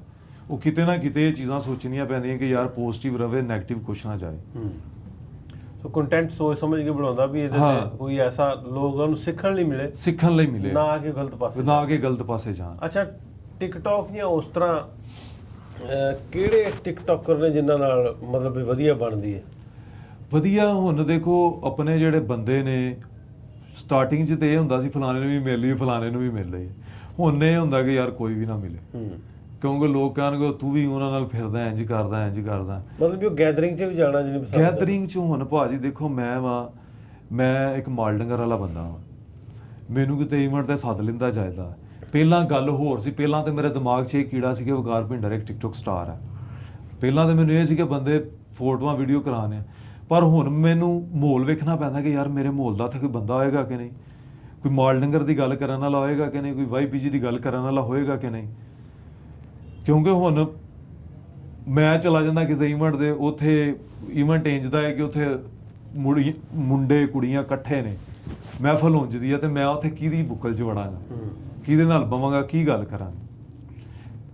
ਇਹ ਸ਼ੋਰ ਮਿਲਿਆ ਕਿ ਜਿੱਥੇ ਤੁਹਾਡੀ ਸੰਗਤ ਦੇ ਬੰਦੇ ਨੇ ਉੱਥੇ ਜਾਣਾ, ਜਿੱਥੇ ਕੰਫਰਟ ਜ਼ੋਨ ਹੋਏ, ਜਿਹਦੇ ਨਾਲ ਤੁਸੀਂ ਕੋਈ ਗੱਲਬਾਤ ਸ਼ੇਅਰ ਕਰ ਸਕੋ, ਜਿਹਨੂੰ ਪੁੱਛ ਕੇ ਸਕੋ ਸੁਣਾ ਕਿਵੇਂ ਚੱਲ ਰਿਹਾ, ਕੀ ਚੱਲ ਰਿਹਾ। ਅੱਛਾ, ਫਲੱਡ ਦੇ ਦਿਨਾਂ ਦੇ ਵਿੱਚ ਜਦੋਂ ਫਲੱਡ ਆਇਆ ਸੀ ਅਸੀਂ ਉੱਥੇ ਸਾਂ ਸਾਰੇ, ਤੇ ਇੱਕ ਵੀਡੀਓ ਬੜੀ ਵਾਇਰਲ ਹੋਈ ਸੀ ਬਲਾਲ ਮਾਸ ਦੀ। ਹਾਂਜੀ। ਤੇ ਮਤਲਬ ਵੀ ਉਹ ਕੁਛ ਇਸ ਤਰ੍ਹਾਂ ਦਾ ਸੀ ਵੀ ਉਹਨੇ ਵੀਡੀਓ ਪਾਈ ਸੀ, ਮਤਲਬ ਬਹੁਤ ਸਾਰੇ ਲੋਕਾਂ ਕਿਹਾ ਵੀ ਇਹ ਵਕਾਰ ਤੇ ਪਾਈ ਸੀ, ਉਹ ਤੇਰੇ ਤੇ ਪਾਈ? ਨਹੀਂ, ਉਹਨਾਂ ਮੇਰੇ ਤੇ ਵੀਡੀਓ ਨਹੀਂ ਪਾਈ, ਮੇਰਾ ਉਹਨਾਂ ਨਾਲ ਰਾਬਤਾ ਵੀ ਆ। ਬਲਾਲ ਮਾਰਥ ਨਾਲ ਵਧੀਆ ਇਨਸਾਨ ਆ। ਉਹਨਾਂ ਮੈਨੂੰ ਇਹ ਵੀ ਕਿਹਾ ਸੀ ਕਿ ਭਾਈ ਜਾਨ ਜੇ ਕੋਈ ਚੀਜ਼ ਦੀ ਜ਼ਰੂਰਤ ਹੋਏ ਤੇ ਅਸੀਂ ਵੀ ਹਾਜ਼ਰ ਹਾਂ, ਸਾਨੂੰ ਵੀ ਯਾਦ ਕਰਿਆ ਜੇ, ਅਸੀਂ ਵੀ ਲੱਗੇ ਹੋਏ ਹਾਂ। ਤੇ ਪਰ ਤੁਸੀਂ ਉੱਥੇ ਗਏ ਤੇ ਜੇ ਸਾਡੇ ਲਾਇਕ ਕੋਈ ਆਇਆ, ਮੈਂ ਕਿਹਾ ਨਹੀਂ ਬਲਾਲ ਭਾਈ ਜੇ ਹੋਇਆ ਤੇ ਲਾਜ਼ਮੀ। ਜ਼ਰੂਰੀ ਨਹੀਂ ਕਿ ਚੰਦ ਬੰਦੇ ਹੁੰਦੇ ਨੇ ਜਿਨ੍ਹਾਂ ਨਾਲ ਤੁਸੀਂ ਮਿਲੇ ਨਹੀਂ ਜਾਂ ਵਰਤੇ ਨਹੀਂ, ਉਹਨਾਂ ਨਾਲ ਮੇਰਾ ਰਾਬਤਾ ਹੈ, ਫੋਨ ਤੇ 1-2 ਵਾਰੀ ਕਾਲ ਤੇ ਗੱਲ ਹੋਈ। ਫਿਰ ਫਲੱਡ ਦੇ ਦਿਨਾਂ 'ਚ ਫਿਰ ਉਹਨਾਂ ਮੈਨੂੰ ਸਪੈਸ਼ਲ ਕਿਹਾ ਕਿ ਯਾਰ ਮੈਂ ਵੀਡੀਓ ਤੇਰੇ ਤੇ ਨਹੀਂ ਬਣਾਈ। ਮੈਂ ਕਿਹਾ ਮੈਨੂੰ ਪਤਾ ਹੈ। ਮੈਂ ਕਿਹਾ ਹੁਣ ਜ਼ਾਹਰੀ ਗੱਲ ਹੈ, ਉਹਨਾਂ ਨੇ ਜਿਵੇਂ ਕਿਹਾ ਸੀ ਉਹਨਾਂ ਦਿਨਾਂ ਦੇ ਵਿੱਚ ਸਾਡੇ ਉਹ ਚੱਲਦੇ ਪਏ ਸੀ ਬੰਦੇ ਜਿਹੜੇ ਇੱਕ ਵਾਰੀ ਇੱਕ ਚੀਜ਼ ਨੂੰ 2 ਵਾਰੀ ਰਿਕਵਰ ਕਰੀ ਜਾਂਦੇ, ਰਿਕਵਰੀ ਕਰੀ ਜਾਂਦੇ, ਮਤਲਬ ਡੁੱਬਦਿਆਂ ਨੂੰ ਆਪ ਹੀ ਡੋਬ ਕੇ ਵੀਡੀਓ ਬਣਾਈ ਜਾਂਦੇ ਸੀ। ਉਹ ਚੀਜ਼ਾਂ ਚੱਲਦੀਆਂ ਪਈਆਂ ਸੀ ਤੇ ਉਹ ਕਹਿੰਦੇ ਮੈਂ ਕਿਹਾ ਮੈਨੂੰ ਪਤਾ ਹੈ। ਕਹਿੰਦੇ ਲੋਕ ਗੱਲਾਂ ਕਰਦੇ ਪਏ ਨੇ ਵਕਾਰ ਨੂੰ ਕਿਹਾ। ਮੈਂ ਕਿਹਾ ਹੁਣ ਸੀਨ ਇੰਜ ਦਾ ਬਣੇ ਆ ਕਿ ਹਰ ਬੰਦੇ ਨੂੰ ਤੁਸੀਂ ਦੱਸ ਤੇ ਨਹੀਂ ਸਕਦੇ ਯਾਰ। ਅੱਛਾ ਵਕਾਰ, ਸਾਰੇ ਅਸੀਂ ਰਲ ਕੇ ਤੀਜੀ ਇੰਟਰਨੈਸ਼ਨਲ ਪੰਜਾਬੀ ਕਾਨਫਰੰਸ ਕਰਾਉਂਦੇ ਤਾਂ ਕਿ ਪੰਜਾਬ ਦੇ ਵਿੱਚ ਪੰਜਾਬੀ ਦੀ ਗੱਲ ਕਰੀਏ, ਮਾਂ ਬੋਲੀ ਪੰਜਾਬੀ ਦਾ ਲਾਗੂ ਜਿਹੜਾ ਵਾ ਸਕੂਲਾਂ ਦੇ ਵਿੱਚ ਨਿਸਾਬ ਦੇ ਵਿੱਚ ਹੋਵੇ, ਕਿਸਾਨਾਂ ਦੇ ਮਸਲਿਆਂ ਤੇ ਗੱਲ ਹੋਵੇ। ਤੂੰ ਕੀ ਸਮਝਦਾ ਵੀ ਕਿਹੜਾ ਐਸਾ ਨਾਮ ਆ ਜਿਹਨੂੰ ਸੱਦਣਾ ਚਾਹੀਦਾ ਲਾਜ਼ਮੀ? ਵੈਸੇ ਤਾਂ ਸਾਰਿਆਂ ਨੂੰ ਸੱਦਣ ਦੇ, ਖੁੱਲਾ ਸੱਦਾ ਵਾ। ਹਾਂਜੀ, ਸਾਰੇ ਯਾਰ, ਸਾਰੇ ਯਾਰ। ਦੇਖੋ ਹੁਣ ਜਿਹੜੇ ਸਾਡੇ ਸੋਸ਼ਲ ਮੀਡੀਆ ਇਨਫਲੂਐਂਸਰ ਨੇ ਜਿਹੜੇ ਪੰਜਾਬੀ ਤੇ ਗੱਲ ਕਰਦੇ ਆ, ਪੰਜਾਬੀ ਬੋਲਦੇ ਆ ਤੇ ਪੰਜਾਬ ਦਾ ਕਲਚਰ ਦਿਖਾਉਂਦੇ ਆ, ਤੁਸੀਂ ਉਹਨਾਂ ਨੂੰ ਸੱਦੋ। ਜਿਨ੍ਹਾਂ ਵਿੱਚ ਬਲਾਲ ਮਾਰਥ ਹੈ, ਵਧੀਆ ਉਹ ਬੰਦਾ ਕਰ ਰਿਹਾ, ਮਤਲਬ ਵੀਡੀਓ ਬਣਾ ਰਿਹਾ, ਲੋਕ ਪਸੰਦ ਵੀ ਕਰਦੇ ਆ, ਕੰਟਰੋਵਰਸੀ 'ਚ ਨਹੀਂ ਹੈ, ਮਤਲਬ ਕੋਈ ਕਰੇ ਤੇ ਕਰੇ, ਆਪ ਤੇ ਨਹੀਂ ਨਾ ਹੁੰਦਾ। ਲੋ ਜੀ, ਬਲਾਲ ਮਾਰ ਸਾਹਿਬ 5 ਤੋਂ 7 ਦਸੰਬਰ ਕਾਨਫਰੰਸ ਹੋਣ ਲਈ ਮੈਂ ਕਾਲ ਕਰਕੇ ਵੀ ਕਹਾਂਗਾ। ਹਾਂ, ਤੁਸੀਂ ਕਾਲ ਕਰਕੇ ਕਿ ਉਹ ਸਾਡੀ ਨਹੀਂ ਸਾਡੇ ਸਾਰਿਆਂ ਦੀ ਕਾਨਫਰੰਸ ਹੈ। ਪੰਜਾਬੀ ਦੀ ਪ੍ਰਮੋਸ਼ਨ ਵਾਸਤੇ ਤੁਸੀਂ ਜ਼ਰੂਰ ਸਾਨੂੰ ਖਿਦਮਤ ਦਾ ਮੌਕਾ ਦਿਓ, ਬਲਕਿ ਅਸੀਂ ਰਲ ਮਿਲ ਕੇ ਸਾਰੇ ਇਹ ਬੀੜਾ ਜਿਹੜਾ ਚੁੱਕਿਆ ਵਾ ਤੇ ਉਹ ਲੋਕਾਂ ਤੱਕ ਗੱਲ ਪਹੁੰਚਾਈਏ ਵੀ ਅਸੀਂ ਆਪਣੀ ਪੰਜਾਬੀ ਨੂੰ ਕਿਵੇਂ ਵਧਾ ਸਕਦੇ ਹਾਂ, ਕਿਵੇਂ ਲੋਕਾਂ ਤੱਕ ਪਹੁੰਚਾ ਸਕਦੇ ਹਾਂ, ਕਿਵੇਂ ਆਮ ਫਾਮ ਜ਼ੁਬਾਨ ਬਣਾ ਸਕਦੇ, ਕਿਵੇਂ ਇਹਨਾਂ ਨੂੰ ਸਕੂਲ ਦੇ ਵਿੱਚ ਰਾਇਜ ਕਰਵਾ ਸਕਦੇ, ਕਿਵੇਂ ਕਿਸਾਨਾਂ ਦੇ ਮਸਲੇ ਹੱਲ ਹੋ ਸਕਦੇ ਆ, ਕਿਵੇਂ ਜਿਹੜੇ ਹੜ੍ਹ ਹੁੰਦੇ ਨੇ ਇਹ ਰੁਕ ਸਕਦੇ ਆ, ਕਿਵੇਂ ਕਲਾਈਮੇਟ ਚੇਂਜ ਜਿਹੜਾ ਵਾ ਹੋ ਰਿਹਾ, ਕਿਵੇਂ ਐਸੇ ਬੂਟੇ ਪੌਦੇ ਜਿਹੜੇ ਵਾ ਉਹਨਾਂ ਨੂੰ ਵਧਾ ਸਕਦੇ ਆ, ਆਪਣੇ ਪੰਜਾਬ 'ਚ ਰੁੱਖਾਂ ਨੂੰ ਲਾ ਸਕਦੇ ਆ। ਸੋ ਇਹਨਾਂ ਸਾਰੇ ਮੁੱਦਿਆਂ 'ਤੇ ਗੱਲਬਾਤ ਹੋਣੀ ਆ। ਤੁਹਾਡਾ ਸਾਰਿਆਂ ਦਾ ਆਉਣਾ ਵੀ ਬਹੁਤ ਜ਼ਰੂਰੀ ਹੈ। ਇਕੱਲਾ ਬਲਾਲ ਮਾਰਥ ਨਹੀਂ, ਬਹੁਤ ਸਾਰੇ ਨਾਂ ਨੇ ਹੋਰ ਜਿਹੜੇ ਪੰਜਾਬ 'ਚ ਬੜਾ ਪੰਜਾਬੀ ਦਾ ਕੰਟੈਂਟ ਬਣਾਉਂਦੇ, ਸਾਰੇ ਸਾਡੇ ਕੋਲ ਆਉਣ। ਖੁੱਲ੍ਹਾ ਸੱਦਾ, ਕੋਈ ਐਂਟਰੀ ਪਾਸ ਨਹੀਂ ਹੈ, ਸਾਰੇ ਇਹਦੇ 'ਚ ਆ ਸਕਦੇ। ਹਾਂਜੀ, ਦੇਖੋ ਹੁਣ ਜਿਹੜੇ ਬੰਦੇ ਮੇਰੇ ਨਾਲ ਰਾਬਤੇ 'ਚ ਨੇ, ਮੈਂ ਉਹਨਾਂ ਸਾਰਿਆਂ ਨੂੰ ਕਾਲ ਕਰਕੇ ਵੀ ਕਹਿ ਸਕਦਾ ਵਾਂ, ਉਹ ਵੀ ਕਹਾਂਗਾ ਇਨਸ਼ਾਅੱਲਾ। ਤੇ ਜਿਹੜੇ ਬੰਦੇ ਉਂਝ ਦੇਖਣ ਵਾਲੇ ਆ, ਜਿਨ੍ਹਾਂ ਤੱਕ ਵੀਡੀਓ ਪਹੁੰਚਦੀ ਆ, ਜਿੰਨੇ ਵੀ ਆਪਣੇ ਭਰਾ ਨੇ, ਜ਼ਰੂਰੀ ਨਹੀਂ ਕਿ ਇਹ ਇੱਥੇ ਉਹ ਹੀ ਨੇ ਜਿਹੜੇ ਬੰਦੇ ਫੇਮਸ ਨੇ ਜਾਂ ਜਿਨ੍ਹਾਂ ਨੂੰ 4 ਬੰਦੇ ਜਾਣਦੇ ਆ। ਇਹ ਹਰ ਆਪਣੇ ਪੰਜਾਬੀ ਭਰਾ ਵਾਸਤੇ ਸੱਦਾ ਏ, ਕੋਈ ਇਹਦੇ ਵਾਸਤੇ ਫੀਸ ਨਹੀਂ, ਐਂਟਰੀ ਫੀਸ ਹੋਏ ਜਾਂ ਕੋਈ ਪਾਸ ਹੋਏ, ਖੁੱਲ੍ਹਾ ਸੱਦਾ। ਜਿੰਨੇ ਵੀ ਆਪਣੇ ਪੰਜਾਬੀ ਭਰਾ ਨੇ ਸਾਰੇ ਇਹਦੇ ਵਿੱਚ ਆਓ, ਜਿਹੜੇ ਉਰਦੂ ਬੋਲਦੇ ਨੇ ਉਹ ਵੀ ਆਓ। ਘੱਟੋ ਘੱਟ ਹੋਰ ਕੁਝ ਨਹੀਂ, ਤੁਹਾਡਾ ਉੱਥੇ ਜਿਹੜੀ ਆ ਸ਼ਰਮ ਇਹ ਹੀ ਲੱਥੇਗੀ ਕਿ ਪੰਜਾਬੀ ਬੋਲਣ ਵਾਲੇ ਇਕੱਠੇ ਹੋਏ ਨੇ, ਉਹਨਾਂ ਨਾਲ ਝੱਟ ਦੀ ਝੱਟ ਤੁਸੀਂ ਪੰਜਾਬੀ 'ਚ ਗੱਲ ਹੀ ਕਰ ਲਓਗੇ। ਤੇ ਉਸ ਤੋਂ ਬਾਅਦ ਮੈਂ ਦੱਸਦਾ ਜਾਵਾਂ ਵੀ ਵਕਾਰ 3 ਤਰੀਕ ਤੋਂ ਕਿਤੇ ਨਹੀਂ ਜਾ ਸਕਦਾ। 3, 4, 5, 6, 7 ਸਾਰੇ ਇਹ ਉਹਨਾਂ ਵਾਸਤੇ ਆ ਜਿਹੜੇ ਮੈਨੂੰ 3 ਤਰੀਕ ਤੋਂ ਬਾਅਦ ਅਪਰੋਚ ਕਰਾਂਗੇ। ਸਾਰੇ ਉੱਥੇ, ਅਸੀਂ ਸਾਰੇ ਇਕੱਠੇ ਉੱਥੇ ਹੋਵਾਂਗੇ। ਇਕੱਲਾ ਵਕਾਰ ਨਹੀਂ, ਹੋਰ ਸਾਰੇ ਦੋਸਤ ਜਿਹੜੇ ਆ ਉੱਥੇ ਹੋਣਗੇ। ਅੱਛਾ, ਇੱਕ ਕੁਐਸਚਨ ਮੈਨੂੰ ਬਹੁਤ ਸਾਰੇ ਦੋਸਤਾਂ ਦਾ ਆਉਂਦਾ, ਸਵਾਲ ਆਉਂਦਾ ਹੁੰਦਾ ਵੀ ਵਕਾਰ ਜਿਹੜਾ ਆ, ਸ਼ਾਇਦ ਜਿਹੜੇ ਲੋਕ ਮਿਲਣ ਜਾਂਦੇ ਆ ਉਹਨਾਂ ਨੂੰ ਮਿਲਦਾ ਨਹੀਂ ਸਹੀ ਤਰ੍ਹਾਂ। ਇਹ ਵਾਕਿਆ ਸੱਚ ਹੈ? ਨਹੀਂ, ਦੇਖੋ ਹੁਣ ਭਾਈ ਮੈਂ ਤੁਹਾਨੂੰ ਇੱਕ ਸਿੰਪਲ ਜੀ ਗੱਲ ਦੱਸਦਾ।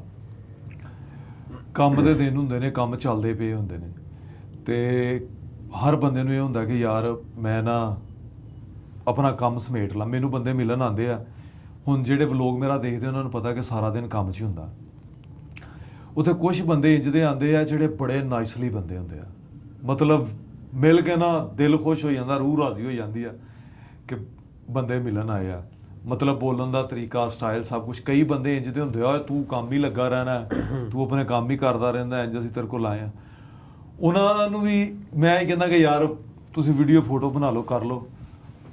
ਮੈਂ ਉਹਨਾਂ ਸਾਰਿਆਂ ਨੂੰ ਇਹ ਗੱਲ ਕਹਿਣਾ ਚਾਹਾਂਗਾ ਜਿਹੜੇ ਮੈਨੂੰ ਮਿਲਣ ਆਉਂਦੇ ਆ ਕਿ ਜੇ ਤੁਸੀਂ ਇੰਨੀ ਦੂਰੋਂ ਆਉਂਦੇ ਹੋ ਤਾਂ 2-4 ਮਿੰਟ ਉੱਥੇ ਵੀ ਸਬਰ ਕਰ ਲਓ, ਬਜਾਏ ਇਹਦੇ ਕਿ ਕਾਹਲੀ ਪਾਉਣ ਦੇ।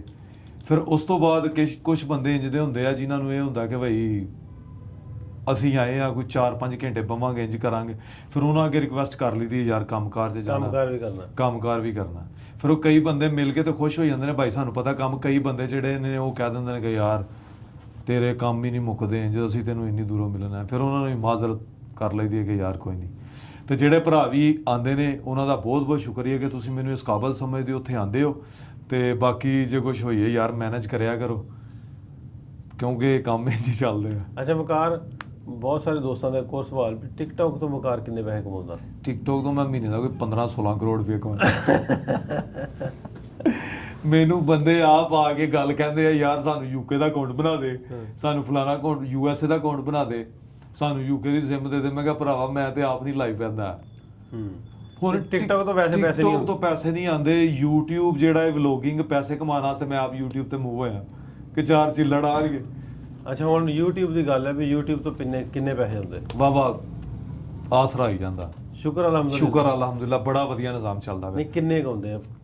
ਪੁੱਛਣਾ ਚਾਹੁੰਦੇ ਆ ਸਾਰੇ ਵਕਾਰ ਨੂੰ ਕਿੰਨੇ ਪੈਸੇ ਆਉਂਦੇ? ਵਾਹ ਹੀ ਆਈ ਜਾਂਦੇ ਨੇ। ਮੈਂ ਨਾ ਐਵੇਂ ਕੋਈ ਰਿਸ਼ਤੇਦਾਰ ਵੇਖ ਲੇਗਾ ਕਹੇਗਾ ਸਾਨੂੰ ਮਰੂ ਕਰੀ ਜਾਂਦਾ। ਨਹੀਂ ਅੰਦਾਜ਼ਨ ਕਿੰਨੇ ਵੀ ਜਿਹੜੇ ਨਵੇਂ ਆਉਣ ਵਾਲੇ ਲੋਕ ਨੇ ਉਹ ਕੰਟੈਂਟ ਬਣਾਉਣ, ਉਹਨਾਂ ਨੂੰ ਆਈਡੀਆ ਹੋਣਾ ਚਾਹੀਦਾ। ਵਾਹ ਕੋਈ 8-9 ਲੱਖ ਰੁਪਇਆ ਕਮਾ ਹੀ ਲਿਆ। 8-9 ਲੱਖ ਆ ਜਾਂਦਾ। ਚਲੋ ਵਾਵਾ ਹੈਂਡਸਮ ਵਧੀਆ ਬਣ ਜਾਂਦਾ। ਨਾਲ ਕੰਮ ਵੀ ਨਾਲ ਮੱਝਾਂ ਦਾ ਕੰਮ ਚੱਲੀ ਜਾਂਦਾ ਤੇ ਨਾਲ ਵੀਡੀਓ ਬਣੀ ਜਾਂਦੀ। ਹੁਣ ਇਸ ਤੋਂ ਘੱਟ ਤੇ ਨਹੀਂ ਦੱਸੇ ਵੀ ਕਿਤੇ ਟੈਕਸ ਨਾ ਪੈ ਜੇ ਹੈ ਜਾਂ ਕੋਈ ਮੰਗ ਨਾ ਲਵੇ ਜਿਹਨਾਂ ਦੇ ਧਾਰੇ ਤੇ ਨੇ। ਦੱਸੇ ਇਹਨੇ ਘੱਟ ਆ।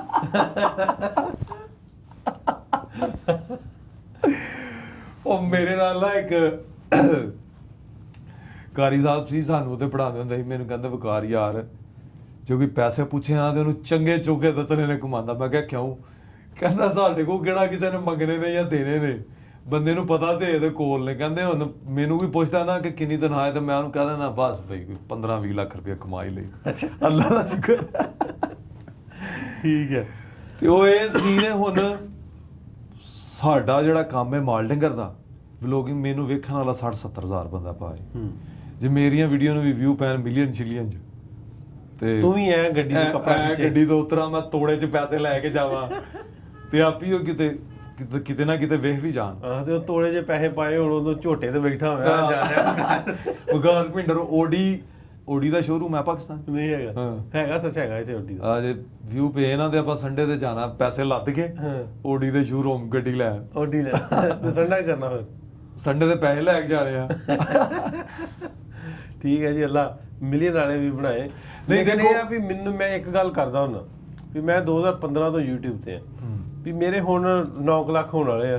ਅੱਛਾ ਮੈਂ ਤੁਹਾਨੂੰ ਇੱਕ ਮਦਦ ਦੀ ਗੱਲ ਦੱਸਾਂ, ਮੈਨੂੰ YouTube ਤੇ ਲਾਉਣ ਵਾਲੇ ਵੀ ਇਹ ਜੀ ਇੱਥੇ ਬਹਿ ਕੇ ਲੱਗੇ ਨਾ ਕਿੰਨੇ ਪੈਸੇ ਆਉਂਦੇ ਨੇ ਸਾਰਾ ਇਹਨਾਂ ਨੂੰ ਪਤਾ ਹੈ। ਨਹੀਂ ਤੇ ਤੈਨੂੰ ਕਿਸੇ ਕੰਮੇ ਤੇ ਲਾਇਆ ਨਾ। ਨਹੀਂ ਵਾਕਈ ਇਹ ਗੱਲ ਮੇਰਾ ਹੁਣ ਤੱਕ ਦਾ ਜਿੰਨੇ ਵੀ ਮੇਰੇ ਨਾਲ ਜੁੜੇ ਨੇ ਮੈਂ ਕਦੀ ਵੀ ਕਿਸੇ ਨੂੰ ਨੈਗੇਟਿਵ ਮਸ਼ਵਰਾ ਨਹੀਂ ਦਿੱਤਾ।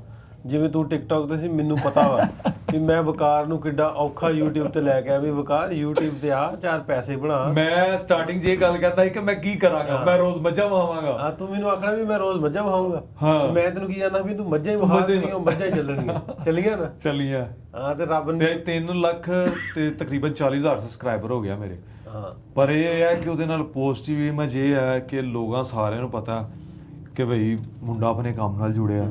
ਉਸ ਤੋਂ ਬਾਅਦ ਜਿਹੜੇ ਨਿਊ ਜਨਰੇਸ਼ਨ ਆ ਉਹ ਵੀ ਵੇਖ ਕੇ ਲੱਗੇਗੀ ਕਿ ਯਾਰ ਅਸੀਂ ਕੰਮ ਕਰਨਾ ਹੈ।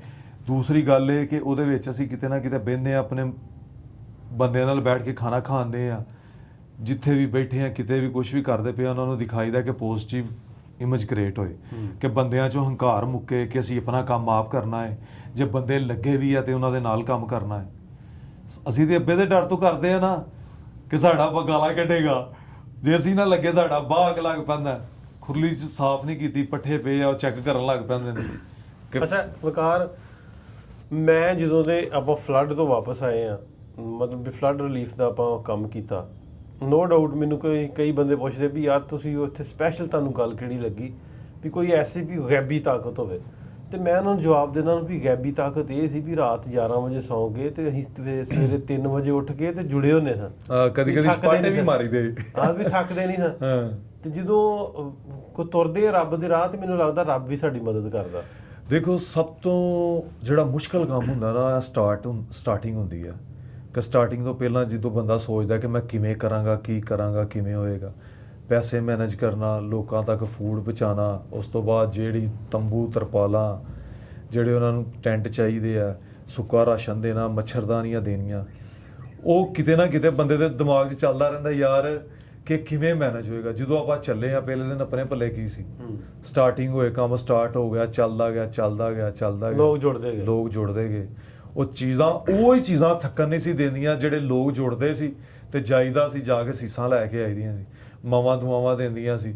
ਹਾਂਜੀ ਭਿੰਡਰ ਸਾਹਿਬ, ਕੁਝ ਗੱਲਾਂ ਹੋਰ ਕਰਨੀਆਂ ਆਪਾਂ, ਕੁਝ ਨਿਆਣ ਸਿਆਣ ਦੀਆਂ ਪਿਛਲੀਆਂ ਅਗਲੀਆਂ ਜੋਗੀਆ ਸਾਹਿਬ ਉਹਦੇ ਨਾਲ ਆਏ ਸੀ, ਸ਼ਹਿਜ਼ਾਦ ਜੋਗੀਆ ਆਪਣੇ ਮੁਸ਼ਤਰਕਾ ਫਰੈਂਡ ਨੇ, ਹਾਂਜੀ ਤੇ ਬੜੀਆਂ ਖੁੱਲੀਆਂ ਤੇ ਅਸੀਂ ਮਜ਼ਾਹੀਆ ਗੱਲਾਂ ਕੀਤੀਆਂ ਉਹਨਾਂ ਨਾਲ। ਤੇ ਮੈਨੂੰ ਇਹ ਦੱਸੋ ਵੀ ਬਚਪਨ 'ਚ ਕੋਈ ਐਸੇ ਵਾਕਿਆ, ਜਿਵੇਂ ਮੈਂ ਇੱਕ ਦਿਨ ਜੋਗੀਆ ਨਾਲ ਗੱਲ ਕਰ ਰਿਹਾ ਵੀ ਅਸੀਂ ਇੱਕ ਵਾਰੀ ਨਾ ਸਾਡੇ ਅੱਧੀ ਛੁੱਟੀ ਆਉਂਦੀ ਸੀ ਨਾ, ਹਾਂਜੀ ਅੱਧੀ ਛੁੱਟੀ ਵੇਲੇ ਭੱਜ ਆਏ ਸਕੂਲ। ਹਾਂਜੀ ਤੇ ਸਕੂਲ ਵੀ 1.5-2 ਕਿਲੋਮੀਟਰ ਦੂਰ ਹੈ ਇਸ ਪਿੰਡ ਤੋਂ ਨਾ, ਨਾਲ ਦੇ ਪਿੰਡ।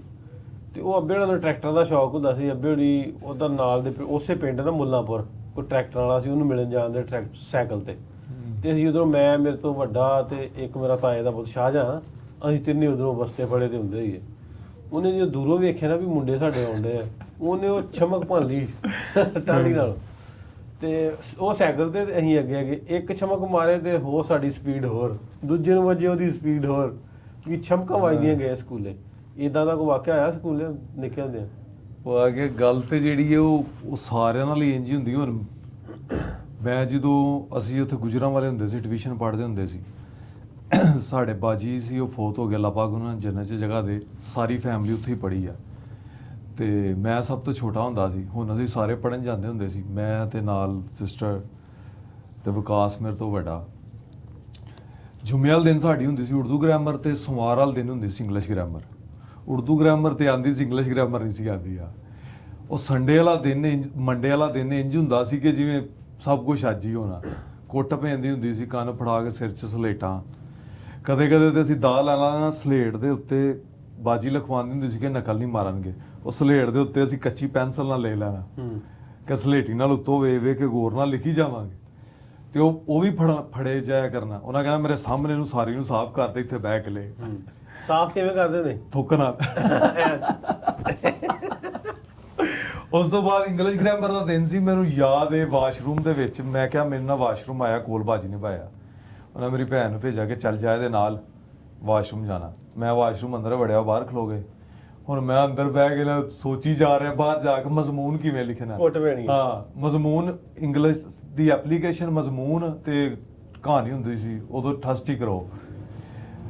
ਉਹ ਮੈਂ ਐਗਜ਼ਾਸਟ ਲੱਗਾ ਸੀ ਤੇ ਮੈਨੂੰ ਹੋਰ ਕੁਝ ਵੀ ਗਿਆ ਨਾ, ਮੈਂ ਉਹਦੇ ਵਿੱਚੋਂ ਦੀ ਛਾਲ ਮਾਰੀ ਘਰੋਂ ਬਾਹਰ ਤੇ ਵਾਸ਼ਰੂਮ ਤੋਂ ਬਾਹਰ। ਐਗਜ਼ਾਸਟ ਨਿਕਲ ਗਿਆ। ਐਗਜ਼ਾਸਟ ਨਾਲ ਮੈਂ ਘਰ ਚਲਾ ਗਿਆ। ਘਰ ਜਾ ਕੇ ਮੈਂ ਰੋਣ ਲੱਗ ਗਿਆ, ਮੈਨੂੰ ਬਾਹਰ ਚੜਿਆ ਕਿ ਘਰੋਂ ਕੁੱਟਣਾ ਪਏ। ਮੈਂ ਬੇਬੇ ਮੇਰੇ ਨੇ ਬਿਸਤਰਾ ਵਿਛਾਤਾ ਵਿੱਚ ਪਈਆ, ਉਹਨਾਂ ਨੂੰ ਇਹ ਛੁੱਟੀ ਲੈ ਕੇ ਆਇਆ ਤੇ ਉਹ ਬਾਹਰ ਖਲੋ ਕੇ ਡੀਕੀ ਜਾਣ ਕਿਦੋਂ ਨਿਕਲਦਾ ਤੇ ਮੈਂ ਵਿੱਚੋਂ ਆ ਤੇ ਨਿਕਲਾ। ਉਹਨਾਂ ਕਿਹਾ ਦਰਵਾਜ਼ਾ ਭੰਦ ਰਹੇ, ਨਾ ਨਿਕਲਿਆ। ਉਹਨਾਂ ਬਾਹਰੋਂ ਐਗਜ਼ਾਸਟਰਾ ਪੌੜੀ ਲਾ ਕੇ ਵੇਖਿਆ ਤੇ ਮੁਕਾਬ ਨਹੀਂ ਆਈ ਵਿੱਚ ਆਇਆ ਨਹੀਂ। ਉਹਨਾਂ ਸੁਨੇਹਾ ਭੇਜਿਆ, ਆ ਕੇ ਕੁੰਡੀ ਖੋਲ ਜਾ ਤੇ ਤੇਰੀ ਛੁੱਟੀ। ਫਿਰ ਗਿਆ ਕੁੰਡੀ ਕੋਲ? ਮੈਂ ਗਿਆ, ਫੇਰ ਪੌੜੀ ਦਾ ਵਿੱਚ ਵੜ ਕੇ ਬਾਹਰੋਂ ਕੁੰਡੀ ਖੋਲੀ ਤੇ ਬਾਹਰ ਆ ਬਾਜੀ ਕਹਿੰਦੀ ਅੱਜ ਤੇਰੀ ਛੁੱਟੀ ਹੈ ਤੇ ਕੱਲ ਵੇਖੀ ਤੇਰਾ ਮੈਂ ਲਾਇਆ। ਇਹ ਚੀਜ਼ਾਂ ਜਿਹੜੀਆਂ ਉਹ ਹਲੇ ਵੀ ਯਾਦ ਆਉਂਦੀਆਂ। ਫਿਰ ਉਸ ਤੋਂ ਬਾਅਦ ਸ਼ਾਦੀਆਂ ਤੇ ਜਾਂਦੇ ਰਹੇ ਤੇ ਉਹ ਦੱਸਦੇ ਹੁੰਦੇ ਸੀ, ਅਸੀਂ ਹੱਸਦੇ ਹੁੰਦੇ ਸੀ ਵੀ ਤੋਂ ਇਕੱਠੇ ਹੋਏ। ਹਾਂ, ਇਹ ਟਾਈਮ ਸੀ ਇੰਜ ਦਾ। ਅੱਛਾ, ਵਿਆਹ ਵਕਾਰ ਬਹੁਤ ਸਾਰੇ ਕਮੈਂਟ ਵੀ ਆਉਂਦੇ ਨੇ, ਕੁੜੀਆਂ ਦੇ ਵੀ ਵਿਆਹ ਹੋਇਆ ਕਿ ਨਹੀਂ ਹੋਇਆ? ਵਿਆਹ ਹੋਇਆ, ਮੇਰੀ ਇੱਕ ਮਾਸ਼ਾਅੱਲਾ ਬੇਟੀ ਆ। ਉਹ ਫੇਕ ਵੀਡੀਓ ਵੀ ਚੱਲਦੀਆਂ ਹੁੰਦੀਆਂ ਨਾ ਵਿਆਹ ਵਾਲੀਆਂ। ਨਹੀਂ, ਅਸਲ ਗੱਲ ਇਹ ਹੈ ਕਿ ਉਹ ਫੇਕ ਵੀਡੀਓ ਇੰਜ ਚੱਲਦੀਆਂ। ਹੁਣ ਕਾਫੀ ਬੰਦੇ ਕਹਿੰਦੇ ਕਿ ਇਹਨੇ ਸ਼ਾਦੀ ਕਿਵੇਂ ਕੀਤੀ ਹੈ ਜਾਂ ਕਿਵੇਂ ਕੀਤੀ ਹੈ। ਸਾਡੇ ਜੱਟਾਂ ਦਾ ਜਿਵੇਂ ਰਿਵਾਜ ਸੀ, ਗੱਲਾਂ ਖੁੱਲ ਕੇ ਤਾਂ ਨਹੀਂ ਕਰੀਦੀਆਂ। ਸਾਰੇ ਬੰਦੇ ਪੁੱਛਦੇ ਆ, ਮੈਂ ਕਿਹਾ ਉਹਨਾਂ ਦਾ ਜਵਾਬ ਦੇ ਦੇਈ। ਮੇਰੀ ਸ਼ਾਦੀ ਜਿਹੜੀ ਹੈ ਮੇਰੇ ਮਾਪਿਓ ਨੇ ਕੀਤੀ ਸੀ ਤੇ ਮੈਂ ਆਪਣੀ ਵਾਈਫ ਉਦੋਂ ਵੇਖੀ ਜਿੱਦਣ ਸਾਡੇ ਘਰ ਆਈ ਸੀ। ਹਲਾ ਇੰਜ ਹੁੰਦਾ ਨਹੀਂ ਆ, ਕੋਈ ਮੰਨਦਾ ਵੀ ਨਹੀਂ ਆ ਕਿ ਕਿਵੇਂ ਹੋ ਗਿਆ। ਹੋਇਆ ਇਦਾਂ ਹੀ ਜਿੱਦਣ ਸਾਡੇ ਘਰ ਆਈ ਹੈ ਨਾ ਮੇਰੀ ਵਾਈਫ, ਮੈਂ ਉਦੋਂ ਦੇਖੀ ਆ। ਉਸ ਤੋਂ ਪਹਿਲਾਂ ਕੋਈ ਹੁੰਦਾ ਬੰਦੇ ਦੀ ਗੱਲਬਾਤ ਹੋਵੇ ਫੋਨ ਤੇ ਜਾਂ ਫੋਟੋ ਦੇਖੀ ਹੋਏ, ਕੋਈ ਇੰਜ ਦਾ ਸੀਨ ਨਹੀਂ ਸੀ। ਨਹੀਂ ਤੇ ਵੇਖਣ ਤੋਂ ਬਾਅਦ ਹੁਣ ਫਿਰ ਵੇਂਦਾ ਰਹਿੰਦਾ। ਹੁਣ ਤੇ ਇੰਜ ਦਾ ਕੰਮ ਬਣ ਗਿਆ, ਹੁਣ ਵੇਖਣਾ ਪੈਂਦਾ। ਕੀ ਕਰੇ ਬੰਦਾ। ਅੱਛਾ, ਹੁਣ ਮਾਸ਼ਾਅੱਲਾ ਮੇਰੀ ਬੇਟੀ ਹੈ 2.5 ਸਾਲ ਦੀ। ਤੇ ਵੈਸੇ ਮੈਂ ਵੀਡੀਓ ਵਗੈਰਾ ਚਿੱਤੇ ਨਹੀਂ ਦਿਖਾਈ ਹੈ, ਜਦੋਂ ਪੈਦਾ ਹੋਈ ਸੀ ਉਦੋਂ ਦਿਖਾਈ ਸੀ, ਕਿਉਂਕਿ ਬੱਚਿਆਂ ਦੇ ਆਪਣੇ ਹੁੰਦੇ ਨੇ ਕਿ ਬਈ ਪਤਾ ਨਹੀਂ ਉਹਨੇ ਇਸ ਪਾਸੇ ਜਾਣਾ ਹੈ ਜਾਂ ਪਤਾ ਨਹੀਂ ਕੀ ਕਰਨਾ, ਮੈਂ ਧੱਕੇ ਨਾਲ ਹੀ ਉਹਨੂੰ ਇਸ ਪਾਸੇ ਲਾਈ ਜਾਵਾਂ। ਨਾਲੇ ਹੁਣ ਇਹ ਵੀ ਹੈ ਨਾ ਵੀ AI ਤੋਂ ਵੀ ਬਹੁਤ ਸਾਰੀਆਂ ਫਿਰ ਫਜ਼ੂਲ ਵੀਡੀਓ ਵਗੈਰਾ ਉਰਾਂ ਪਰਾਂ। ਤੇ ਨਾਲੇ ਇੱਕ ਬੰਦੇ ਦਾ ਹੋਵੇ ਨਾ, ਨਾਲੇ ਹੁਣ ਮੈਂ ਤੇ ਅਸੀਂ ਜਿਸ ਫੈਮਿਲੀ ਚੋਂ ਬਿਲੋਂਗ ਕਰਦੇ ਆ, ਮੈਂ ਤੇ ਮੁੰਡਾ ਵਾ, ਮੈਨੂੰ ਤੇ ਚਲੋ ਇਹ ਵੇ ਕਿ ਬਈ ਮੁੰਡੇ ਨੂੰ ਵੀ ਇਸ ਹੱਦ ਤੱਕ ਛੂਟ ਹੈ ਕਿ ਕੋਈ ਲਾਂਭਾ ਨਾ ਆਏ ਬਾਹਰੋਂ ਜਾਂ ਕੋਈ ਉਂਝ ਦੀ ਗੱਲਬਾਤ ਨਾ ਹੋਏ, ਗੈਦਰਿੰਗ ਨਾ ਉਂਝ ਦੀ ਹੋਏ, ਬਹਿਣ ਉੱਠਣ ਨਾ ਉਂਝ ਦਾ ਹੋਏ। ਬਹਿਣ ਉੱਠਣ ਵੀ ਮਖਸੂਸ ਜੇ ਬੰਦਿਆਂ ਨਾਲ ਆਪਣਾ। ਉਹ ਫਿਰ ਇਹ ਸਾਰੀਆਂ ਚੀਜ਼ਾਂ ਦੇਖਣੀਆਂ ਪੈਂਦੀਆਂ। ਅਕਸਰ ਮੈਨੂੰ ਬੰਦੇ ਜਿਹੜੇ ਜਾਣਨ ਵਾਲੇ ਨੇ ਕਹਿੰਦੇ ਯਾਰ ਆਪਣੀ ਬੇਟੀ ਨੂੰ ਤੂੰ ਦਿਖਾਉਂਦਾ, ਮੈਂ ਕਹਿੰਦਾ ਯਾਰ ਕਿ ਸਾਨੂੰ ਲੋ ਹੀ ਨਹੀਂ ਆ, ਲੋ ਕਿ ਮੇਰਾ ਆਪਣਾ ਦਿਲ ਨਹੀਂ ਕਰਦਾ ਕਿ ਯਾਰ ਮੈਂ ਇਹਨੂੰ ਕੀ ਦਿਖਾਵਾਂ। ਹਾਲਾਂ ਮੈਂ ਜੇ ਚਾਹਾਂ ਤੇ ਵਿਊ ਲੈਣ ਸਦਕਾ ਕਿ ਉਹ ਜਿਵੇਂ ਥੱਥੀਆਂ ਗੱਲਾਂ ਕਰਦੀ ਏ, ਲੋਕਾਂ ਨੂੰ ਦਿਖਾਵਾਂ ਤੇ ਇੰਝ ਕਰਾਂ। ਅੱਗੇ ਮੈਂ ਆਪਣੇ ਭਾਈ ਦੇ ਬੱਚੇ ਦਿਖਾਉਂਦਾ ਸੀ, ਸਕੂਲ ਛੱਡਣ ਜਾਣ ਲੱਗਿਆ ਉਹਨਾਂ ਤੋਂ ਵੀ ਕੰਟਰੋਲ ਕਰ ਗਿਆ, ਕਿਉਂਕਿ ਫਿਰ ਇਹ ਸਵਾਲ ਆਉਂਦਾ ਲੋਕਾਂ ਕਹਿਣਾ ਇਹਨਾਂ ਨੂੰ ਦਿਖਾਉਂਦਾ ਉਹਨੂੰ ਕਿਉਂ ਨਹੀਂ ਦਿਖਾਉਂਦਾ। ਫਿਰ ਸਾਰੀਆਂ ਚੀਜ਼ਾਂ ਨੂੰ ਦੇਖਣਾ ਪੈਂਦਾ, ਕਿਤੇ ਨਾ ਕਿਤੇ ਸਹੀ ਵੀ ਆ। ਅੱਛਾ ਹੁੰਦਾ ਇਦਾਂ ਵਾ ਜਦੋਂ ਤੁਹਾਡੀ ਜੁਆਇੰਟ ਫੈਮਿਲੀ ਹੁੰਦੀ ਹੈ ਨਾ, ਤੁਹਾਡੀ ਜੁਆਇੰਟ ਫੈਮਿਲੀ ਸਾਰੇ ਭਰਾ, ਹਾਂਜੀ, ਤੇ ਰਾਤ ਬਰਾਤੇ ਕੋਈ ਫਰਮਾਇਸ਼ ਆ ਜੇ ਭਰਜਾਈ ਦੀ ਤੇ ਫਿਰ ਕਿਵੇਂ ਕਵਰ ਕਰਦਾ? ਅੱਛਾ ਉਹ ਨਾ ਜਿਵੇਂ ਸਾਡੀ ਜੁਆਇੰਟ ਫੈਮਿਲੀ ਹੈ ਨਾ, ਉਹ ਵੀ ਇੰਜ ਹੀ ਜੁਆਇੰਟ ਫੈਮਿਲੀ ਚੋਂ ਆ। ਸਭ ਤੋਂ ਵੱਡਾ ਮੈਨੂੰ ਅੱਜ ਇਹ ਮਿਲਿਆ ਕਿ ਭਈ ਉੱਥੇ ਕੋਈ ਸੀਨ ਹੀ ਨਹੀਂ ਹੈ ਫਰਮਾਇਸ਼ ਵਾਲਾ, ਜੋ ਹੀ ਆਉਣਾ ਘਰ ਇਕੱਠੇ ਹੀ ਆਉਣਾ, ਇਕੱਠੇ ਹੋਣਾ। ਤੇ ਨਾਲੇ ਸਾਡੀ ਉੱਥੇ ਕੋਲ ਕੋਈ ਦੁਕਾਨ ਨਹੀਂ ਆ, ਕੋਈ ਜੇਬ 'ਚ ਸਮੋਸਾ ਸ਼ਵਾਰਮਾ ਕੋਈ ਸ਼ਾਇਦ ਇਹ ਤਾਂ ਹੁਣ ਤੇ ਐਵੇਂ ਕਹਿਣ ਡਿਆ। ਨਹੀਂ ਹੁਣ ਨਾ ਜਦੋਂ ਮੈਂ ਬਾਹਰ ਜਾਂਦਾ ਨਾ, ਮੇਰੀ ਬੇਟੀ ਮੈਨੂੰ ਕਹਿੰਦੀ ਆ ਕਿ ਚੀਜ਼ ਲੈਣੀ ਹੈ, ਮੈਂ ਚੀਜ਼ ਚਾਕਲੇਟ ਲੈ ਕੇ ਆਈ ਜਾਂ ਫੋਨ ਕਰ ਦੇਗੀ। ਉਹ ਫੋਨ ਕਰਦਿਆਂ ਸਾਰੀ ਪੁੱਛੇਗੀ ਕਿੱਥੇ ਆ, ਘਰ ਕਿਦੋਂ ਆਣਾ, ਪੰਜਾਬੀ ਬੋਲਦੀ ਹੈ ਨਾ। ਤੇ ਮੈਂ ਕਹਿੰਦਾ ਅੱਛਾ ਨਾ ਚੀਜ਼ੀ ਲੈ ਕੇ ਆਣੀ ਹੈ, ਮੈਂ ਕਿਹਾ ਅੱਛਾ। ਤੇ ਹੁਣ ਮੈਨੂੰ ਇੰਜ ਲੱਗਦਾ ਹੈ ਕਿ ਅੱਗੋਂ ਟਾਈਮ ਆਉਣ ਵਾਲਾ ਹੀ ਹੈ। ਅੱਛਾ ਹਾਂ ਮਤਲਬ ਫਿਰ ਸਾਰਾ ਕੁਝ ਇਹਨਾਂ ਨੂੰ ਬਰਾਬਰ ਜਿਹਾ ਕਰਨਾ ਹੀ ਪੈਂਦਾ ਹੁੰਦਾ। ਅੱਛਾ ਨਹੀਂ ਜੁਆਇੰਟ ਫੈਮਿਲੀ ਦਾ ਦੇਖੋ ਨਾ, ਇਹ ਹੈ ਕਿ ਹੁਣ ਮੈਂ ਬਾਹਰ ਆਉਂਦਾ ਜਾਂਦਾ ਵਾ, ਜਿੱਥੇ ਵੀ ਇਹ ਸਾਰੀਆਂ ਚੀਜ਼ਾਂ ਪਿੱਛੋਂ ਮੈਨੇਜ ਹੋ ਜਾਂਦੀਆਂ। ਭਰਾਵਾਂ ਦੀ ਰੱਬ ਜ਼ਿੰਦਗੀ ਕਰੇ ਇੰਝ ਟਾਈਮ ਲੰਘਦਾ ਜਾਏ, ਮਾਂ ਪਿਓ ਦੀ, ਤੇ ਸਭ ਕੁਝ ਮੈਨੇਜ ਹੋਈ ਜਾਂਦਾ। ਜਦੋਂ ਬੰਦਾ ਫਿਰ ਕੱਲੋ ਗੱਲ ਹੋ ਜਾਂਦਾ ਉਦੋਂ ਬੜੇ ਸਿਆਪੇ ਬਣ ਜਾਂਦੇ ਨੇ। ਚੀਜ਼ਾਂ ਦੇਖਣੀਆਂ ਪੈਂਦੀਆਂ, ਕਿੱਥੇ ਜਾਣਾ ਕਿੱਥੇ ਨਹੀਂ ਜਾਣਾ, ਕੀ ਕਰਨਾ। ਹੁਣ ਕਈ ਬੰਦੇ ਤੇ ਇਹ ਨਹੀਂ ਮੰਨਦੇ ਕਿ ਇਹਦੀ ਸ਼ਾਦੀ ਹੋਈ ਹੈ ਕਿ ਨਹੀਂ। ਹਾਂ ਚਲੋ ਅੱਲਾਹ ਪਾਕ ਇਤਫਾਕ ਬਣਾਈ ਰੱਖੇ। ਹਾਂਜੀ ਕਰੇ। ਤੇ ਉਹ ਕਈ ਬੰਦਿਆਂ ਦਾ ਲਾਮਾ ਹੁੰਦਾ ਹੈ ਨਾ ਵੀ ਉਹ ਛੱਪੜ ਤੇ ਬਿਠਾ ਦਿੰਦਾ, ਉਹ ਡੇਰਾ ਸ਼ੁਰੂ ਕੀਤਾ ਪੂਰਾ ਹੋਇਆ ਕਿ ਨਹੀਂ? ਡੇਰਾ ਹਲੇ ਉੱਥੇ ਹੀ ਹੈ, ਉਹਨੂੰ ਦੁਬਾਰਾ ਸਟਾਰਟ ਕਰਾਵਾਂਗੇ। ਐਤਕੀ ਮੂੰਜੀ ਤੇ ਲਾਣਾ ਸੀ, ਮੂੰਜੀ ਨੂੰ ਤੇਲਾ ਪੈ ਗਿਆ। ਡੇਰੇ ਨੂੰ ਸਿੱਧਾ ਪਿਆ, ਮੂੰਜੀ ਨੂੰ ਕਿੱਥੋਂ ਪਿਆ? ਡੇਰੇ ਨੂੰ ਤੇਲਾ ਪੈ ਗਿਆ। ਹਾਂ ਹੁਣ ਕਣਕ ਨੂੰ ਨਾ ਕੁਝ ਪਾਈਏ। ਉਹ ਸਾਡਾ ਦੋਸਤ ਹਾਜੀ ਉਹ ਸੱਚਕ ਦਾ ਅਕਸਰ ਆਉਂਦਾ ਹੁੰਦਾ ਸੀ, ਤੇ ਉਹ ਸੱਚਕ 'ਚ ਨਾ ਉਹ ਸ਼ਹਿਰ ਦੇ ਲਾਗੇ ਸੀ, ਉਹ ਉਹਨਾਂ ਦੀ ਪੈਲੀ ਆ ਗਈ, ਸ਼ਹਿਰ ਦੇ ਵਿੱਚ ਕਲੋਨੀ ਬਣ ਗਈ, ਜ਼ਮੀਨ ਵਿਕ ਗਈ। ਉਹਨਾਂ ਦਾ ਵੀ ਜਦੋਂ ਕਾਲਜ ਜਾਣਾ ਨਾ ਸੀ, ਆਂਦਾ ਵੀ ਜੱਟਾਂ ਜ਼ਿਮੀਂਦਾਰਾਂ ਕੋਲ ਪੈਸੇ ਕਿੱਥੇ ਆਉਂਦਾ ਹੁੰਦੇ। ਆਂਦਾ ਸਾਲ ਬਾਅਦ ਕਣਕ ਆਉਣੀ, ਝੋਨਾ ਆਉਂਦਾ ਜਾਂ ਕਮਾਲ ਹੁੰਦਾ, ਥੋੜੇ ਪੈਸੇ ਜੁੜਦੇ ਆ, ਉਹ ਕੁਆੜਤੀਆ ਲੈ ਗਿਆ, ਕੋਈ ਖਾਦ ਦਲਾ ਲੈ ਗਿਆ। ਆਂਦਾ 35-40 ਹਜ਼ਾਰ ਬਚਦਾ ਸੀ, ਉਹ ਸਾਲ ਬਾਅਦ ਕੋਈ ਨਾ ਕੋਈ ਜੀ ਬਿਮਾਰ ਹੋਇਆ ਹੁੰਦਾ, ਆਂਦਾ ਉੱਤੇ ਲੱਗ ਜਾਂਦੇ। ਇੰਜ ਹੀ ਹੁੰਦਾ। ਤੇ ਇਹ ਆ ਵੀ ਉਹ ਹੁਣ ਤਾਂ ਚਲੋ ਥੋੜਾ ਜਿਹਾ ਬਦਲ ਗਿਆ, ਪੈਸੇ ਦੀ ਰੇਲ ਪਿਲ ਹੋ ਗਈ। ਨਾਲ ਇਹ ਵੇ ਕਿ ਮਾਲ ਡੰਗਰ ਹੈ ਨਾ, ਮਾਲ ਡੰਗਰ ਦੇ ਨਾਲ ਉਹ ਜਿਹੜਾ ਰੋਜ਼ਮਰਾ ਦਾ ਖਰਚਾ ਹੈ ਉਹ ਚੱਲਦਾ ਰਹਿੰਦਾ ਹੈ।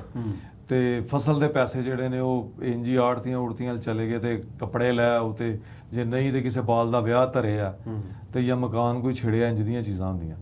ਅੱਛਾ ਵਕਾਰ, ਇੱਕ ਵੀਡੀਓ ਬੜੀ ਵਾਇਰਲ ਹੋਈ ਸੀ ਜਿਸ ਨੂੰ ਅਸੀਂ ਫਲੱਡ ਤੇ ਸਲਾਬ ਤੇ ਸਾਂ, ਤੇ ਅਸੀਂ ਰਾਤ ਹਨੇਰਾ ਹੋ ਗਿਆ ਸੀ, 7 ਵਜੇ ਬੋਟ ਤੇ ਵਾਪਸ ਆਉਣ ਡਏ। ਹਾਂਜੀ। ਤੇ ਤੂੰ ਵੀਡੀਓ ਦਾ ਐਂਡ ਕੀਤਾ ਸੀ। ਹਾਂਜੀ। ਵੀਡੀਓ ਦਾ ਐਂਡ ਇਹ ਕੀਤਾ ਸੀ ਵੀ ਮੈਨੂੰ ਬਾਪੂ ਜੀ ਦੀ ਕਾਲ ਆਈ ਸੀ, ਤੇ ਬਾਪੂ ਜੀ ਨੇ ਕੀ ਕਿਹਾ, ਉਹ ਸਾਰੀ ਵੀਡੀਓ। ਉਹ ਮੈਂ ਨਾ ਕਹਿੰਦਾ ਹੁੰਦਾ ਸੀ ਨਾ ਕਿ ਪਿੱਛੇ ਮੱਝਾਂ ਨਹੀਂ ਵਿਕਦੀਆਂ। ਮੈਂ ਵੀਡੀਓ ਜੂ ਲਾਉਂਦਾ ਸੀ, ਮੱਝਾਂ ਵਿਕਦੀਆਂ, ਤੇ ਅੱਬਾ ਮੇਰਾ ਕਹਿੰਦਾ ਗਾਲ ਕੱਢ ਕੇ ਕਿ ਹੁਣ ਛੱਡ ਕੇ ਨਾ ਆਈ। ਨਾਲ ਦੇ ਇਹ ਕਹਿਣਗੇ ਕਿ ਚਲਾ ਗਿਆ, ਦਲੇਰ ਰਹੀ, ਤੇ ਇੱਜ਼ਤ ਤੇ ਰਿਜ਼ਕ ਤੇ ਰੱਬ ਦੀ ਜ਼ਾਤ ਨੇ ਦੇਣਾ, ਜੇ ਵਿਕਣੀਆਂ ਹੋਈਆਂ ਤੇ ਇਹਨਾਂ ਕੋਲ ਵੀ ਵਿਕ ਜਾਣਗੀਆਂ, ਤੇ ਤੂੰ ਤਗੜਾ ਰਹੀ। ਹੁਣ ਮੈਂ ਕਿਹਾ ਠੀਕ ਹੈ, ਮੈਂ ਤਗੜਾ, ਮੈਂ ਕਿਹਾ ਤੁਹਾਡਾ ਹੌਸਲਾ ਤੇ ਮੈਂ ਤਗੜਾ ਹੀ ਤਗੜਾ ਵੀ ਸਾਬਤ ਕਦਮ ਨਹੀਂ, ਹੁਣ ਜਿਸ ਮਕਸਦ ਨੂੰ ਕਹਿ ਕੇ ਪੂਰਾ ਕਰਕੇ ਤੇ ਅਲਹਮਦੁਲਿਲਾ ਆਪਾਂ ਪੂਰਾ ਵੀ ਕੀਤਾ, ਅਲਹਮਦੁਲਿਲਾ। ਅੱਛਾ ਵਕਾਰ, ਮੈਨੂੰ ਆਪ ਕਦੀ ਕਦੀ ਆਉਂਦਾ ਹੁੰਦਾ, ਕਿਉਂਕਿ ਤੂੰ ਤੇ ਕਰਦਾ ਕੰਮ, ਮੈਨੂੰ 10-12 ਸਾਲ ਹੋ ਗਏ। ਵੈਸੇ ਤੇ ਅਸੀਂ ਜ਼ਿਮੀਂਦਾਰਾਂ ਦੇ, ਹਾਂਜੀ, ਅਸੀਂ ਨਿੱਕੇ ਹੁੰਦੇ ਤੋਂ ਕਰਦੇ ਰਹੇ ਮਾੜਾ ਚੰਗਾ, ਮੈਨੂੰ ਵੀ ਐਡਾ ਮਹਿਸੂਸ ਨਹੀਂ ਹੋਇਆ ਵੀ ਉੱਥੇ ਜਾ ਕੇ ਥੱਕੇ ਨਹੀਂ। ਕਿ ਤੁਹਾਡੇ ਸਾਹਮਣੇ ਮੈਨੂੰ ਲੱਗਦਾ ਵੀ ਤੁਹਾਡੇ ਨਾਲ ਬਹੁਤਾ ਮੈਂ ਕਰਦਾ ਰਿਹਾ, ਆ ਭਾਰ ਵਾਲਾ ਕੰਮ ਤੂੰ ਬਹੁਤਾ ਕਰਦਾ ਰਿਹਾ। ਤੇ ਇੱਥੇ ਉੱਥੇ ਜਾ ਕੇ ਜਿਵੇਂ ਮੈਂ ਅੱਗੇ ਸਵਾਲ ਸੀ ਵੀ ਉਹ ਕੁਝ ਲੋਕਾਂ ਦਾ ਸੀ ਵੀ ਕਿਸ ਤਰ੍ਹਾਂ ਤੁਸੀਂ ਮੈਨੇਜ ਕਰਦੇ ਸੀ। ਮੈਂ ਨਾ ਵੀ ਉਹ ਫੀਲਿੰਗਸ ਮੈਂ ਦੱਸ ਹੀ ਨਹੀਂ ਸਕਦਾ ਵੀ ਤੁਹਾਡੀਆਂ ਕੀ ਫੀਲਿੰਗਸ ਨੇ, ਕਿਵੇਂ ਤੈਨੂੰ ਕਿਵੇਂ ਸੋਚ ਆਉਂਦੀ।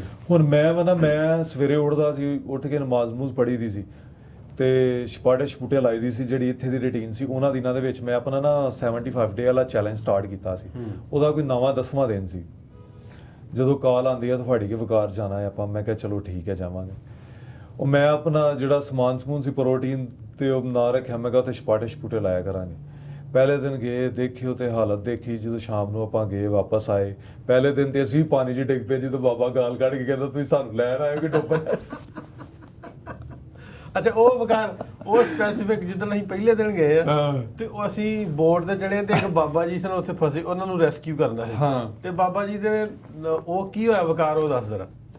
ਬਾਬਾ ਜੀ ਜਿਹੜੇ ਨੇ ਨਾ ਜਾਣਦੇ ਨੇ, ਦੂਰੋਂ ਵਡੇਰੇ ਬੰਦੇ ਸੀ, ਉਹਨਾਂ ਸਿਰ ਤੇ ਗੱਠੜੀ ਬੰਨ ਕੇ ਕੱਪੜਿਆਂ ਦੀ ਰੱਖੀ। ਮੈਂ ਕਿਹਾ ਵਡੇਰੇ ਬੰਦੇ ਨੇ, ਮੈਂ ਜਾਣਾ ਵਾਂ ਤੇ ਇਹਨਾਂ ਨੂੰ ਲੈ ਕੇ ਆਂਦਾ। ਮੈਂ ਪਾਣੀ 'ਚ ਉਤਰੇ ਆਪਣੇ ਵੱਲੋਂ, ਬੂਟ ਪਾਏ ਸੀ ਤੇ ਉਹ ਮੈਂ ਥੱਲੇ ਖੁੱਭ ਗਿਆ, ਡਿੱਗ ਪਿਆ। ਇਹ ਮਗਰ ਇੱਕ ਅਮਾਰ ਸੀ ਆਪਣੇ, ਉਹ ਕਸ਼ਤੀ ਦੇ ਉੱਤੋਂ ਦੀ ਦੜਲ ਤੇ ਬਾਬਾ ਦੂਰ ਖਲੋ ਕੇ ਗਾਲਾਂ ਕੱਢਣ ਲਾਏ, ਉਹ ਮੈਨੂੰ ਬਚਾ ਰਹੇ ਜੇ ਕਿ ਡੋਬਾ ਰਹੇ ਜੇ।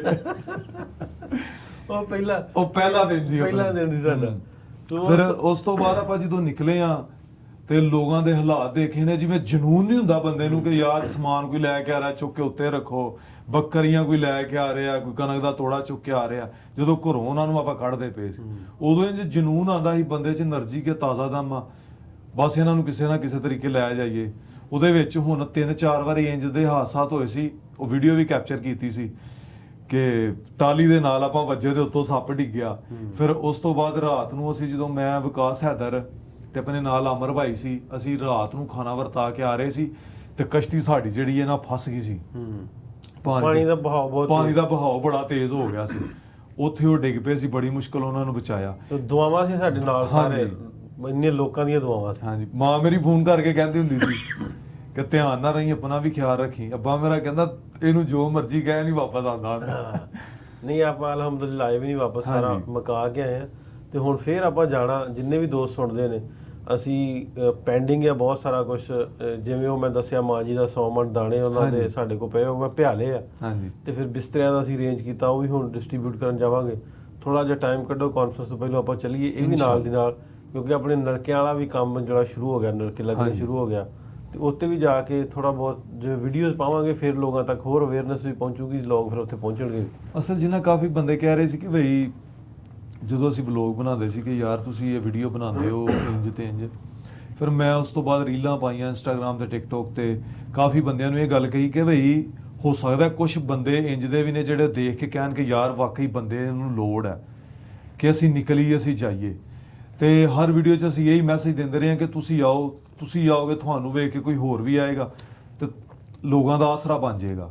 ਮਦਦ ਕਰਨ ਵਾਲੀ ਰੱਬ ਦੀ ਜ਼ਾਤ ਹੈ, ਬੰਦਾ ਤੇ ਬੰਦੇ ਦੇ ਕੰਮ ਆ ਸਕਦਾ ਹੈ। ਤੇ ਜ਼ਿੰਦਗੀ ਇਹ ਪਤਾ ਨਹੀਂ ਕਦੋਂ ਪਟਾਕਾ ਪੈ ਜਾਣਾ, ਘੱਟੋ ਘੱਟ ਕਿਸੇ ਦੇ ਕੰਮ ਤੇ ਆਓ। ਕੋਈ ਨਹੀਂ ਕਰ ਸਕਦਾ, ਕੋਈ ਕਿਸੇ ਦਾ ਸਮਾਨ ਚੁੱਕ ਕੇ ਰੱਖ ਸਕਦਾ, ਕੋਈ ਕਿਸੇ ਦੇ ਗੱਡੇ ਨੂੰ ਧੱਕਾ ਲਾਉਣ ਵਾਲਾ, ਜਿਹੜਾ ਜਿੰਨੇ ਜੋਗਾ। ਜਿਵੇਂ ਅਸੀਂ ਆਪਾਂ ਹੁਣ ਉੱਥੇ ਸੀ 5-7 ਦਿਨ ਹੋ ਗਏ ਸੀ ਆਜ਼ਮ ਛੀਨੇ, ਜਿੱਥੇ ਉੱਥੇ ਵੀ ਪਾਣੀ ਆ ਗਿਆ ਸੀ। ਲਾਸਟ ਟਾਈਮ ਪਤਾ ਹੈ ਬੱਚੀ ਖੁਰਲੀ 'ਚ ਬੈਠੀ ਸੀ, ਬਾਬਾ ਉਹਨੂੰ ਰੇੜੀ ਲਿਜਾਂਦਾ ਸੀ, ਧੱਕਾ ਲਿਜਾਂਦਾ। ਮੈਂ ਉਹਨੂੰ ਪੁੱਛਿਆ ਬਾਬਾ ਜੀ ਕਿੱਥੇ ਜਾ ਰਹੇ ਹੋ, ਤੇ ਬਾਬਾ ਰੋਣ ਵਾਲਾ ਹੋਇਆ ਪਿਆ ਸੀ ਕਿ ਸਭ ਕੁਝ ਰੁੜ ਗਿਆ।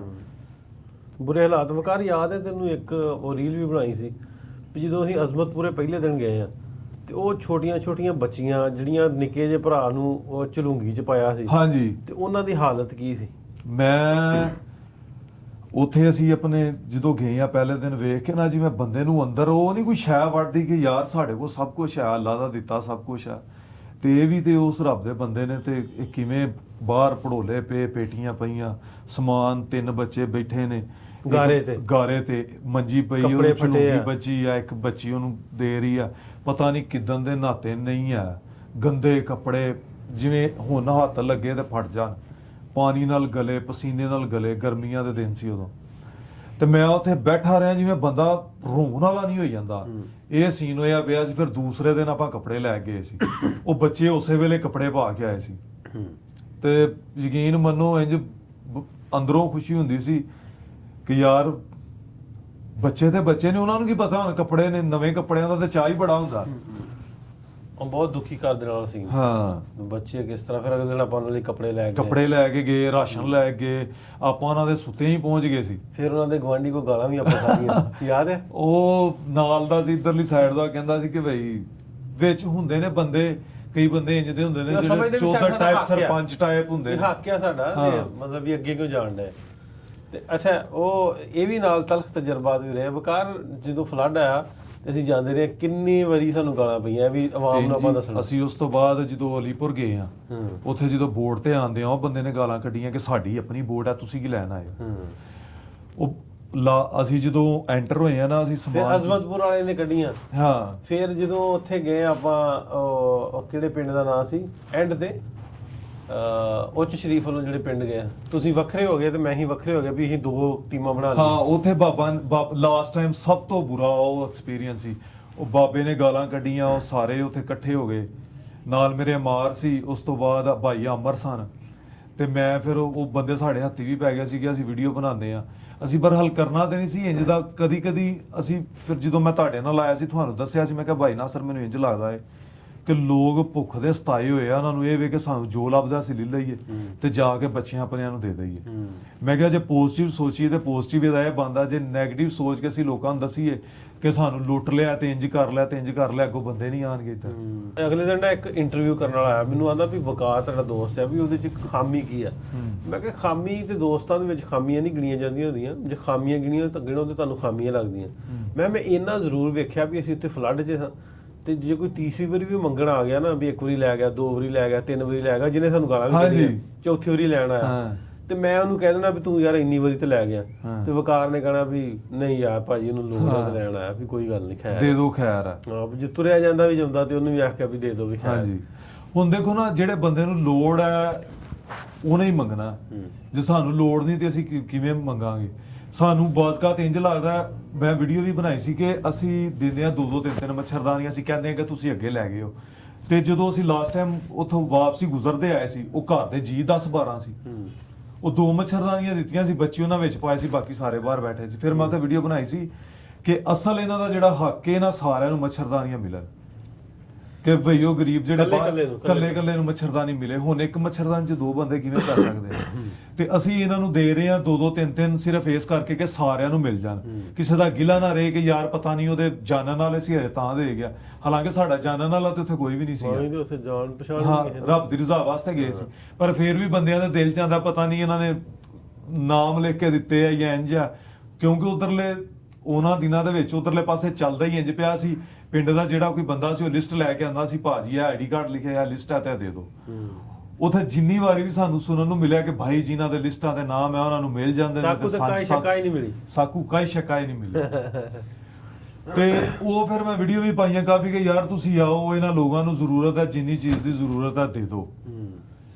ਤੇ ਵਿੱਚ ਉਹਨਾਂ ਲੋਕ ਕਈ ਬੰਦੇ ਕਹਿੰਦੇ ਹੁੰਦੇ ਸੀ ਕਿ ਯਾਰ 3 ਵਾਰੀ ਲੈ ਗਿਆ, 4 ਵਾਰੀ ਲੈ ਗਿਆ। ਮੈਂ ਕਿਹਾ ਯਾਰ ਉਹ ਬੱਚੇ ਉਹਨਾਂ ਦੇ ਨੇ ਨਿੱਕੇ ਨਿੱਕੇ ਤੇ ਉਹਨਾਂ ਨੂੰ ਜ਼ਰੂਰਤ ਹੈ, ਉਹ ਤੇ ਖਾਣ ਹੀ ਖਾਣ। ਹੁਣ ਅਸੀਂ ਆ ਲੈ, ਮੈਂ ਇਕੱਲਾ ਗਿਆ ਵਾਂ, ਜੁਆਇੰਟ ਫੈਮਿਲੀ ਸਾਡੀ, ਅਸੀਂ 4 ਭਾਈ ਆ, ਤੇ ਕਹਿ ਦੇਣ ਜੀ ਇਹਨਾਂ ਦੇ ਘਰ ਦੇ ਤੇ ਲੈ ਗਏ ਨੇ ਉੱਥੇ ਖਲੋਤੇ, ਤੇ ਦੂਸਰੇ ਬੱਚਿਆਂ ਵਾਸਤੇ ਵੀ ਤੇ ਲੈ ਕੇ ਜਾਣਾ ਨਾ। ਵੈਸੇ ਤਾਂ ਹੁਣ ਚਲੋ ਗਵਰਨਮੈਂਟ ਨੇ ਵਧੀਆ ਅਨਾਉਂਸ ਕੀਤਾ ਸੀ, ਵੇਖੋ ਜਦੋਂ ਤੱਕ ਪਹੁੰਚ ਗਿਆ, ਬੜੀ ਚੰਗੀ ਗੱਲ ਹੈ। ਅੱਛਾ ਵਕਾਰ, ਜਿਸ ਤਰ੍ਹਾਂ ਮੈਂ ਅੱਗੇ ਵੀ ਦੋਸਤਾਂ ਨੂੰ ਦੱਸਦਾ ਨਾ ਵੀ ਆਂਦੇ ਵੀ ਕਿਸ ਤਰ੍ਹਾਂ ਤੁਸੀਂ ਮੈਨੇਜ ਕੀਤਾ ਸਾਰਾ ਕੁਝ, ਤੇ ਮੈਂ ਉਹਨਾਂ ਸਾਰਿਆਂ ਦੋਸਤਾਂ ਨੂੰ ਦੱਸਦਾ ਵੀ ਅਸੀਂ ਤੇ ਅਨਾਉਂਸ ਨਹੀਂ ਕੀਤਾ ਵੀ ਅਸੀਂ ਕਲੈਕਸ਼ਨ ਕਰਨ ਡਏ। ਹਾਂਜੀ। ਤੇ ਸਾਡੇ ਆਪਣੇ ਜਾਣਨ ਵਾਲਾ ਸਾਡਾ ਸਰਕਲ, ਉਹ ਦੋਸਤ, ਅਸੀਂ ਪਹਿਲਾਂ ਕੁਝ ਪੈਸੇ ਲੈ ਕੇ ਨਿਕਲੇ। ਹਾਂਜੀ। ਤੇ ਉਹ ਮੈਨੂੰ ਦੋਸਤ ਪੁੱਛਦੇ ਹੁੰਦੇ ਆ ਵੀ ਕਿਸ ਤਰ੍ਹਾਂ, ਮਤਲਬ ਮੈਂ ਕਦੀ ਉਹ ਕੀਤੀ ਨਹੀਂ ਵੀ ਮੈਂ ਉਹਨਾਂ ਦਿਨਾਂ 'ਚ ਸ਼ਾਰਟੇਜ ਸੀ ਮੇਰੇ ਕੋਲ, ਮੇਰਾ ਵੀ ਘਰ ਬਣਨ ਡਿਆ। ਮੈਨੂੰ ਨਾਸਰ ਭਾਈ ਕਹਿੰਦੇ ਨੇ ਕਿ ਯਾਰ ਪੈਸੇ ਨਹੀਂ ਹੈ, ਗੱਡੀ ਵੇਚਣੀ ਆ, ਗੱਡੀ ਵੇਚ ਛੜੀ ਆ। ਤੇ ਤੁਸੀਂ ਇਹ ਹਿਸਾਬ ਲਾਓ, ਇੱਕ ਬੰਦਾ ਏ, ਮੈਨੂੰ ਅਕਸਰ ਦੋਸਤ ਪੁੱਛਦੇ ਨੇ, ਮੂੰਹ ਤੇ ਨਹੀਂ ਬੈਠਿਆ, ਲੋਕਾਂ ਨੂੰ ਦੱਸ ਰਿਹਾ, ਮੈਨੂੰ ਬੰਦੇ ਪੁੱਛਦੇ ਆ ਯਾਰ ਤੂੰ ਕਿਵੇਂ, ਤੂੰ ਬੜੀ ਮਦਦ ਕੀਤੀ ਆ। ਮੈਂ ਕਿਹਾ ਯਾਰ ਮੈਂ ਨਹੀਂ ਮਦਦ ਕੀਤੀ ਆ, ਮੈਨੂੰ ਤੇ ਲਿਜਾਣ ਵਾਲਾ ਬੰਦਾ ਨਾਸਰ ਢਿੱਲੋਂ ਏ। ਕਹਿੰਦੇ ਅੱਛਾ ਉਹਦੇ ਨਾਲ ਗਿਆ ਸੀ। ਮੈਂ ਕਿਹਾ ਉਹ ਬੰਦੇ ਨੇ ਆਪਣੀ ਗੱਡੀ ਵੇਚ ਕੇ ਪੈਸੇ ਲੈ ਗਿਆ। ਤੇ ਮੈਂ ਕਿਹਾ ਮੈਂ ਵੀ ਤੇ ਬੰਦਾ ਹੀ ਆ, ਮੈਂ ਕਿਉਂ ਨਹੀਂ ਆਪਣੀ ਵੇਚੀ? ਤੇ ਅੱਲਾ ਨੇ ਦੇ ਦਿੱਤੀ, ਉਹ ਵੀ ਸਾਰਾ ਕੁਝ ਹੀ ਹੋ ਗਿਆ। ਮੈਂ ਉਹੀ ਕਹਿੰਦੇ ਨਾ ਕਿ ਗੱਲ ਇਹ ਵੇ ਕਿ ਲੱਗੇ ਦੀ ਗੱਲ ਆ, ਸਟਾਰਟ ਕਿਵੇਂ ਹੋਣਾ, ਕਿਵੇਂ ਹੋਣਾ, ਸ਼ੁਰੂ ਕਿਵੇਂ ਹੋਣਾ, ਫਿਰ ਹੱਥ ਰਲ ਦੇਗੇ ਨਾਲ ਸਾਰਾ ਕੁਝ ਹੋਣ ਸਾਡੇ ਕੋਲ। ਅੱਲਾਹ ਪਾਕ ਨੇ ਤਾਂ ਅਜਰ ਵੀ ਦੇਣਾ। ਵਾਧੂ ਇੰਨੀਆਂ ਸ਼ੈਵਾਂ ਹੋ ਗਈਆਂ ਵੀ ਹਲੇ ਤੱਕ ਸਾਡੇ ਕੋਲ ਵੰਡੀਆਂ ਨਹੀਂ, ਹਲੇ ਵੀ ਪਿਆ ਵਾ ਸਮਾਨ, ਹਲੇ ਤੱਕ ਨਹੀਂ ਵੰਡਿਆ ਗਿਆ। ਇਹਨਾਂ ਲੋਕਾਂ ਨੇ ਤਾਵਨ ਕੀਤਾ। ਮੈਂ ਉਹ ਗੱਲ ਕਰਨ ਲੱਗਾ ਵੀ ਉਹ ਸਾਡੇ ਕੋਲ ਸੀ, ਮਤਲਬ ਵੀ ਉਹ ਚੈਨਲ ਪ੍ਰੋਪਰ ਨਹੀਂ ਸੀ ਚੈਨਲ ਨਾ, ਮਤਲਬ ਵੀ ਉਹਨਾਂ ਨੂੰ ਆਖਿਆ ਵੀ ਤੁਸੀਂ ਕਿਸੇ ਵੈਂਡਰ ਨੂੰ ਪਾ ਦਿਓ ਜਿਹਦੇ ਕੋਲ ਸਮਾਨ ਚੁੱਕੀ ਦਾ, ਉਹਦੇ ਕੋਲ ਮੱਛਰਦਾਨੀਆਂ ਵਾਲੇ ਨੂੰ ਆਖਿਆ ਤੇ ਆ ਯਾਰ ਬਿੱਲ ਬਣਿਆ, ਕਿਸੇ ਦੋਸਤ ਨੂੰ ਬਾਹਰ ਵਾਲੇ ਨੂੰ ਕਿਹਾ ਤੂੰ ਪਾ ਦੇ, ਇੱਥੋਂ ਵਾਲੇ ਨੂੰ ਕਿਹਾ ਤੂੰ ਪਾ ਦੇ, ਤੇ ਮਤਲਬ ਵਾਧੂ ਚੱਲੀ ਗਿਆ। ਹੁਣ ਅਸੀਂ ਇਹਨੂੰ ਜਿਵੇਂ ਕੀਤਾ ਸੀ, ਇਰਾਦਾ ਕੀਤਾ ਸੀ ਇਹਨੂੰ ਪ੍ਰੋਪਰ ਸ਼ਕਲ ਦੇਣੀ ਆਪਾਂ ਵੀ ਇਸ ਪੈਸ਼ਨ ਦੇ ਨਾਲ, ਇਸ ਸ਼ੌਕ ਦੇ ਨਾਲ ਵੀ ਅਸੀਂ ਲੋਕਾਂ ਦੀ ਹੈਲਪ ਕਰਨੀ ਹੈ, ਖਿਦਮਤ ਕਰਨੀ ਹੈ। ਸੋ ਅਸੀਂ ਆਪਣੇ ਸਾਰਿਆਂ ਦੇ ਮਸ਼ਵਰੇ ਨਾਲ, ਮੈਂ ਆਪਣੀ ਆਡੀਅנס ਨੂੰ ਦੱਸਾਂ ਵੀ ਇਰਾਦਾ ਤੇ ਸੀ ਵੀ ਪੰਜਾਬੀ ਲਹਿਰ ਨੂੰ ਹੀ ਆਪਾਂ ਇੱਕ ਆਰਗੇਨਾਈਜੇਸ਼ਨ ਦੇ ਤੌਰ ਤੇ ਰਜਿਸਟਰਡ ਕਰਵਾ ਲਈਏ, ਲੇਕਿਨ ਉਹ ਨਾਮ ਨਹੀਂ ਮਿਲਿਆ। ਫਿਰ ਅਸੀਂ ਹੁਣ ਇਹਨੂੰ ਹੋਪ ਆਫ ਪੰਜਾਬ ਦੇ ਨਾਂ ਤੋਂ ਰਜਿਸਟਰਡ ਕਰਵਾ ਲਿਆ ਤੇ ਬਾਈ ਪੰਜਾਬੀ ਲਹਿਰ। ਤੇ ਇਹਦੇ 'ਚ ਅਸੀਂ ਸਾਰੇ ਦੋਸਤ ਆ, ਇਸੇ ਤਰ੍ਹਾਂ ਹੀ ਰਲ ਕੇ ਜਿੰਨੀ ਮਦਦ ਹੋ ਸਕੀ, ਮਤਲਬ ਖੁਦਾ ਨਾ ਖਾਸਤਾ ਇਦਾਂ ਦਾ ਕੋਈ ਹੜ੍ਹ ਆਵੇ ਹੀ ਨਾ, ਜਦੋਂ ਕੋਈ ਕੁਦਰਤੀ ਆਫਤ ਆਏਗੀ ਤੇ ਅਸੀਂ ਵੱਧ ਚੜ ਕੇ ਆਪਣੇ ਸਾਰੇ ਦੋਸਤ ਇਰਾਦਾ ਕੀਤਾ ਵਾ ਵੀ ਅਸੀਂ ਜਾਇਆ ਕਰਾਂਗੇ। ਮਤਲਬ ਮੈਨੂੰ ਲੱਗਦਾ ਵੀ ਜੇ ਅਸੀਂ ਨਾ ਜਾਂਦੇ, ਵਿਕਾਸ ਸੋਚ ਕੇ ਵੇ, ਜੇ ਅਸੀਂ ਨਾ ਜਾਂਦੇ ਵੀ ਜਿੰਨਾ ਅਸੀਂ ਕੰਮ ਕੀਤਾ, ਜਿੰਨੇ ਲੋਕਾਂ ਤੱਕ ਮਤਲਬ ਵੀ ਰੋਜ਼ 1500-1600 ਲੋਕਾਂ ਤੱਕ ਖਾਣਾ ਪਹੁੰਚਾਈਦਾ ਸੀ, ਰਾਸ਼ਨ ਦਾ ਪੈਕਟ ਇੱਕ 7-8 ਹਜ਼ਾਰ ਦਾ ਬਣਦਾ, ਉਹ ਪਤਾ ਨਹੀਂ ਅਸੀਂ ਕਿੰਨੇ ਮਤਲਬ ਵੀ ਟੈਂਟ, ਮਤਲਬ ਵੀ ਕਰੋੜਾਂ ਤੋਂ ਵੀ ਗੱਲ ਤਾਂ ਚਲੇ ਗਈ ਸੀ ਵੀ 10-15 ਕਰੋੜ ਤੱਕ ਆਪਾਂ। ਮੈਂ ਉਹੀ ਕਹਿੰਦਾ, ਮੈਂ ਆਪ ਹੈਰਾਨ ਹੋਇਆ ਕਿ ਡੇਲੀ ਦਾ ਖਰਚਾ ਇੰਨਾ ਹੈ, ਰਾਸ਼ਨ ਦੇ ਬੈਗ ਡੇਲੀ ਦੇ ਇੰਨੇ ਬੰਦੇ ਪਏ ਨੇ ਤੇ ਕਿਵੇਂ ਮੈਨੇਜ ਹੋ ਰਿਹਾ। ਉਹ ਦੋਸਤ ਜਿਹੜੇ ਨਾਲ ਜੁੜੇ ਉਹਨਾਂ ਕਹਿੰਦਾ ਭਾਈ ਸਾਨੂੰ ਅਸੀਂ ਵੈਂਡਰ ਦਾ ਨੰਬਰ ਸ਼ੇਅਰ ਕਰ ਦਿਓ ਭਾਈ, ਇਹਨੂੰ ਪਾ ਦਿਓ, ਸਮਾਨ ਚੁੱਕ ਲਾਂਗੇ, ਪਾਣੀ ਵਾਲੇ ਤੇ ਦੂਸਰੇ ਸਾਰੇ ਉਹਨਾਂ ਕੋਲ ਸਮਾਨ ਚੁੱਕੀ ਗਏ। ਹਾਂਜੀ। ਤੇ ਹੁਣ ਅਸੀਂ ਇਹਨੂੰ ਪ੍ਰੋਪਰ ਜਿਹੜਾ ਵਾ ਹੋਪ ਆਫ ਪੰਜਾਬ ਦੇ ਨਾਂ ਤੋਂ ਰਜਿਸਟਰਡ ਕਰਵਾ ਲਿਆ। ਜੇ ਖੁਦਾ ਨਾ ਖਾਸਤਾ ਇਦਾਂ ਦਾ ਹੋਇਆ ਤੇ ਅਸੀਂ ਉਸ ਬੈਨਰ ਹੇਠ ਰਲ ਕੇ ਸਾਰੇ ਜਿਹੜੇ ਦੋਸਤ ਆ, ਸੋ ਇਧਰਲੇ ਪੰਜਾਬ ਦੇ ਵਿੱਚ ਜ਼ਰੂਰੀ ਨਹੀਂ ਭਾਈ ਕਿ ਅੱਲਾ ਨਾ ਕਰੇ ਕੋਈ ਆਫਤ ਆਵੇ ਹੀ ਨਾ, ਸਭ ਕੁਝ ਸੁੱਖ ਨਾ ਰਵੇ, ਵਿੱਚ ਸਾਡੇ ਕੁਛ ਇੰਜ ਦੇ ਹੁੰਦੇ ਨੇ, ਮਤਲਬ ਪੁੱਛਣ ਦੱਸਣ ਵਾਲੇ ਵੀ ਹੁੰਦੇ ਆ ਨਾ ਫਿਰ। ਹਾਂ, ਵਿੱਚ ਕੁਝ ਲੋਕ ਇੰਜ ਦੇ ਹੁੰਦੇ ਨੇ ਜਿਹੜੇ ਸਾਹਿਬ ਹੈਸੀਅਤ ਨਹੀਂ ਹੁੰਦੇ ਆ। ਤੇ ਬੰਦਾ ਕਿਸੇ ਬੱਚੀ ਦੀ ਸ਼ਾਦੀ ਕਰੇ, ਮਤਲਬ ਜੇ ਕਿਸੇ ਨੂੰ ਜ਼ਰੂਰਤ ਹੈ ਉਹਦੀ ਜ਼ਰੂਰਤ ਦੇ ਮੁਤਾਬਕ ਉਹਨੂੰ ਉਹ ਕਰਕੇ ਦਵੇ, ਤੇ ਇਹ ਵੀ ਲੋਕਾਂ ਦੀ ਹੈਲਪ ਵਾਸਤੇ ਹੀ ਆ, ਲੋਕਾਂ ਨੂੰ ਇਧਰਲੇ ਪਾਸੇ ਅਵੇਅਰਨੈਸ ਦਵੇ ਕਿ ਅਸੀਂ ਲੋਕਾਂ ਨਾਲ ਜੁੜੇ ਰਹਿਣਾ ਹੈ, ਆਪਣਾ ਪਿਆਰ ਬਣਾ ਕੇ ਰੱਖਣਾ। ਜਿਹੜੇ ਲੋਕ ਸਾਡੇ 'ਚ ਬੈਠੇ ਆ ਜੇ ਮੁਸ਼ਕਲ ਵਕਤ 'ਚ ਆ ਤੇ ਇਹਨਾਂ ਦੇ ਕੰਮ ਆਓ। ਅੱਛਾ, ਜਿੱਥੇ ਇੰਨੀ ਐਪਰੀਸੀਏਸ਼ਨ ਹੋਈ, ਮੈਨੂੰ ਮਛਿਆਣਾ ਵਾ ਉਹਦਾ ਨਾਂ ਨਹੀਂ ਹੁੰਦਾ, ਉਹਨੇ ਬੜੀ ਵਧੀਆ ਵੀਡੀਓ ਪਾਈ ਸੀ ਵੀ ਜਿੰਨੇ ਲੋਕਾਂ ਨੇ ਮਤਲਬ ਵੀ 99% ਲੋਕਾਂ ਨੇ ਐਪਰੀਸ਼ੀਏਟ ਕੀਤਾ। ਵਿੱਚ ਕੁਝ ਹੈ ਵੀ ਸਾਡੇ ਐਸੇ ਜਿਹੜੇ ਵੀਡੀਓ ਪਾਉਣ ਵਾਲੇ ਪੈਸੇ ਖਾ ਗਏ, ਉਹਨਾਂ ਨੂੰ ਕੀ ਕਹਿਣਾ? ਉਹਨਾਂ ਨੂੰ ਕੋ ਤੁਸੀਂ ਵੀ ਨਿਕਲੋ, ਤੁਸੀਂ ਵੀ ਖਾਓ। ਹੁਣ ਭਾਈ ਮੈਂ ਨਾ ਲਾਸਟ ਟਾਈਮ ਮੈਨੂੰ ਇੱਕ ਕਾਲ ਆਈ ਬੰਦੇ ਦੀ ਯੂਕੇ ਤੋਂ, ਜਦੋਂ ਆਪਾਂ ਕੰਪੇਨ ਦੇ ਵਿੱਚ ਸੀ, ਕਿ ਵਕਾਰ ਭਾਈ ਤੁਹਾਡੀ ਨਾ ਤੁਹਾਡੀ ਅੰਮੀ ਨਾਲ ਮੇਰੀ ਗੱਲ ਹੋ ਗਈ ਆ, ਤੇ ਉਹ ਕਹਿ ਰਹੇ ਨੇ ਕਿ ਭਾਈ ਉਹ ਤੇ ਝੰਗ ਚਲਾ ਗਿਆ ਤੇ ਪੈਸੇ ਜਿਹੜੇ ਨਾ ਤੁਸੀਂ ਅਕਾਊਂਟ 'ਚ ਭੇਜ ਦਿਓ, ਅਕਾਊਂਟ ਤੁਹਾਡਾ ਆ ਗਿਆ। ਮੇਰੇ ਨਾਲ ਉਹਨਾਂ ਗੱਲ ਕੀਤੀ ਕਿ ਭਈਆ ਤੁਹਾਡੀ ਵੀ ਅੰਮੀ ਹੈ। ਮੈਂ ਕਿਹਾ ਯਾਰ ਮੈਂ ਤੇ ਅੱਜ ਤੱਕ ਸਾਡੀਆਂ ਮਾਵਾਂ ਤੇ ਉਹਨੇ ਜਿਨ੍ਹਾਂ ਨੂੰ ਫੋਨ ਨਹੀਂ ਚਲਾਉਣਾ ਆਉਂਦਾ। ਅੱਛਾ, ਫੇਕ ਕੋ ਪੈ ਗਿਆ, ਫੇਕ ਕੋਈ ਵਿੱਚ ਪੈ ਗਿਆ। ਮੈਂ ਕਿਹਾ ਸਾਡੀਆਂ ਮਾਵਾਂ ਤੇ ਉਹਨੇ ਜਿਨ੍ਹਾਂ ਨੂੰ ਫੋਨ ਨਹੀਂ ਚਲਾਉਣਾ ਆਉਂਦਾ, ਫੋਨ ਦਾ ਲਾਕ ਨਹੀਂ, ਜੇ ਉਹਨਾਂ ਫੋਨ ਤੇ ਗੱਲ ਕਰਨੀ ਹੈ ਤੇ ਅਸੀਂ ਨੰਬਰ ਮਿਲਾ ਕੇ ਦੇਣਾ, ਲੋਮੀ ਕਰ ਲਓ ਗੱਲ। ਕਹਿੰਦੇ ਉਹ ਕੌਣ ਹੈ? ਫਿਰ ਉਹਦੇ ਤੇ ਵੀਡੀਓ ਬਣਾਈ। ਮੈਂ ਕਿਹਾ ਯਾਰ ਜੇ ਇਹ ਲੱਗਾ, ਇਹ ਔਰਤ ਦੇ ਮੈਸੇਜ ਉਹਨਾਂ ਮੈਨੂੰ ਭੇਜੇ ਕਿ ਯਾਰ ਵਾਇਸ ਨੋਟ WhatsApp ਤੇ।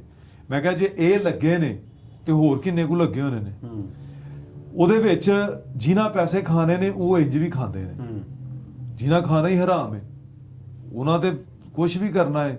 ਉਹਦਾ ਜ਼ਰੂਰੀ ਤੇ ਨਹੀਂ ਕਿ ਉਹ ਲੋਕਾਂ ਦੀ ਉੱਥੇ ਜਾ ਕੇ ਇੰਨੀ ਦੂਰ ਐਡਾ ਵੱਡਾ ਮਨਗੜਤ ਕਹਾਣੀਆਂ ਬਣਾ ਕੇ ਇੰਜ ਕਰਕੇ ਕਰਾਂ। ਤੇ ਜਿਹਨੇ ਰੱਬ ਦੀ ਰਜ਼ਾ ਵਾਸਤੇ ਨਿਕਲਣਾ ਹੈ ਉਹਨੇ ਘਰੋਂ ਖਰਚਾ ਕਰਕੇ ਵੀ ਨਿਕਲਣਾ। ਬਿਲਕੁਲ। ਉਹ ਜਿਵੇਂ ਮੈਂ ਗੱਲ ਕਰਨ ਡਿਆ ਨਾ ਵੀ ਬਹੁਤ ਸਾਰੇ ਆਉਂਦੇ ਸੀ ਵੀ ਵੀਡੀਓ ਬਣਾਉਣ ਜਾਂਦੇ ਆ, ਫੋਟੋ ਬਣਾਉਣ ਜਾਂਦੇ, ਮੈਂ ਉਹਨਾਂ ਨੂੰ ਆਨਾ ਨਾ ਵੀ ਤੁਸੀਂ ਇੱਥੇ ਆ ਕੇ ਇਸ ਜਗ੍ਹਾ ਤੇ ਸਿਰਫ ਇੱਕ ਫੋਟੋ ਹੀ ਬਣਾ ਲਓ, ਤੁਹਾਨੂੰ ਪਤਾ ਲੱਗੂ ਬਈ ਇੱਥੇ ਆ ਕੇ ਇਸ ਜਗ੍ਹਾ ਤੇ ਆ ਕੇ ਫੋਟੋ ਬਣਾਉਣਾ ਕਿੰਨਾ ਔਖਾ। ਬਾਈ ਹੁਣ ਦੇਖੋ ਮੈਂ ਤੁਹਾਨੂੰ ਆਪਣੀ ਗੱਲ ਦੱਸਦਾ, ਮੈਂ ਸੋਸ਼ਲ ਮੀਡੀਆ ਤੇ ਵਾਂ, ਮੈਂ ਟਿਕਟੋਕ ਤੇ ਵੀ ਵੀਡੀਓ ਪਾਉਂਦਾ, YouTube ਤੇ ਡੇਲੀ ਦਾ ਜੋ ਸਾਰਾ ਦਿਨ ਕਰਦਾ ਵਲੋਗ ਪਾਉਂਦਾ। ਮੇਰੀ ਆਡੀਅנס ਜਿਹੜੀ ਮੇਰੇ ਨਾਲ ਜੁੜੀ ਹੈ ਉਹਨਾਂ ਨੂੰ ਪਤਾ ਤੇ ਹੋਵੇ ਵਕਾਰ ਭਿੰਡਰ ਕਿੱਥੇ ਆ, ਕੀ ਕਰਦਾ। ਹੁਣ ਮੈਂ ਉੱਥੇ ਜਾ ਕੇ ਲੋਕਾਂ ਦੀਆਂ ਵੀਡੀਓ ਨਹੀਂ ਬਣਾਉਂਦਾ। ਤੁਸੀਂ ਗੱਡੀ ਵੇਚ ਕੇ ਗਏ ਹੋ, ਜਿਹੜੇ ਪੈਸੇ ਨੇ ਆਪਾਂ ਲਾ ਦਿੰਦੇ ਆ, ਉਹ ਕਿੰਨੇ ਕੁ ਦਿਨ ਕੱਢਣਗੇ? ਉਹਦੀ ਵਜ੍ਹਾ ਤੋਂ ਆਪਾਂ ਵੀਡੀਓ ਪਾਉਂਦੇ ਪਏ ਆ। ਕਿੰਨੇ ਲੋਕ ਜੁੜੇ ਨੇ, ਕਿੰਨੇ ਲੋਕਾਂ ਦਾ ਮੁਸ਼ਕਲ ਵਕਤ ਗੁਜ਼ਰਿਆ, ਕਿੰਨੇ ਹੱਥਾਂ ਤੱਕ ਅਸੀਂ ਪਹੁੰਚੇ ਆ। ਵੀ ਜੇ ਅਸੀਂ ਨਾ ਨਿਕਲਦੇ ਤੇ ਉਹਨਾਂ ਹੱਥਾਂ ਤੱਕ ਕਿਵੇਂ ਪਹੁੰਚਣਾ ਸੀ। ਮਤਲਬ ਅਸੀਂ ਉੱਥੇ ਗਏ ਆ, ਵੀਡੀਓ ਬਣਾਈਆਂ ਆ, ਇੱਕ ਤੇ ਲੋਕਾਂ ਨੂੰ ਰੂਟੀਨ ਵਿਖਾਈ, ਇੱਕ ਤੇ ਲੋਕਾਂ ਨੂੰ ਇਹ ਦਿਖਾਇਆ ਕਿ ਇੱਧਰਲੇ ਲੋਕ ਕਿਵੇਂ ਮੁਸ਼ਕਲ 'ਚ ਫਸੇ ਨੇ, ਸਰਵਾਈਵ ਕਰਦੇ ਪਏ ਨੇ, ਕਿਵੇਂ ਦੇ ਹਾਲਾਤ ਨੇ। ਮਤਲਬ ਉਹ ਆਪਣੇ ਘਰ ਸਭ ਕੁਝ ਮਾਲ ਡੰਗਰ ਗਵਾ ਕੇ, ਸਾਰਾ ਸਮਾਨ ਗਵਾ ਕੇ ਫੇਰ ਵੀ ਚੁੱਪ ਬੈਠਿਆ ਕਿ ਮਾਲਕ ਦੀ ਮਰਜ਼ੀ ਆ, ਕਿ ਸਬਰ ਕਰਕੇ ਬੈਠਿਆ। ਸਬਰ ਹੀ ਕਰ ਸਕਦਾ, ਹੋਰ ਕੀ ਕਰ ਸਕਦਾ ਬੰਦਾ। ਤੇ ਇਹ ਚੀਜ਼ਾਂ ਉਸ ਤੋਂ ਬਾਅਦ ਫਿਰ ਅਸੀਂ ਉੱਥੇ ਜਿੰਨੇ ਵੀ ਬੰਦਿਆਂ ਦੇ ਨਾਲ ਰਹੇ, ਉਹਨਾਂ ਕੋਲ ਕੁਛ ਨਾ ਕੁਛ ਸਿੱਖਿਆ ਹੀ ਹੈ। ਕਿ ਜਿਵੇਂ ਸਾਨੂੰ ਫਹੀਮ ਭਾਈ ਮਿਲਿਆ, ਹਾਂਜੀ, ਕਿੱਡੀ ਵਧੀਆ ਪਰਸਨੈਲਿਟੀ, ਉਹਦਾ ਤਾਂ ਕੰਮ ਕਿੱਡਾ ਵਧੀਆ। ਹਾਂਜੀ, ਪੜ੍ਹੇ ਲਿਖੇ ਤਰੀਕੇ ਦੇ ਨਾਲ ਉਹ ਲੋਕਾਂ ਨੂੰ ਸਿਖਾਉਂਦੇ ਵੀ ਆ, ਜੌਬਸ ਵੀ ਦਿੰਦੇ ਨੇ, ਫਿਰ ਉਹਨਾਂ ਨੂੰ ਬਣਾ ਕੇ ਪੂਰਾ ਇੱਕ ਮਾਰਕੀਟ 'ਚ ਦੇ ਮੁਤਾਬਕ, ਜਿਵੇਂ ਐਡੀਟਿੰਗ ਵਾਲਾ ਹੀ ਆ, ਉਹ ਫ੍ਰੀ ਸਿਖਾਉਂਦੇ ਨੇ, ਫ੍ਰੀ ਖਾਣਾ ਦਿੰਦੇ ਨੇ, ਤੇ ਅੱਗੋਂ ਜੌਬਸ ਤੇ ਵੀ ਲਾਉਂਦੇ ਨੇ। ਮਤਲਬ ਇਸ ਤਰ੍ਹਾਂ ਦੇ ਲੋਕਾਂ ਦਾ ਵੀ ਸਾਡੇ ਨਾਲ ਮਿਲਣਾ ਬੜੀ ਗੱਲ। ਉਹ ਵੀ ਸਿਰਫ ਇਹ ਸਬਬ ਹੀ ਬਣਿਆ ਨਾ। ਲਾਸਟ ਟਾਈਮ ਜਦੋਂ ਤੁਸੀਂ ਕਿਹਾ ਸੀ ਕਿ ਯਾਰ ਵੀਡੀਓ ਆਈ ਹੈ ਕਿ ਆਪਾਂ ਇੱਥੇ ਜਾਣਾ ਹੈ, ਤੇ ਫਿਰ ਵੀਡੀਓ ਵੀ ਆਪਾਂ ਪੋਸਟ ਕੀਤੀ ਕਿ ਅਸੀਂ ਇਨਸ਼ਾਅੱਲਾ ਆਵਾਂਗੇ। ਫਿਰ ਆਪਾਂ ਗਏ ਆ ਉੱਥੇ 8-10 ਦਿਨ ਰਹਿ ਕੇ ਆਏ ਆ। ਪੈਟਰੋਲ ਪੰਪ ਦਾ ਜਿਹੜਾ ਕਮਰਾ ਮਿਲਿਆ ਸੀ ਉੱਥੇ ਹੀ ਫਹੀਮ ਭਾਈ ਸੀ, ਤੇ ਸਵੇਰੇ ਸਵੇਰੇ ਜਾਣਾ ਤੇ ਵਧੀਆ ਇੱਕ ਵਕਤ ਗੁਜ਼ਰਿਆ ਫਹੀਮ ਭਾਈ ਨਾਲ। ਫਿਰ ਉਸ ਤੋਂ ਬਾਅਦ ਉਹਨਾਂ ਨੇ ਆਪ ਹੀ ਉੱਥੇ ਬੜਾ ਲੋਕਾਂ ਦੇ ਨਾਲ ਮਤਲਬ ਅੱਛਾ ਉਹਨਾਂ ਦਾ ਵਰਤਾਓ ਸੀ, ਸਮਾਨ ਲੈ ਕੇ ਜਾਣਾ ਵਰਤਾਣਾ। ਅੱਛਾ, ਸਭ ਤੋਂ ਜਿਹੜਾ ਮੁਸ਼ਕਲ ਕੰਮ ਹੈ ਨਾ ਸਮਾਨ ਵਰਤਾਣਾ, ਡਿਸਟ੍ਰੀਬਿਊਟ ਕਰਨਾ ਸਾਰਾ ਨੌਕਰ, ਜਿਹਦੇ ਵਿੱਚ ਸਮਝ ਨਹੀਂ ਆਉਂਦੀ ਕਿ ਬੰਦਾ ਕਰੇਗੀ, ਕਿਉਂਕਿ ਹੁਣ ਇੱਕ ਬੰਦਾ ਬਾਰ-ਬਾਰ ਤੁਹਾਡਾ ਪੱਲਾ ਖਿੱਚ ਰਿਹਾ ਜਾਂ ਕੋਈ ਚੀਜ਼ ਖਿੱਚ ਰਿਹਾ, ਉੱਥੇ ਸਬਰ ਕੰਮ ਕਰਦਾ। ਚਲੋ ਵਕਾਰ, ਬਹੁਤ ਸੋਹਣਾ ਗੱਲਾਂ ਹੋਈਆਂ। ਹੁਣ ਆ ਜੀ ਆਪਾਂ ਕਾਨਫਰੰਸ ਤੇ, ਤੀਸਰੀ ਇੰਟਰਨੈਸ਼ਨਲ ਪੰਜਾਬੀ ਕਾਨਫਰੰਸ ਆ ਰਹੀ ਹੈ ਜੀ ਜੀ ਸਾਡੇ ਸਾਰਿਆਂ ਦੀ ਸਾਂਝੀ, ਤੇ ਆਪਾਂ ਸਾਰੇ ਜਿਹੜੇ ਆ ਕੋਸ਼ਿਸ਼ ਇਹ ਕਰਨੀ ਵੀ ਪੰਜਾਬ ਦੇ ਵਿੱਚ ਜਿੰਨੇ ਵੀ ਚੰਗਾ ਕੰਟੈਂਟ ਬਣਾਉਣ ਵਾਲੇ ਇਨਫਲੂਐਂਸਰ ਨੇ, ਪੰਜਾਬ ਨੂੰ ਪਿਆਰ ਕਰਨ ਵਾਲੇ ਨੇ, ਉਹਨਾਂ ਸਾਰਿਆਂ ਨੂੰ ਇਕੱਠਾ ਕਰਨਾ। ਉਹਨਾਂ ਵਾਸਤੇ ਕੀ ਸੁਣਾ? ਉਹਨਾਂ ਵਾਸਤੇ ਇਹ ਸੁਣਾ ਹੈ ਕਿ ਜਿੰਨੇ ਵੀ ਆਪਣੇ ਪੰਜਾਬੀ ਭਰਾ ਨੇ ਪੰਜਾਬ 'ਚ ਨੇ, ਉਹਨਾਂ ਸਾਰਿਆਂ ਨੂੰ ਖੁੱਲ੍ਹਾ ਸੱਦਾ ਹੈ ਕਿ ਤੁਸੀਂ ਆਓ ਪੰਜਾਬੀ ਕਾਨਫਰੰਸ ਤੇ। ਠੀਕ ਹੈ, ਇਹ ਜ਼ਰੂਰੀ ਨਹੀਂ ਕਿ ਵਿੱਚ ਕੁਝ ਬੰਦੇ ਕਹਿਣਗੇ ਕਿ ਯਾਰ ਅਸੀਂ ਸੋਸ਼ਲ ਮੀਡੀਆ ਤੇ ਨਹੀਂ ਐਸੀ ਵੀਡੀਓ ਨਹੀਂ ਬਣਾਉਂਦੇ, ਅਸੀਂ ਕੀ ਲੈਣ ਜਾਣਾ ਹੈ। ਮਾਂ ਬੋਲੀ ਵਾਸਤੇ ਕੁਝ ਕਰਦੇ ਪਏ ਨੇ, ਤੁਸੀਂ ਨਿਕਲੋ ਉੱਥੇ। ਹਜੂਮ ਵੱਡੇ ਪੱਧਰ ਤੇ ਕੰਮ ਹੋ ਰਿਹਾ, ਹਜੂਮ ਬਣਾਓ, ਲੋਕਾਂ ਨੂੰ ਪਤਾ ਲੱਗੇ ਕਿ ਯਾਰ ਪੰਜਾਬੀ ਆਪਣੀ ਜ਼ੁਬਾਨ ਵਾਸਤੇ ਨਿਕਲੇ ਆ। ਉਸ ਤੋਂ ਬਾਅਦ ਜਿਹੜੇ ਉਰਦੂ ਬੋਲਦੇ ਆ ਉਹ ਵੀ ਆਉਣ, ਤਾਂ ਕਿ ਉਹਨਾਂ ਨੂੰ ਵੀ ਕੁਝ ਨਾ ਕੁਝ ਸਿੱਖਣ ਨੂੰ ਮਿਲੇਗਾ ਕਿ ਯਾਰ ਅਸੀਂ ਇੰਨੇ ਬੰਦਿਆਂ ਦੇ ਜਿਹੜੇ ਪੰਜਾਬੀ ਬੋਲਦੇ ਨੇ ਇਕੱਠੇ ਹੋਏ ਨੇ ਤੇ ਅਸੀਂ ਵੀ ਪੰਜਾਬੀ ਬੋਲਣੀ ਆ। ਤੇ ਪੰਜਾਬੀ ਸਾਡੀ ਜ਼ੁਬਾਨ ਹੈ, ਬੱਚਿਆਂ ਨੂੰ ਜ਼ੁਬਾਨ ਸਿਖਾਓ, ਇੰਗਲਿਸ਼ ਸਿਖਾਓ, ਉਰਦੂ ਸਿਖਾਓ, ਵਧੀਆ ਗੱਲ ਹੈ, ਸਾਰੀ ਲੈਂਗੁਏਜ ਆਉਣੀ ਚਾਹੀਦੀ ਹੈ। ਪਰ ਜਿਹੜੀ ਸਾਡੀ ਮਾਂ ਬੋਲੀ ਹੈ ਤੁਸੀਂ ਘੱਟੋ ਘੱਟ ਉਹਨੂੰ ਤੇ ਬੋਲੋ ਜਦੋਂ ਆਪਸ 'ਚ ਬੋਲਦੇ। ਹਾਂ ਬਿਲਕੁਲ ਮਗਰ ਬਹੁਤ ਚੰਗਾ ਲੱਗਾ, ਬਹੁਤ ਸੋਹਣੀਆਂ ਗੱਲਾਂ ਆਪਾਂ ਕੀਤੀਆਂ ਜੀ ਜੀ। ਤੇ ਹੋਪਫੁਲੀ ਕਾਨਫਰੰਸ ਤੇ ਆਪਾਂ ਇਕੱਠੇ ਇਨਸ਼ਾਅੱਲਾ ਸਾਰੇ ਇਸ ਨੇਕ ਕਾਜ਼ ਲਈ, ਇਸ ਚੰਗੇ ਕਾਜ਼ ਲਈ ਇਕੱਠੇ ਹੋ ਕੇ ਆਪਣੇ ਜਿਹੜੇ ਜਾਇਜ਼ ਮੁਤਾਲਬਾਤ ਆ ਸਰਕਾਰ ਅੱਗੇ ਰੱਖਾਂਗੇ ਜੀ। ਸੋ ਹੋਪਫੁਲੀ ਤੁਹਾਨੂੰ ਵਧੀਆ ਲੱਗਾ ਹੋਊਗਾ। ਕਮੈਂਟ ਕਰਕੇ ਦੱਸਣਾ ਨਾ ਭੁੱਲਿਓ। ਮਿਲਦੇ ਤੁਹਾਨੂੰ ਫੇਰ, ਰੱਬ ਰੱਖ।